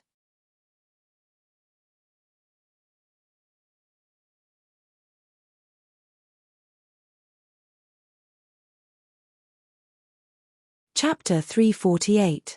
Seeing that Zhong Xiaohua had misunderstood her, Little Orange thought about it, then gritted her teeth and said, "Yes, you guessed right. Ren Xiaoyao, I do want to pee, so please, can you hide behind the carriage?" Zhong Xiaohua was startled, then smiled, revealing her white teeth. "Of course, I'll go right now." Then she jumped off the carriage and walked to the other side. After Zhong Xiaohua left, Little Orange gently placed Miss Nai's hand on her body, then slowly and painstakingly got off the carriage. She looked behind the carriage and said, "Ren Xiaoyao, you're not allowed to peek." OMG tilde Zhong Xiaohua almost fell. She thought, do I have to do this? If I wanted to look, I could have just used my divine sense. Why would I need to peek?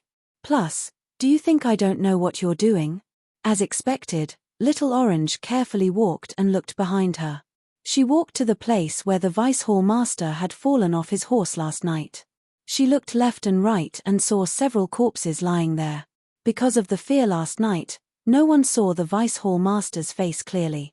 Little Orange had no choice but to crouch down and search the corpses one by one. Soon, she found a small brocade box from one of the corpses. Little Orange was overjoyed and looked behind her again. She didn't see Zhong Xiaohua peeking. Little Orange stood up and put away the brocade box. She was about to go back, but her brows furrowed slightly and she finally walked behind a small tree with a red face. She only came out after a while. After she left, some strange sounds entered Zhong Xiaohua's ears. Zhong Xiaohua also blushed a bit and muttered in her heart, "Ayo, luckily I knew what she was going to do, so I didn't release my divine sense. Otherwise." However, Zhong Xiaohua now had a good impression of this bold and scheming little girl. She no longer criticized her like she did when they first met. When Little Orange got onto the carriage, she called for Zhong Xiaohua to come out. Zhong Xiaohua tactfully didn't ask anything. She got onto the carriage, shook the reins, and imitated the coachman, shouting, "Higher tilde." The black horse was very obedient. It exerted force with its 4 hooves and slowly pulled the carriage forward. However, the many corpses in the field also tested Zhong Xiaohua's skills. There were several times when she had to get out of the car and drag the corpses to the side. Huan Huan had been standing quietly by the side of the road, occasionally eating the weeds on the side of the road. Now that it saw Zhong Xiaohua driving over, it also screamed happily and followed her. There was no need for Zhong Xiaohua to call out to it. Little Orange, who was in the carriage, was very surprised. She originally wanted to ask out of curiosity, but looking at the young miss lying on the sickbed next to her, how could she still be in the mood? At this time, Zhong Xiaohua asked, "Little Orange, do you think we should go forward or back?" Little Orange said, "Of course we're going forward. But I remember that there's a village not too far behind us. Maybe there's a doctor there. Let's go forward. Our escorts are supposed to go forward. Maybe we'll meet them after we walk for a while." Little Orange said it like it was real. In fact, she had neglected one point. Zhong Xiaohua had seen their 8 escorts before. If Zhong Xiaohua had looked carefully at the corpses, she would definitely have seen them at the scene. How could there be an extra bodyguard? But in Little Orange's eyes, Zhong Xiaohua was just a young man from the countryside. How could he be so scheming? So she directly ignored him. Zhong Xiaohua didn't want to expose her lie. In his heart, he had only met these 2 girls by chance. It was just in life or on this journey. He wouldn't have any interactions with them at all. All he had to do was help them drive the carriage to the town ahead.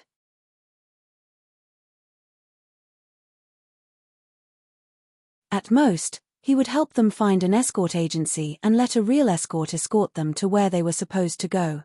"I'm not a curious baby, so why should I care about you?" It didn't take long for them to reach the main road. Zhong Xiaohua didn't care about the 2 maidservants in the carriage and focused on driving the carriage. Although he hadn't really driven a carriage before, the horses he used to pull the carriage were trained by others. They were much better than ordinary horses, so he didn't have to worry too much about them.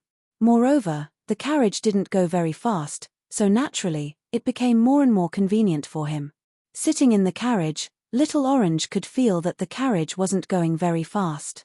Although she was burning with anxiety, she didn't want to rush them. It wasn't until it was almost noon that they arrived at a slightly larger town. The first thing Zhong Xiaohua did when he entered the town was to find out if there were any escort agencies or medical centers in the town. Unfortunately, the town was too small, so no escort agencies were interested in this place. Fortunately, there were still medical centers around. Zhong Xiaohua didn't dare to be negligent and chose the largest one to drive the carriage over. Miss Nai's wrist was broken, so Zhong Xiaohua didn't dare to move it too much. He wanted to get the doctor to take a look at her in the carriage, but the doctor only sat in the hall and didn't come out. He only asked them to send the patient over. Later, Little Orange had to secretly bribe him with some silver before he was willing to go out to see the patient. Zhong Xiaohua was depressed. Everyone said that doctors should treat their patients with care, but why was this doctor like this? Because he had received the silver, the doctor was especially meticulous. After examining her, he frowned slightly. Zhong Xiaohua asked curiously, "Is there a problem?" The doctor was puzzled and said, "From the way you bandaged her and the medicine you applied, they're all excellent.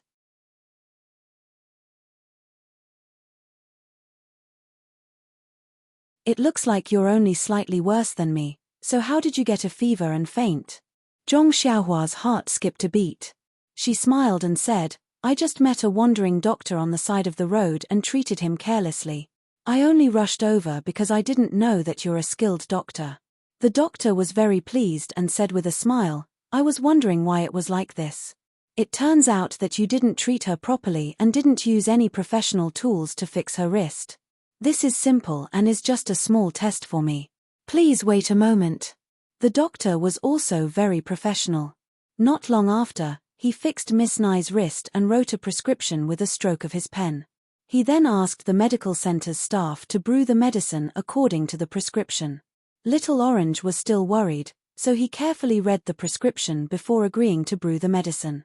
After the medicine was brewed, Little Orange carefully fed it to Miss Nai. Zhong Xiaohua carried a lot of medicine bags and put them on the carriage before driving the carriage away from the medical center. When they reached the side of the road, Zhong Xiaohua asked, "Little Orange, do you think we should continue to walk forward, or?" He didn't finish his sentence and wanted to let Little Orange choose to go forward. However, Little Orange had his own ideas and said with difficulty, "Ren Xiaoyao, can I trouble you to find an inn first? It's not good for Miss Nai's health if she continues to travel like this." Zhong Xiaohua sighed. Why didn't he know that patients needed rest the most? However, he was also in a hurry to go home. His family in the Guozhuang house hadn't heard from him for 4 years.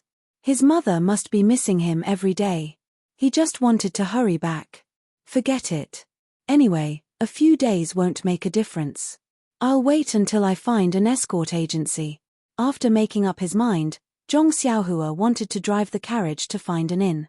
However, just as he was about to start the carriage, Zhong Xiaohua thought of something. He turned around and asked, "Little Orange, I have an idea. Do you think it'll work?" Little Orange said, "What is it? Just say it." "Here's the thing.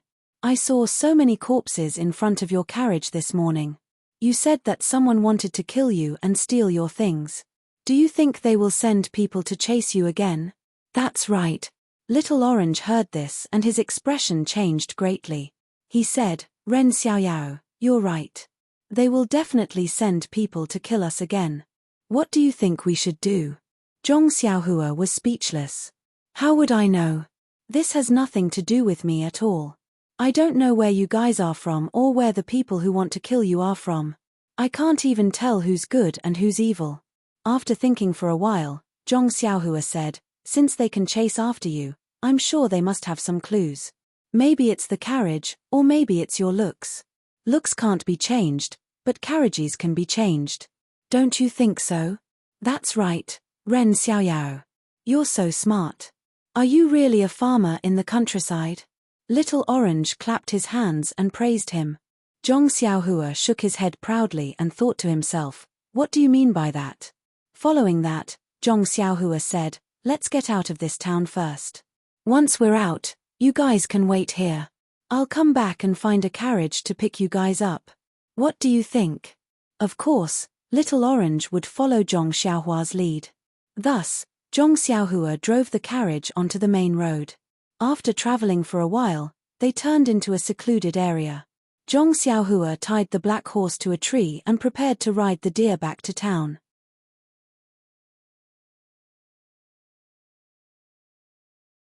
At this moment, Little Orange stuck his head out of the carriage and called out, "Ren Xiaoyao, you?" Zhong Xiaohua asked curiously, "Is there something else?" Little Orange looked at him eagerly and asked, You won't not come back, right?" Zhong Xiaohua's heart skipped a beat. This wasn't a bad idea at all. Of course, this was just a thought. Zhong Xiaohua wasn't that despicable. With a look of disdain, he snapped his fingers and said, "Look, do I look like that kind of person? No matter what, I've studied the 3-character classic for a few months."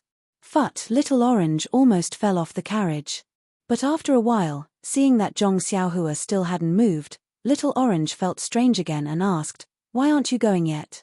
Don't tell me you're angry with me for saying that." Zhong Xiaohua looked at her from head to toe as if he didn't know her. He asked curiously, "Is this still the smart Little Orange? Doesn't Little Orange know that buying a carriage costs money? This carriage is what you want. You don't want the salary I give you to drive the carriage. Do you want me to pay for the carriage as well?" Little Orange blushed and quickly shrank back into the carriage. After a while, she came out with a small green pouch in her hand. She handed it to Zhong Xiaohua and said, "Ren Xiaoyao, this is my pouch. There's some money inside. Take it." Zhong Xiaohua took the pouch and opened it to take a look. He couldn't help but cry out, "Aya, you guys are really rich. There's even gold inside." After saying that, he took out a small piece of gold from the pouch and looked at it fondly.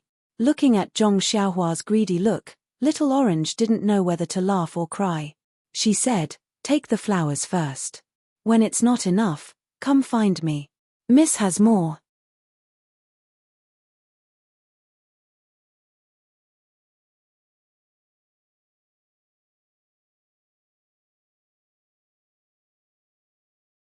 Chapter 349. Is that so?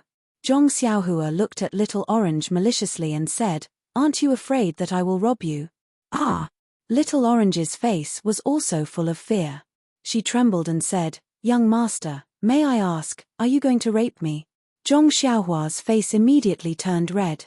She slapped the head of the deer and ran away. I was teased. Zhong Xiaohua thought as she ran away. Seeing Zhong Xiaohua gradually disappear into the distance, Little Orange's mouth revealed a smile. But when she looked at the young miss next to her, her face became a little worried. At this time, Zhong Xiaohua's voice came from not far away, "Little Orange, tidy up the things in the carriage. Wait for me to come back and rob you." "This guy tilde," Little Orange said as she stood up. Yes, there were a lot of things in this luxurious carriage. There was still a long way to the young Mrs. Villa. If she didn't tidy it up properly, what would she use in the future? Fortunately, Little Orange was a servant girl. Tidying up was her job. In a short while, she tidied up everything neatly and waited for Zhong Xiaohua's carriage to pick her up. But after waiting for a long time, there was still no sign of her. Little Orange couldn't help but feel her heart beat faster. Could it be that her good eye for people was not accurate? Could it be that this seemingly honest young man from the countryside took the money and ran away? Moreover, when she thought of the assassin that could appear at any time, her heart was in her throat. Just as Little Orange was about to get out of the carriage and draw circles on the ground to curse Zhong Xiaohua, he heard the sound of a carriage not far away. He looked up and saw a worn-out carriage being pulled by Huan Huan, the 4 odd beasts. Ji la, the carriage was slowly moving towards them. In an instant, the cold of early winter disappeared. Little Orange had the urge to jump up. Huan Huan pulled the carriage very slowly, as if it was very unwilling. Zhong Xiaohua was not in a hurry. She sat cross-legged and let it do as it wished. When they arrived, Zhong Xiaohua jumped down from the carriage and smiled. "Little Orange, you must have been waiting for a long time." "Yeah, you're dead. Where did you go?" Little Orange immediately realized that something was wrong and quickly changed his words. He looked down at the ground and squinted at Zhong Xiaohua. "What took you so long?" Zhong Xiaohua didn't seem to hear anything and said embarrassedly, I'm not very familiar with this place, so I asked a few people. Moreover, there are no places that sell carriages, so I had to look for several places before I found a seller and bought this carriage. Look, isn't it very inconspicuous? Little Orange was still thinking about its slip of the tongue and did not notice this. It just nodded randomly. Zhong Xiaohua continued, besides, Huan is supposed to pull firewood. Now that it's pulling the cart, it's not happy. That's why it's walking a little slow. Oh, is that so? Huan? Who is Huan? Little Orange answered casually, but suddenly froze. Huan, who was beside it, did not agree. It hissed in a low voice and said, "Please, I've already condescended to pull your cart, but you don't even know my name." Alas, this animal was just like a human. It had just left Songning town and it was already tired of pulling carriages. Little Orange finally understood that this animal's name was Huan. If it was any other day, it would have jumped over to look at it. However, last night's incident seemed to be a catalyst that made her mature. He smiled and said, "Then I'll have to trouble your mount. When we go back, I'll find something it likes to eat as compensation." Zhong Xiaohua heard this and said happily, "That's great. Huan, aren't you going to thank Little Orange?" Huan shook its head and wagged its tail.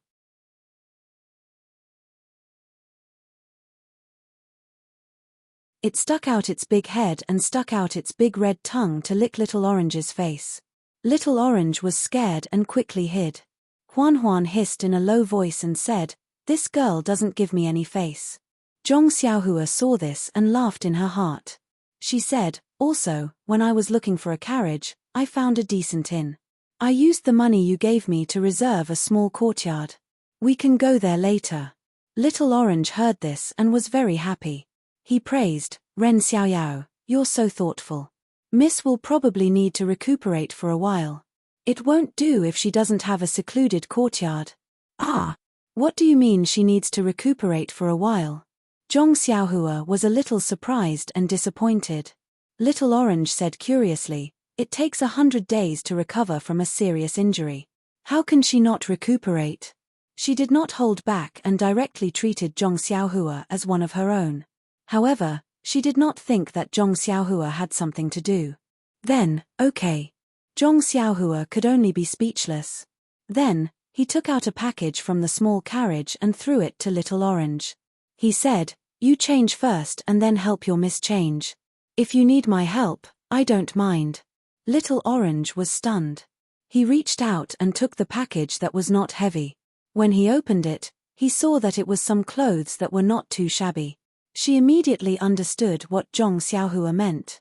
She and her miss were dressed in this luxurious carriage. If they were to sit in a small carriage, wouldn't it be more obvious? It was better to change to a carriage. In addition, she had just shown her face at the medical hall. If she did not change her clothes and was seen by others, they would know that she had just been to the medical hall. If an assassin came, he would definitely ask around and find out. Why didn't she think of this? Little Orange could not help but pat her forehead. Usually, she was the smart one in the manor.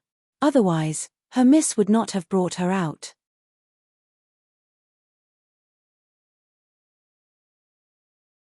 Why was it that in front of this Ren Xiaoyao, her cleverness disappeared?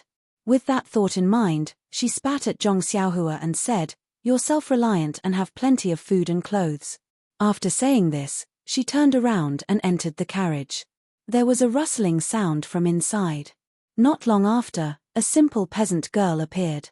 However, she encountered difficulties when she helped her miss change her clothes. First, her miss was unconscious and could not cooperate at all. Second, her wrists were fixed with splints and could not be moved carelessly. Little Orange tried a few times, but in the end, she still could not help her miss change her clothes. At this time, she could not help but grit her teeth and secretly said, "Sigh, I really have to ask him for help. This country boy is too lucky." Little Orange raised her head from the carriage and said, "Ren Xiaoyao, can you come up and help?" Damn Tilda Zhong Xiaohua almost fell down. Just now, she was just joking. Did he really need her help? Although she did not know how the servants of the rich young masters served their young masters and young mistresses, but helping the young mistress change her clothes should be the most basic skill. Moreover, she heard that when the rich young masters were drunk, their servants would help them bathe and dress them. Just thinking about it made her drool. Was this little orange a fake? Did she not know how to dress people? Of course, Zhong Xiaohua was not stupid enough to think that little orange wanted him to help her dress. Hee. However, Zhong Xiaohua was puzzled and was about to walk over. Little orange frowned and shouted, "But, Ren Xiaoyao, you have to close your eyes." "Close my eyes? Then how can I help?"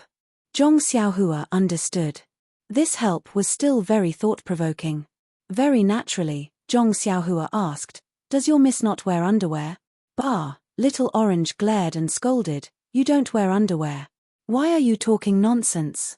If someone else heard you, wouldn't it damage my miss reputation? Even if I don't wear underwear, you won't know." Zhong Xiaohua thought viciously. Even if she wears underwear, if a man like you sees it, my miss reputation will be ruined. So even if I ask for your help, you can't look. Little Orange explained. So troublesome, but there's no one around, what are you afraid of? Zhong Xiaohua said with a smile. Miss always told us that God is watching what we do. No matter what you do, you don't have to care if there's anyone around, or if anyone is looking. The most important thing is to stay true to your heart. It's best to have a clear conscience. Ting. It was as if a spark had ignited something in Zhong Xiaohua's heart. At that moment, Zhong Xiaohua's state of mind was growing at a perceptible speed. That's right, when she saw Little Orange and the others being hunted down last night, Zhong Xiaohua felt extremely repulsed. If it wasn't for something in her heart, or if it wasn't for the fact that the bad guys left without killing anyone, Zhong Xiaohua might not have done anything. This was all because Zhong Xiaohua was afraid of getting into trouble and delaying her journey. But now, Little Orange's words reminded her. If she really didn't do anything last night, how could she face her own conscience? She was afraid that many times in the future, she would think about this matter and ask herself, that night, why didn't I do anything? I wonder what happened to those two pitiful girls in the end. Sigh, luckily, I did do something last night, and I did my best. Zhong Xiaohua thought to himself with a smile. At this moment, he felt that his cultivation that had been loosening up had improved again. What are you laughing at? Forget it, you should just stay aside, I'll do it myself. Little Orange saw Zhong Xiaohua suddenly smile and thought that he had thought of something. She blushed and said angrily,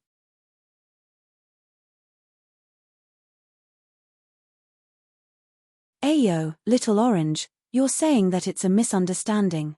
Zhong Xiaohua realized that Little Orange had misunderstood and quickly explained, I heard you say that your miss was scolding you, and I thought of something that a friend of mine from the academy told me.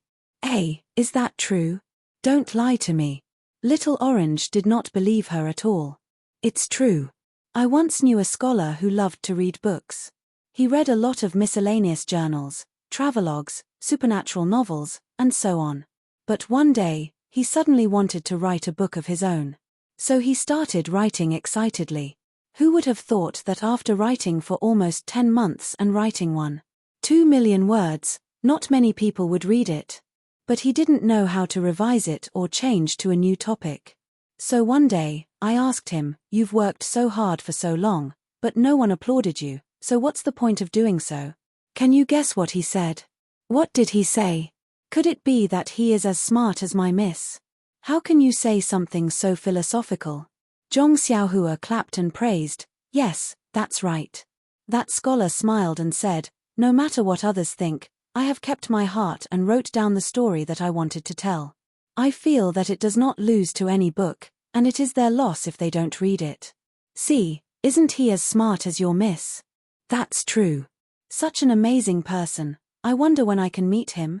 Little Orange looked forward to it. Zhong Xiaohua looked into the distance, as if he had seen through endless time and space, and smiled, you will, that day will come.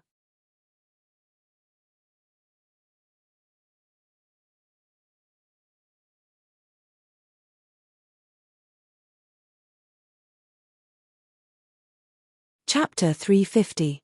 Although Little Orange was worried that her young miss would be taken advantage of by Zhong Xiaohua, she couldn't do it on her own. She was also afraid of being hunted down by bad people, so she could only hold her nose and ask Zhong Xiaohua for help. Thankfully, Zhong Xiaohua was a gentleman. She closed her eyes and even wrapped her hands with clothes as if it was something she really needed to do. She helped Little Orange support Miss Nai and successfully changed into the farmer's clothes. After changing, Zhong Xiaohua opened her eyes and couldn't help but praise, "Little Orange, look at your young miss. She's wearing farmer's clothes and looks even more authentic than me, an authentic farmer's child. Could it be that your family is a landowner in the countryside?" Pay. Little Orange almost spat on Zhong Xiaohua's face again. This guy looks ordinary and unattractive. He was still acting like a serious nerd in the morning. How did he become so glib in just one morning? She actually couldn't help but want to hit him. Sigh, let's drink some water first. We'll talk again when you're hydrated. Little Orange looked at Zhong Xiaohua exasperatedly. She picked up the water skin from the carriage and drank several mouthfuls in succession. After she finished, she thought for a moment and handed it to Zhong Xiaohua, saying, "Ren Xiaoyao, you've been busy all morning and didn't even drink a sip of water. You must be tired. You should drink some too." Zhong Xiaohua took it with a smile, but as soon as she handed it over, Little Orange regretted it. What? She drank from the waterskin's mouth just now. Now, if Zhong Xiaohua also drank from his mouth like her, wouldn't that be? Thinking of this, Little Orange's face flushed red. Unfortunately, the waterskin was already in Zhong Xiaohua's hands. Even if she wanted to take it back, she didn't have a good reason.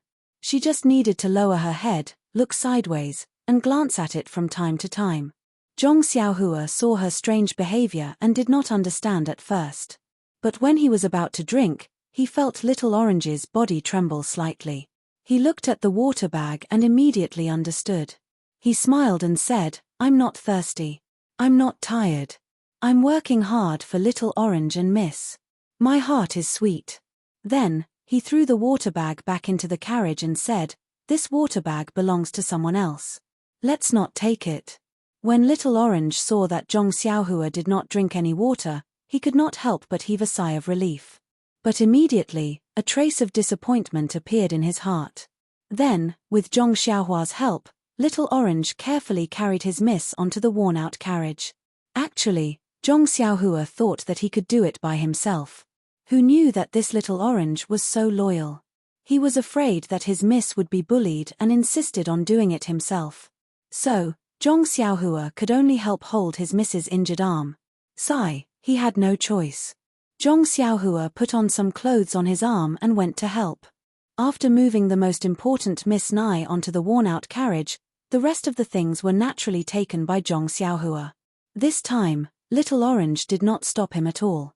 The luxurious carriage was not too big, but there were a lot of things inside. It was hard for Little Orange to clean it up so well. It almost filled up all the extra space in the worn-out carriage. Zhong Xiaohua looked at it and could not help but frown. How could this be? It did not look like something from a country family. Zhong Xiaohua told her concerns to Little Orange. Little Orange also felt that it was inappropriate. But looking at these things, he could not bear to throw this away or throw that away. He wanted to use this and that too. He was really a moneygrubber just like Zhong Xiaohua.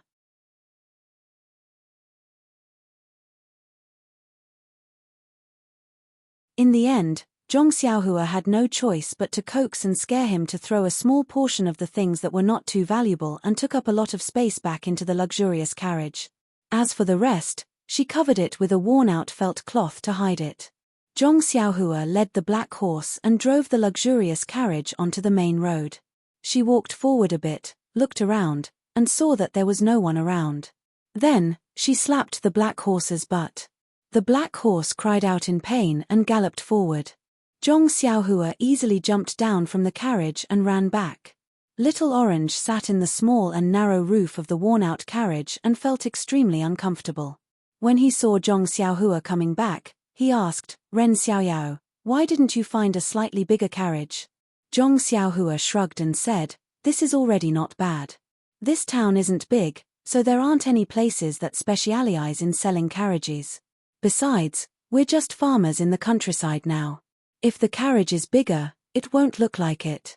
Little Orange muttered, I know the reason. I'm just afraid that Miss won't be used to it when she wakes up and will blame me. Oh right, I even threw Miss's carriage away. Do you think Miss will scold me? After Miss Nye finished taking the medicine from the medical hall, her complexion looked better and her fever gradually subsided. Therefore, Little Orange's heart, which had been on edge all this time, finally returned to its original position. He also had the leisure to think about other things. Zhong Xiaohua looked at Little Orange strangely and said, You're your Miss maidservant. I'm not. How would I know your Miss temper? Who knows if she'll blame you or not? All right, forget it. Hurry up and drive the carriage. Don't let the bad guys catch up to us. In fact, Zhong Xiaohua knew very well that the news of all the bad guys being wiped out would probably only be sent back this afternoon. The next time they would send someone over would probably be tomorrow. That was not including the time they would have to study it. Therefore, he had plenty of time to spare.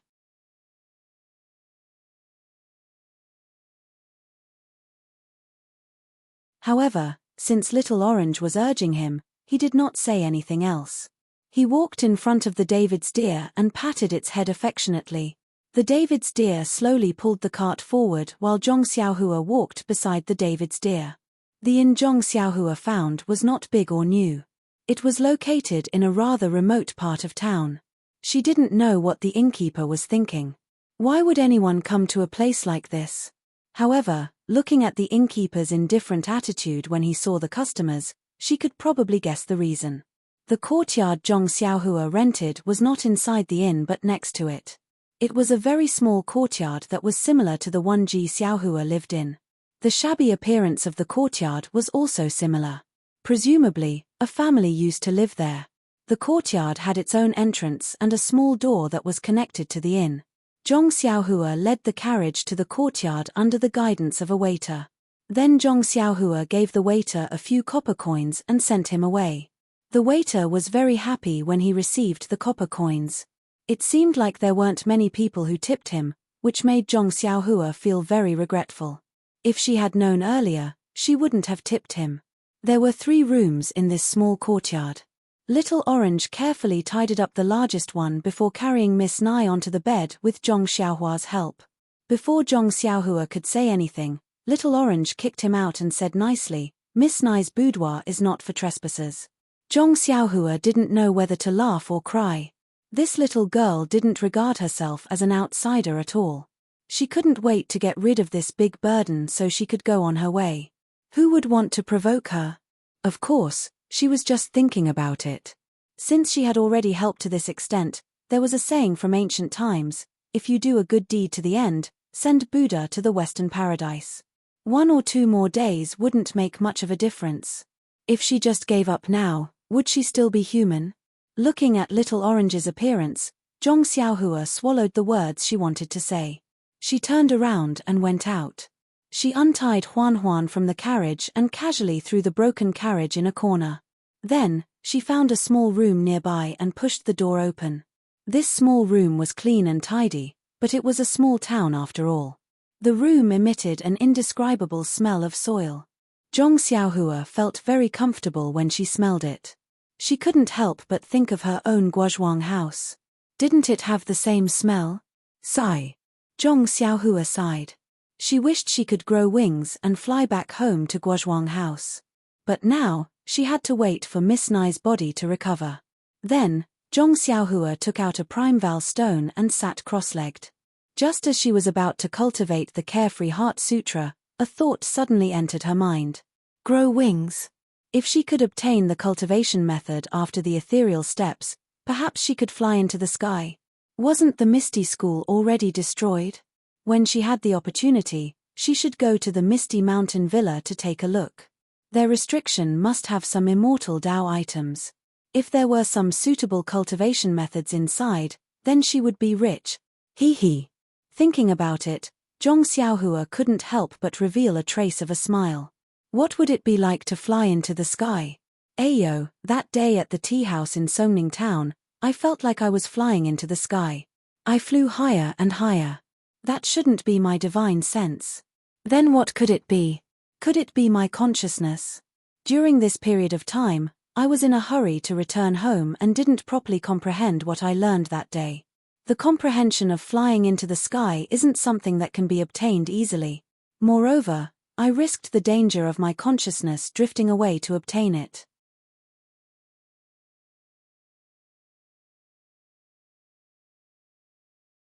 After thinking about it, Zhong Xiaohua secretly operated her cultivation method to absorb the primeval qi while carefully comprehending what she had learned from flying into the sky. That day, Zhong Xiaohua sat in the tall building and looked down at the bustling crowd below. It was as if she was high above, looking down at the various states of the world. In an instant, her consciousness left her body and flew towards the boundless horizon. It was similar to the unity of heaven and man realm in the immortal Tao cultivation. The unity of heaven and man realm, as the name suggests, was to combine one's consciousness with the consciousness of the heavenly Tao. The boundless horizon in Zhong Xiaohua's perception was only the simplest manifestation of the heavenly Tao. The cultivation of the immortal Tao was the process of exploring, and grasping the heavenly Tao. This unity of heaven and man realm was a shortcut to integrate the essence or meaning of the heavenly Tao into one's consciousness. And the appearance of this realm was extremely rare. Even during the peak of the immortal Tao in the ancient times, there were only a few that appeared. And these few that appeared were all the outstanding cultivators of the immortal Tao.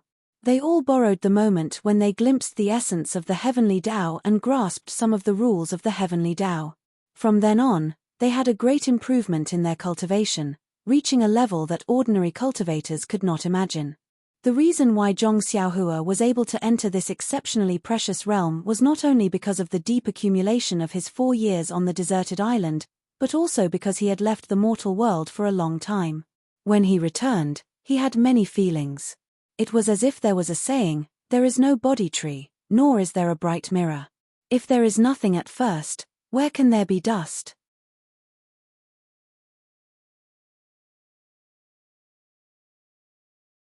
The moment Zhong Xiaohua's clean mirror came into contact with the mortal world, everything in the world became so clear.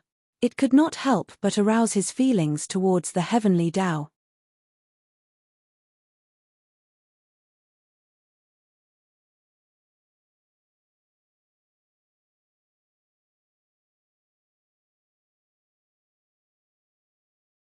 Chapter 351. Of course, the appearance of the realm of being one with the world was not based on one's level of cultivation. Sometimes, when one had just entered the first layer of Qi practitioner, they might encounter it by chance. Furthermore, in this realm that cultivators yearned for even in their dreams, the amount of comprehension and benefits one could obtain was not based on one's level of cultivation. Two people with the same level of cultivation might experience a situation where one's level of cultivation made a breakthrough while the other gained nothing. With Zhong Xiaohua's current level of cultivation that was close to the edge of the 6th layer of Qi practitioner, it was truly rare for him to enter this realm by chance. However, because his level of cultivation was too low, he had never received any systematic education in this area. As a result, as soon as he entered the realm of being one with the world, he flew towards the horizon uncontrollably without comprehending the mysteries of the realm in detail. As his consciousness drifted away, some comprehensions that he was unaware of were deeply engraved into his mind. However, the greater danger was that his consciousness would expand endlessly and draw closer to the boundless heavenly way. In the end, it would dissipate into the horizon, and his body sitting in the tea house would become an idiot. As a result, although Zhong Xiaohua was unaware of the danger he was in, he could faintly sense that Ji Xiaohua's shout was of great help to him. At that time, Zhong Xiaohua's consciousness had entered the realm of being one with the world. Various mysteries of the heavenly way had opened a blurry door to him. Some indescribable things were deeply engraved into his mind. He had never been able to calm down and comprehend them. Today, in this tiny town, in a small hut, he finally had the leisure to immerse himself in the memories of that day and carefully comprehend the heavenly way that was as vast as the starry sky. That's right.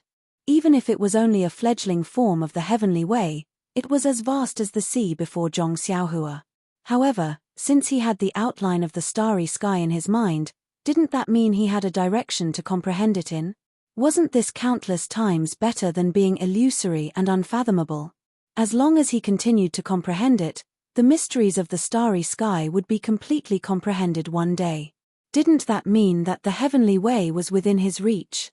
At this moment, the droplet of essence in Zhong Xiaohua's dantian suddenly trembled, like the ripples of a drop of water falling into water. A black dot faintly appeared in the center of the essence. Afterwards, the essence began to tremble in a profound manner and slowly revolved. It was so slow that it was almost imperceptible. Perhaps, only in this nameless town, in this inconspicuous hut, did Zhong Xiaohua truly see the essence of cultivation and take the first step into it. Meanwhile, in the tea house of Songning Town, the curtains to Zhong Xiaohua's cultivation began. After an indeterminate amount of time, perhaps an instant, or perhaps an entire afternoon, Zhong Xiaohua felt some changes in the true qi in her meridians when she was meditating. It rapidly revolved and charged towards the bottleneck of the sixth layer of qi refining. As a result, Zhong Xiaohua temporarily stopped her comprehension of the heavenly way and increased her absorption of the spiritual energy of heaven and earth. The accumulated true qi finally broke through the final barrier after several collisions and created new meridians in Zhong Xiaohua's body. Zhong Xiaohua finally broke through to the sixth layer of qi refining. Zhong Xiaohua suppressed the joy in her heart and slowly circulated her true qi according to the sixth layer of the Carefree Heart Sutra.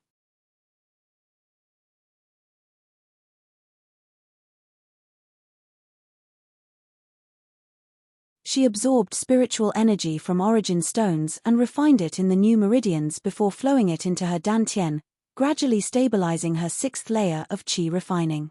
Just as Zhong Xiaohua was comprehending the heavenly way and cultivating the Carefree Heart Sutra to a new level, Miss Nai also slowly opened her eyes in the hut next to her. Miss Nai opened her eyes and felt weak all over. She turned her neck with difficulty and examined her unfamiliar surroundings. Only then did she see Xiao Orange sleeping next to her. Miss Nai was startled and stared at Xiao Orange's clothes for a long time. If it weren't for the fact that Xiao Orange's hair was very familiar, she would have thought it was a stranger. She called out softly, but her voice was weak and hoarse. Xiao Orange's head didn't move at all, as if she was deeply asleep. Miss Nai smiled bitterly in her heart. Of course, Xiao Orange must have had a sleepless night after such a big incident last night, and she even had a high fever. She looked outside and saw that the sky had already darkened, so it should be the afternoon of the next day. Xiao Orange must have used up all her strength to drive her from the wilderness to this place by herself. With her body, it would be strange if she could still endure it. Looking at Xiao Orange's clothes, Miss Nai lowered her head and looked at herself, gratification filling her heart. This careless girl knows how to change her appearance. At that moment, pain came from her right wrist. Miss Nai couldn't help but look at her arm on the bed out of the corner of her eyes. It was actually also in a splint. Although it looked sloppy, it had fixed the broken bone in place. She had treated it simply last night, so she wasn't sure if the bones were aligned properly. With that thought, Miss Nai raised her arm worriedly and placed it in front of her chest. Her light movement immediately caused Xiao Orange, who appeared to be deeply asleep, to shiver. She lifted her head and opened her hazy eyes. Seeing Miss Nai open her eyes, Xiao Orange's sleepiness immediately disappeared.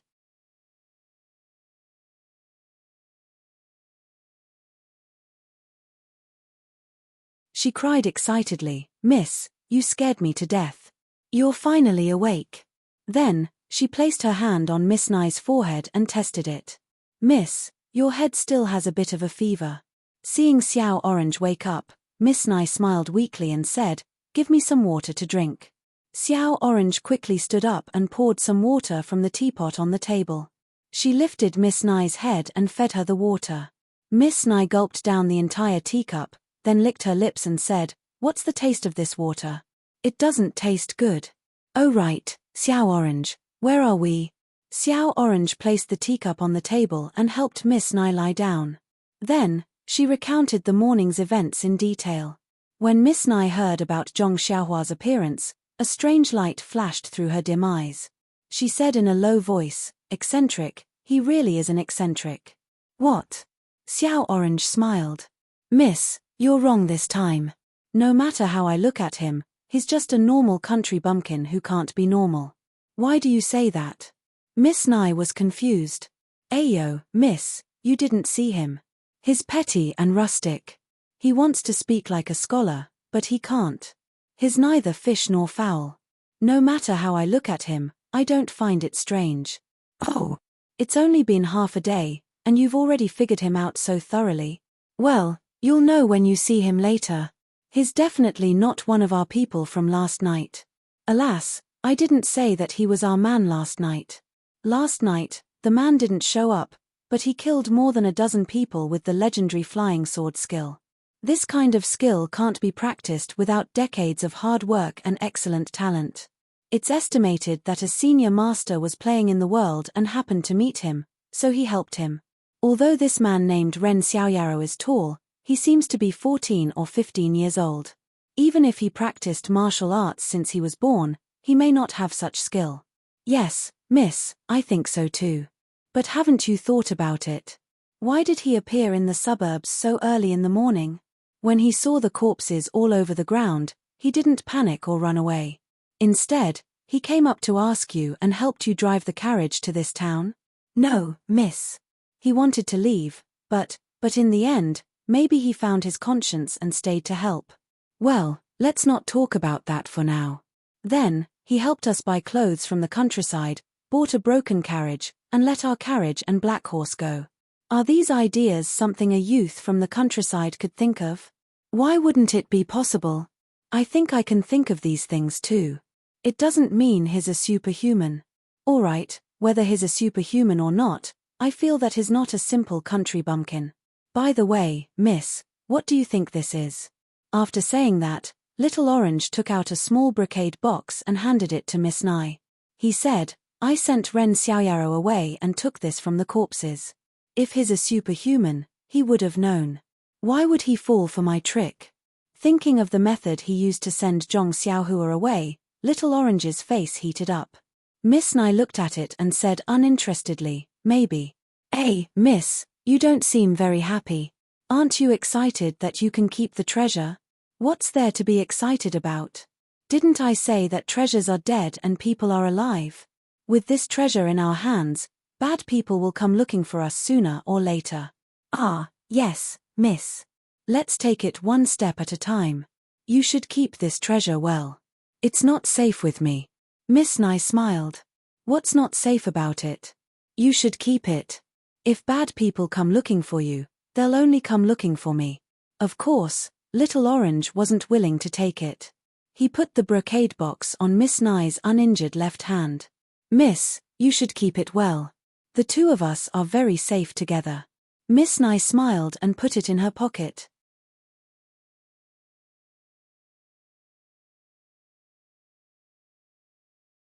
Then, Miss Nye brought her right hand to her chest and carefully examined it. She smiled and said, the doctors here are average, but their basic skills are solid. When they put the splint on, they actually didn't open my set bone. Yes, miss. You still have a fever. Shouldn't you change your medicine? Yes, let me take a look at the prescription the doctor gave this morning. Little Orange thought about it and went out. He rummaged through the small carriage and brought the prescription and herbs into the room. Miss Nye took a look and said with a smile, this prescription is a bit lacking. It's harmful to the body and can't treat my illness. Bring me the brush, ink, paper, and inkstone. I'll make some changes. Hearing this, Little Orange was a little embarrassed and said, Miss, in order to avoid being noticed, I also sat in a carriage to come to this inn. I'm not familiar with the road. I think I'd better call Ren Xiaoyaro and ask him to help us.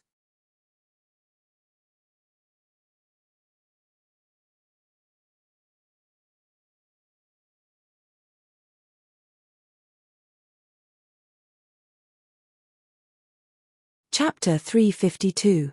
Miss Nye and Little Orange had completely different attitudes toward Zhong Xiaohua's identity. Miss Nye felt that Zhong Xiaohua should be an otherworldly mutant. Just the way he pretended to be deep in thought while sitting on the deer was enough to make people ponder deeply. Of course, this was also because Miss Nye knew and understood the habits of animals like the deer. If it was anyone else, They would just think this guy was a mule-riding brat. Speaking of brats, Miss Nai was a bit hesitant because of Zhong Xiaohua's age. Although Zhong Xiaohua's height was basically all grown up, his facial features weren't much different from a few years ago. It was just that the shape of his face was slightly longer, shedding the childishness of a youth and replacing it with the vitality of a youth. The youthful aura that assaulted her face all indicated that the young man in front of her was in his prime during the rainy season. This puzzled Miss Nai. How could a mutant be so young? However, Miss Nai, who had a good eye for people, could read a certain depth in Zhong Xiaohua's seemingly normal eyes that she had never seen before. This was the key to why she kept saying that Zhong Xiaohua was a mutant. However, she couldn't explain what that depth was. It's just a woman's sixth sense. Miss Nai said. You're the only one who's a woman. I'm not a woman. Little Orange pursed his lips and said in his mind. That's right, in Little Orange's eyes, wasn't it normal to wake up early in the wilderness? He heard that the farmers outside the farms worked at sunrise and went to bed at sunset. It was extremely easy for a young man in the countryside to wake up so early. Wasn't he afraid of corpses? Nonsense, he was a man. What was a man? A careless guy. As long as he was a man with a bit of courage, he shouldn't be afraid of corpses. Most importantly, if he was a mutant, how could he talk to a girl like that? Thinking about those details, Little Orange's face heated up. That guy definitely wasn't a mutant. Little Orange had already decided on Zhong Xiaohua's character. It had to be said that first impressions were truly too important. Zhong Xiaohua was a classic example. So when Little Orange was about to order Zhong Xiaohua to do something without hesitation, Miss Nai was a bit hesitant. She asked, "Is this appropriate?" Little Orange snickered in his heart and cursed, "Miss, while you were unconscious, I wonder how many things you had that guy do." However, she also had a contemplative look on her face. After a long while, she probed, "It should be possible. Young miss, look at his honest face, and the way he speaks is also amiable. Even if he's a mutant, he should be approachable. Moreover, this kind of thing that men like to do the most to help beautiful women. I guess they can't wait to do it." Bah. Miss Nai spat at Little Orange and said with a smile, "I'd believe you if you said you were a beauty, but how am I?" If Zhong Xiaohua released her divine sense, she would know why Little Orange liked to beat him up. Xiao Jue's face blushed and she smiled. Everyone judges a book by its cover, but they don't know how much beauty you have in your heart. Not only do I not dare to look up to you, even ordinary men cannot compare to you. Miss Nai rolled her eyes in boredom and said, "Little Orange, why are you blushing? Normally, you're always so proud of yourself when you praise yourself. Why is it different now? Could it be?" Little Orange's face became even more embarrassed. She rolled her eyes and changed the topic. "Ayo, miss, it's really a pity to talk about this prescription. If you didn't give all the pills you brought with you to that injured heroine last time, we probably wouldn't have to go to the pharmacy to sell medicine right now. Plus, we'd have to trouble the mutant in your heart." Hearing this, Miss Nai's interest was piqued, and a trace of redness appeared on her pale face.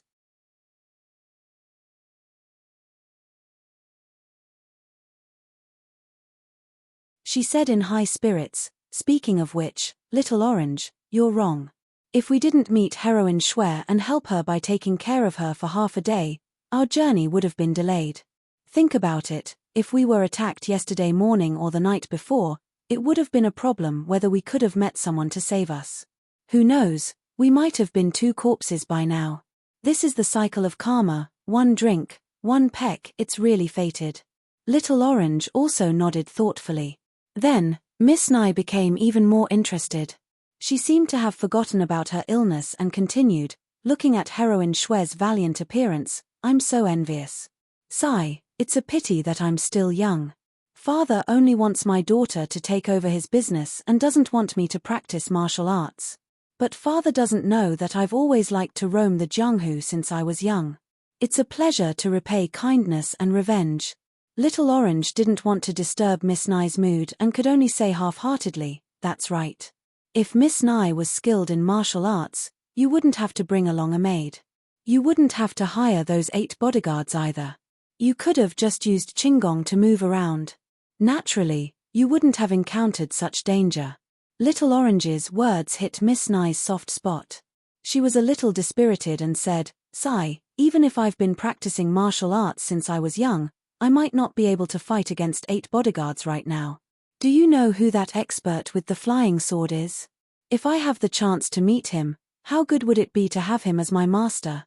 Then, Miss Nye's eyes turned and she said, "I wonder how that mutant's martial arts are." "Miss, didn't I tell you before? His name is Ren Xiaoyao. You can just call him by his name. Why does this mutant sound so weird to me?" "Oh, right, Miss Nye, we just wanted to chat. Don't you still need to go get the medicine? Hurry up and tell me. I'll write down the prescription first."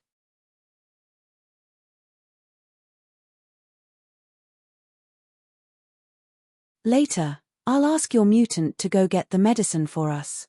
Miss Nye was also speechless. Although she was still sick, she was overjoyed to be out of danger. She couldn't help but chat a little more with Little Orange, tossing the matter of getting the medicine to the back of her mind. Little Orange looked up and saw that there was no writing brush, ink, paper, or inkstone in this simple inn. He had no choice but to stand up and say, "Miss, I'll go find the inn's manager and get some writing brush and ink." As soon as Little Orange got up, he looked at the sky and shouted, "Oh, miss, it's almost dark. Are you hungry?" When he said hungry, there was a rumbling sound from their stomachs. Both of them blushed. It had been almost a day and night since the attack last night. They only drank a little water and didn't eat a single grain of rice. How could they not be hungry? Little Orange stomped his foot and said, "This Ren Xiaoyao, why didn't we see him for the whole afternoon? He must have fallen asleep. Why didn't he wake us up for lunch?" Looking at her angry and energetic appearance, she didn't look like someone who was looking for a mutant at all. On the other hand, Zhong Xiaohua in the small hut had already stabilized her 6th level of qi refining. The speed at which she absorbed the qi of heaven and earth had increased a lot, and the range of her spiritual sense had also expanded. In her spiritual sense, she had a clearer understanding of heaven and earth. At the same time, Zhong Xiaohua was absorbing as much qi as she could from the vitality stones and circulating it through her meridians to familiarize herself with the 6th level of qi. Although Little Orange came out in a huff, when he went out, he became gentle. He looked at the closed door of the small hut and walked over slowly. He raised his small hand and knocked on the door. Although Zhong Xiaohua didn't release her spiritual sense, her eyes and ears were still very sharp. At this time, she wasn't comprehending the Carefree Heart Sutra, nor was she comprehending the laws of heaven. When Little Orange came to the door, she already knew. When the knocking sound came, Zhong Xiaohua raised her voice and said, "Who is it? Please wait." Then he stood up and opened the door. When he saw Little Orange, he pretended to be surprised and said, "Oh, Little Orange, did you call me to eat?" When Little Orange saw this, he couldn't help but be angry and said, "You little brat, now you know how to eat. Why didn't you call us when you were staying at the inn earlier?" Now Miss is so hungry that she's sticking to her back. "Ah, your Miss is already awake?" Zhong Xiaohua asked. "When I put Miss down earlier, I wanted to ask you if you needed anything, but you kicked me out. How could I have the time to ask about this?" Little Orange was a little speechless. Yes, at that time Zhong Xiaohua wanted to say something, but he kicked her out first. How could he blame her now? Therefore, Little Orange quibbled, "Even if you didn't say it in the hut, why didn't you say it outside? Didn't you want to see us make a fool of ourselves?" Zhong Xiaohua smiled and didn't say anything. Then, he asked, "Has your young miss recovered from her illness? Can she eat now?" Little Orange was a little worried and said, "Yes, Miss has woken up, but her fever hasn't subsided yet. Our Miss wrote a prescription herself, so I'll have to trouble you to go to the pharmacy and get some medicine for her." Hey! Zhong Xiaohua was a little surprised and said, "Your Miss knows how to write a prescription herself?" "Of course, my master is," Little Orange said proudly, but he knew he had misspoken, so he quickly shut up and said perfunctorily, "Our Miss is very smart. These are just minor illnesses, so she'll be fine with just a dose of medicine. Unlike the doctors in town who have been taking medicine for almost a day, their fever hasn't subsided yet."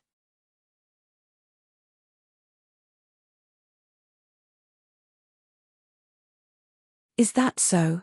Zhong Xiaohua thought for a while and said, then what medicine do you need me to get? Oh, go to the inn and get some brush and ink. When Miss tells me, I'll write it down for you.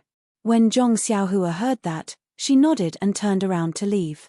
Also, Little Orange added, don't forget, it's getting late, so it's time for dinner. Haha, Zhong Xiaohua chuckled. How could he not know? In order to cover his tracks, Zhong Xiaohua did not ask the waiter to send the food over.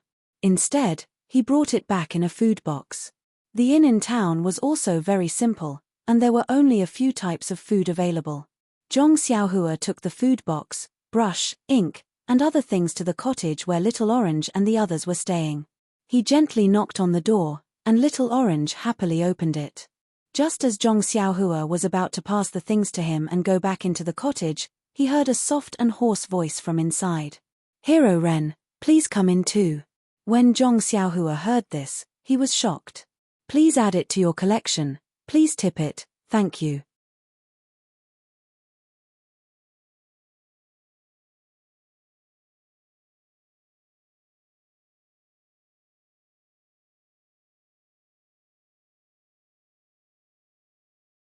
Chapter 353.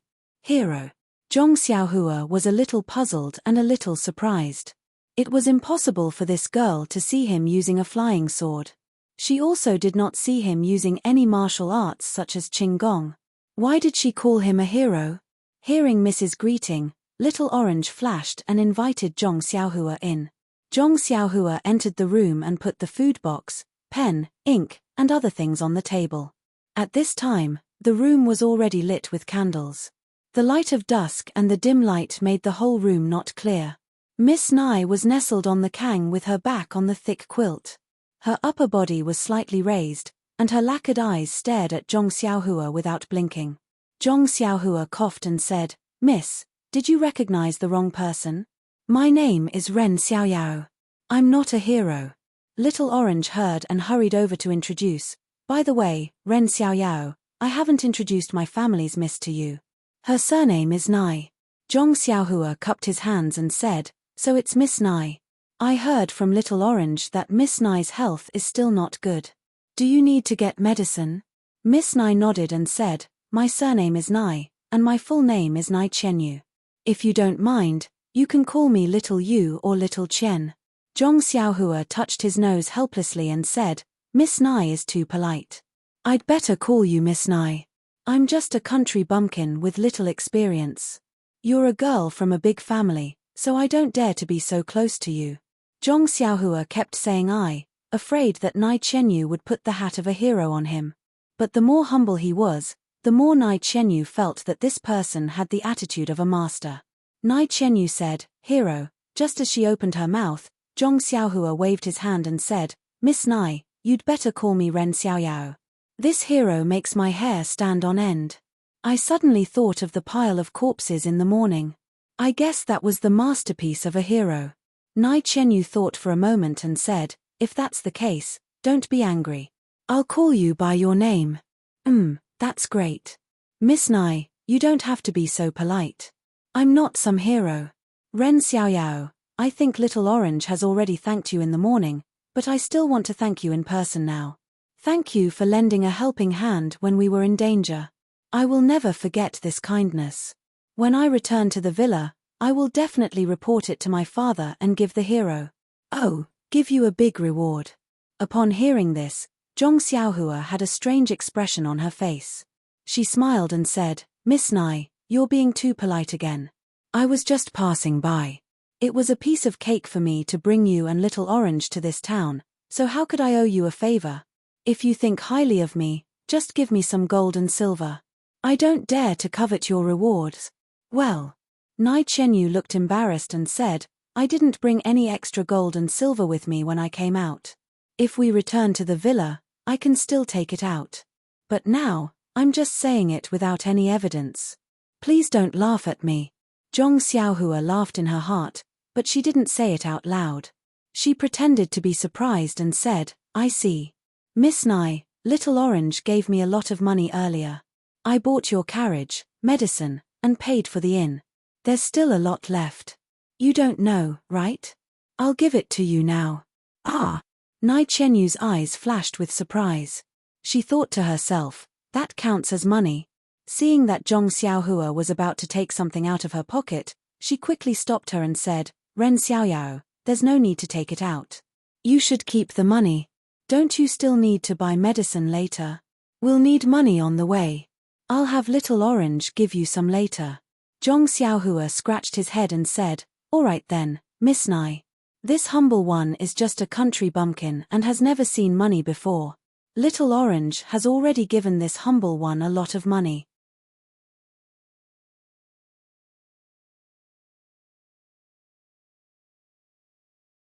When this humble one leaves, you can just give this humble one a little bit.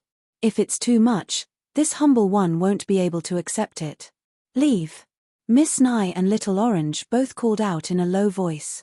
Miss Nai looked at Little Orange and asked Zhong Xiaohua, Ren Xiaoyao, from what you said, are you leaving soon? Zhong Xiaohua smiled and said, that's right, Miss Nai. I still have my own matters to attend to. After I escort you to a bigger town, I'll find an escort agency and an escort. Naturally, I'll get them to escort you home. How can I escort you home? Ah, is that so? Miss Nai and Little Orange looked at each other with disappointment in their eyes. Yes, they were wrong. They had always thought that since Zhong Xiaohua had lent a helping hand and brought them back to town from the wilderness, she would definitely protect them all the way and escort them safely back home. But who knew that she didn't have that intention at all? Zhong Xiaohua didn't seem to notice their disappointment and only said, unfortunately, this town is still too small and doesn't even have an escort agency. So, I can only send you two back. Ren Xiaoyao, can you send us back to the mountain villa? Little Orange bit her lip and asked in disappointment. However, Zhong Xiaohua still refused and said, Little Orange, it's not that I don't want to, but I really don't have the ability to escort you two back. Actually, when I saw the ground full of corpses this morning, I was scared out of my wits. Wasn't that because I didn't want you to laugh at me? That's why I pretended to be indifferent. Didn't you hear that I kept dropping my satchel? That was just to cover up my fear. I think Miss Nai, you too must have encountered some enemies or robbers. Even if I were to escort you back, I wouldn't be able to ensure your safety, so I might as well leave it to the professionals. Besides, I really have an extremely important matter to attend to.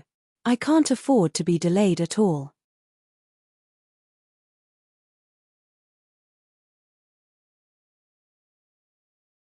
My heart is burning with anxiety while accompanying the two of you. When Nai Chenyu heard this, she said indifferently, if the hero is in a hurry, just leave us behind. Our lives are just a bunch of shepherd's purse that can be harvested by others. Zhong Xiaohua smiled and said, Miss Nai, don't try to provoke me. The teacher said that if you want to help Buddha, you have to help him all the way to the west. Even though I'm not that talented, I have to send you all the way to India. Well, you'd better quickly write down the prescription for me and eat quickly. If you don't give me the prescription, the pharmacy outside will be closed soon. Phut, hearing Zhong Xiaohua's nonsensical analogy, Nai Chenyu, who had a straight face, also laughed out loud. She was born with a precious jade in her mouth and was doted on in the villa. This time, she came out because she was stubborn and refused the arrangement of her family. She wanted to rely on her own ability to do something. Now that she encountered a setback, she was already bitter in her heart. Moreover, she was rejected by Zhong Xiaohua. She made up her mind. It was just a life anyway. Now that she heard Zhong Xiaohua's words, she could only take this opportunity to get out of the embarrassing situation. In the small room, the situation was also eased. Therefore, Nai Chenyu dictated the prescription, and Little Orange wrote it down and handed it to Zhong Xiaohua. Zhong Xiaohua looked at it and frowned. Little Orange wrote it very well, but if you take it to the pharmacy like this, it will definitely attract attention. Nai Chenyu's eyes lit up, but Little Orange was puzzled. It's written well, but it will attract suspicion? Why is that? Without waiting for Zhong Xiaohua to speak, Nai Chenyu smiled and said, Ren Xiaoyao is very careful. Since this town is very small, there must be very few people who can write well. There are almost no women who can write with such fine and beautiful handwriting. When the pharmacy staff see it, they will definitely remember it. If someone asks, they will naturally know. Then what should we do? Little Orange immediately became anxious. Then he looked at Zhong Xiaohua and his eyes lit up. Do you know how to write? Zhong Xiaohua curled her lips and said, Didn't you hear me say that I studied the 3-character classic for a few months? How can this be difficult for me? 3 months of studying the 3-character classic? Nai Chenyu almost laughed out loud. Therefore, under the light of the small house, Zhong Xiaohua held an ink brush in her hand and carefully copied the prescription that Little Orange had written. Only then did she show her handwriting to the two of them. Looking at the messy handwriting of all sizes on the paper, Little Orange almost laughed out loud. Yes, any of the servants in the villa who had studied for a few days could write better than him. Nai Chenyu, on the other hand, was smiling. She couldn't help doubting her own judgment. She had been writing since she was young, so she could naturally see that this was Zhong Xiaohua's handwriting. There was no trace of falsehood. Could this young man really be a country boy? And not the hero she had imagined? Zhong Xiaohua was a little embarrassed by Little Orange's unladylike laughter. She said angrily, Little Orange, you don't have to. Even if I can't write well, it's because I haven't practiced enough. If I practice for a few more days, I may not be worse than you. Little Orange held back his laughter and said, Well, Ren Xiaoyao, if you come with us and send us to the villa, I'll teach you how to write on the way. How about that? By the time we reach the villa, your handwriting will be well proportioned. Zhong Xiaohua curled her lips and said in a low voice, You wish. After saying that, he put away the paper with the prescription and said, Then, Miss Nai, please eat first. I'll be right back. Nai Chenyu nodded and said, Thank you.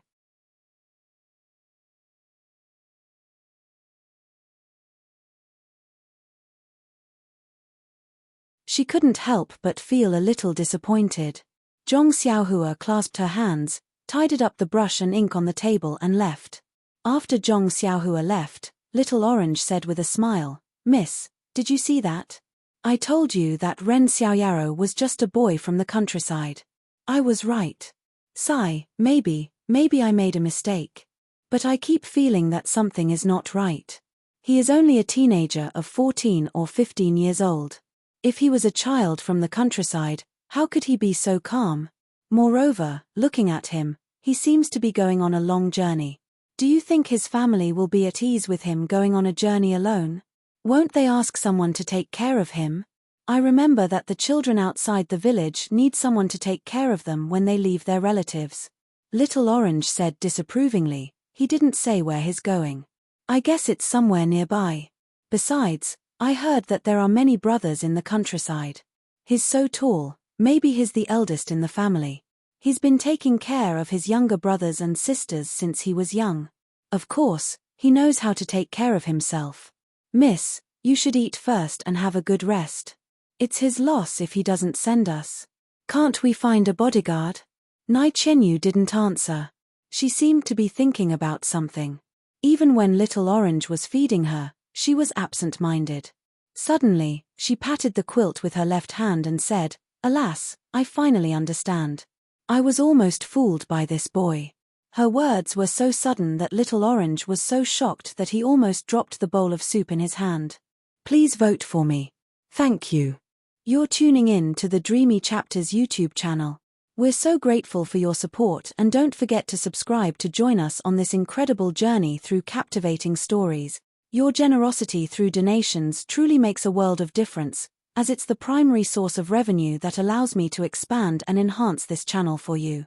Thank you from the bottom of my heart for being a part of this adventure.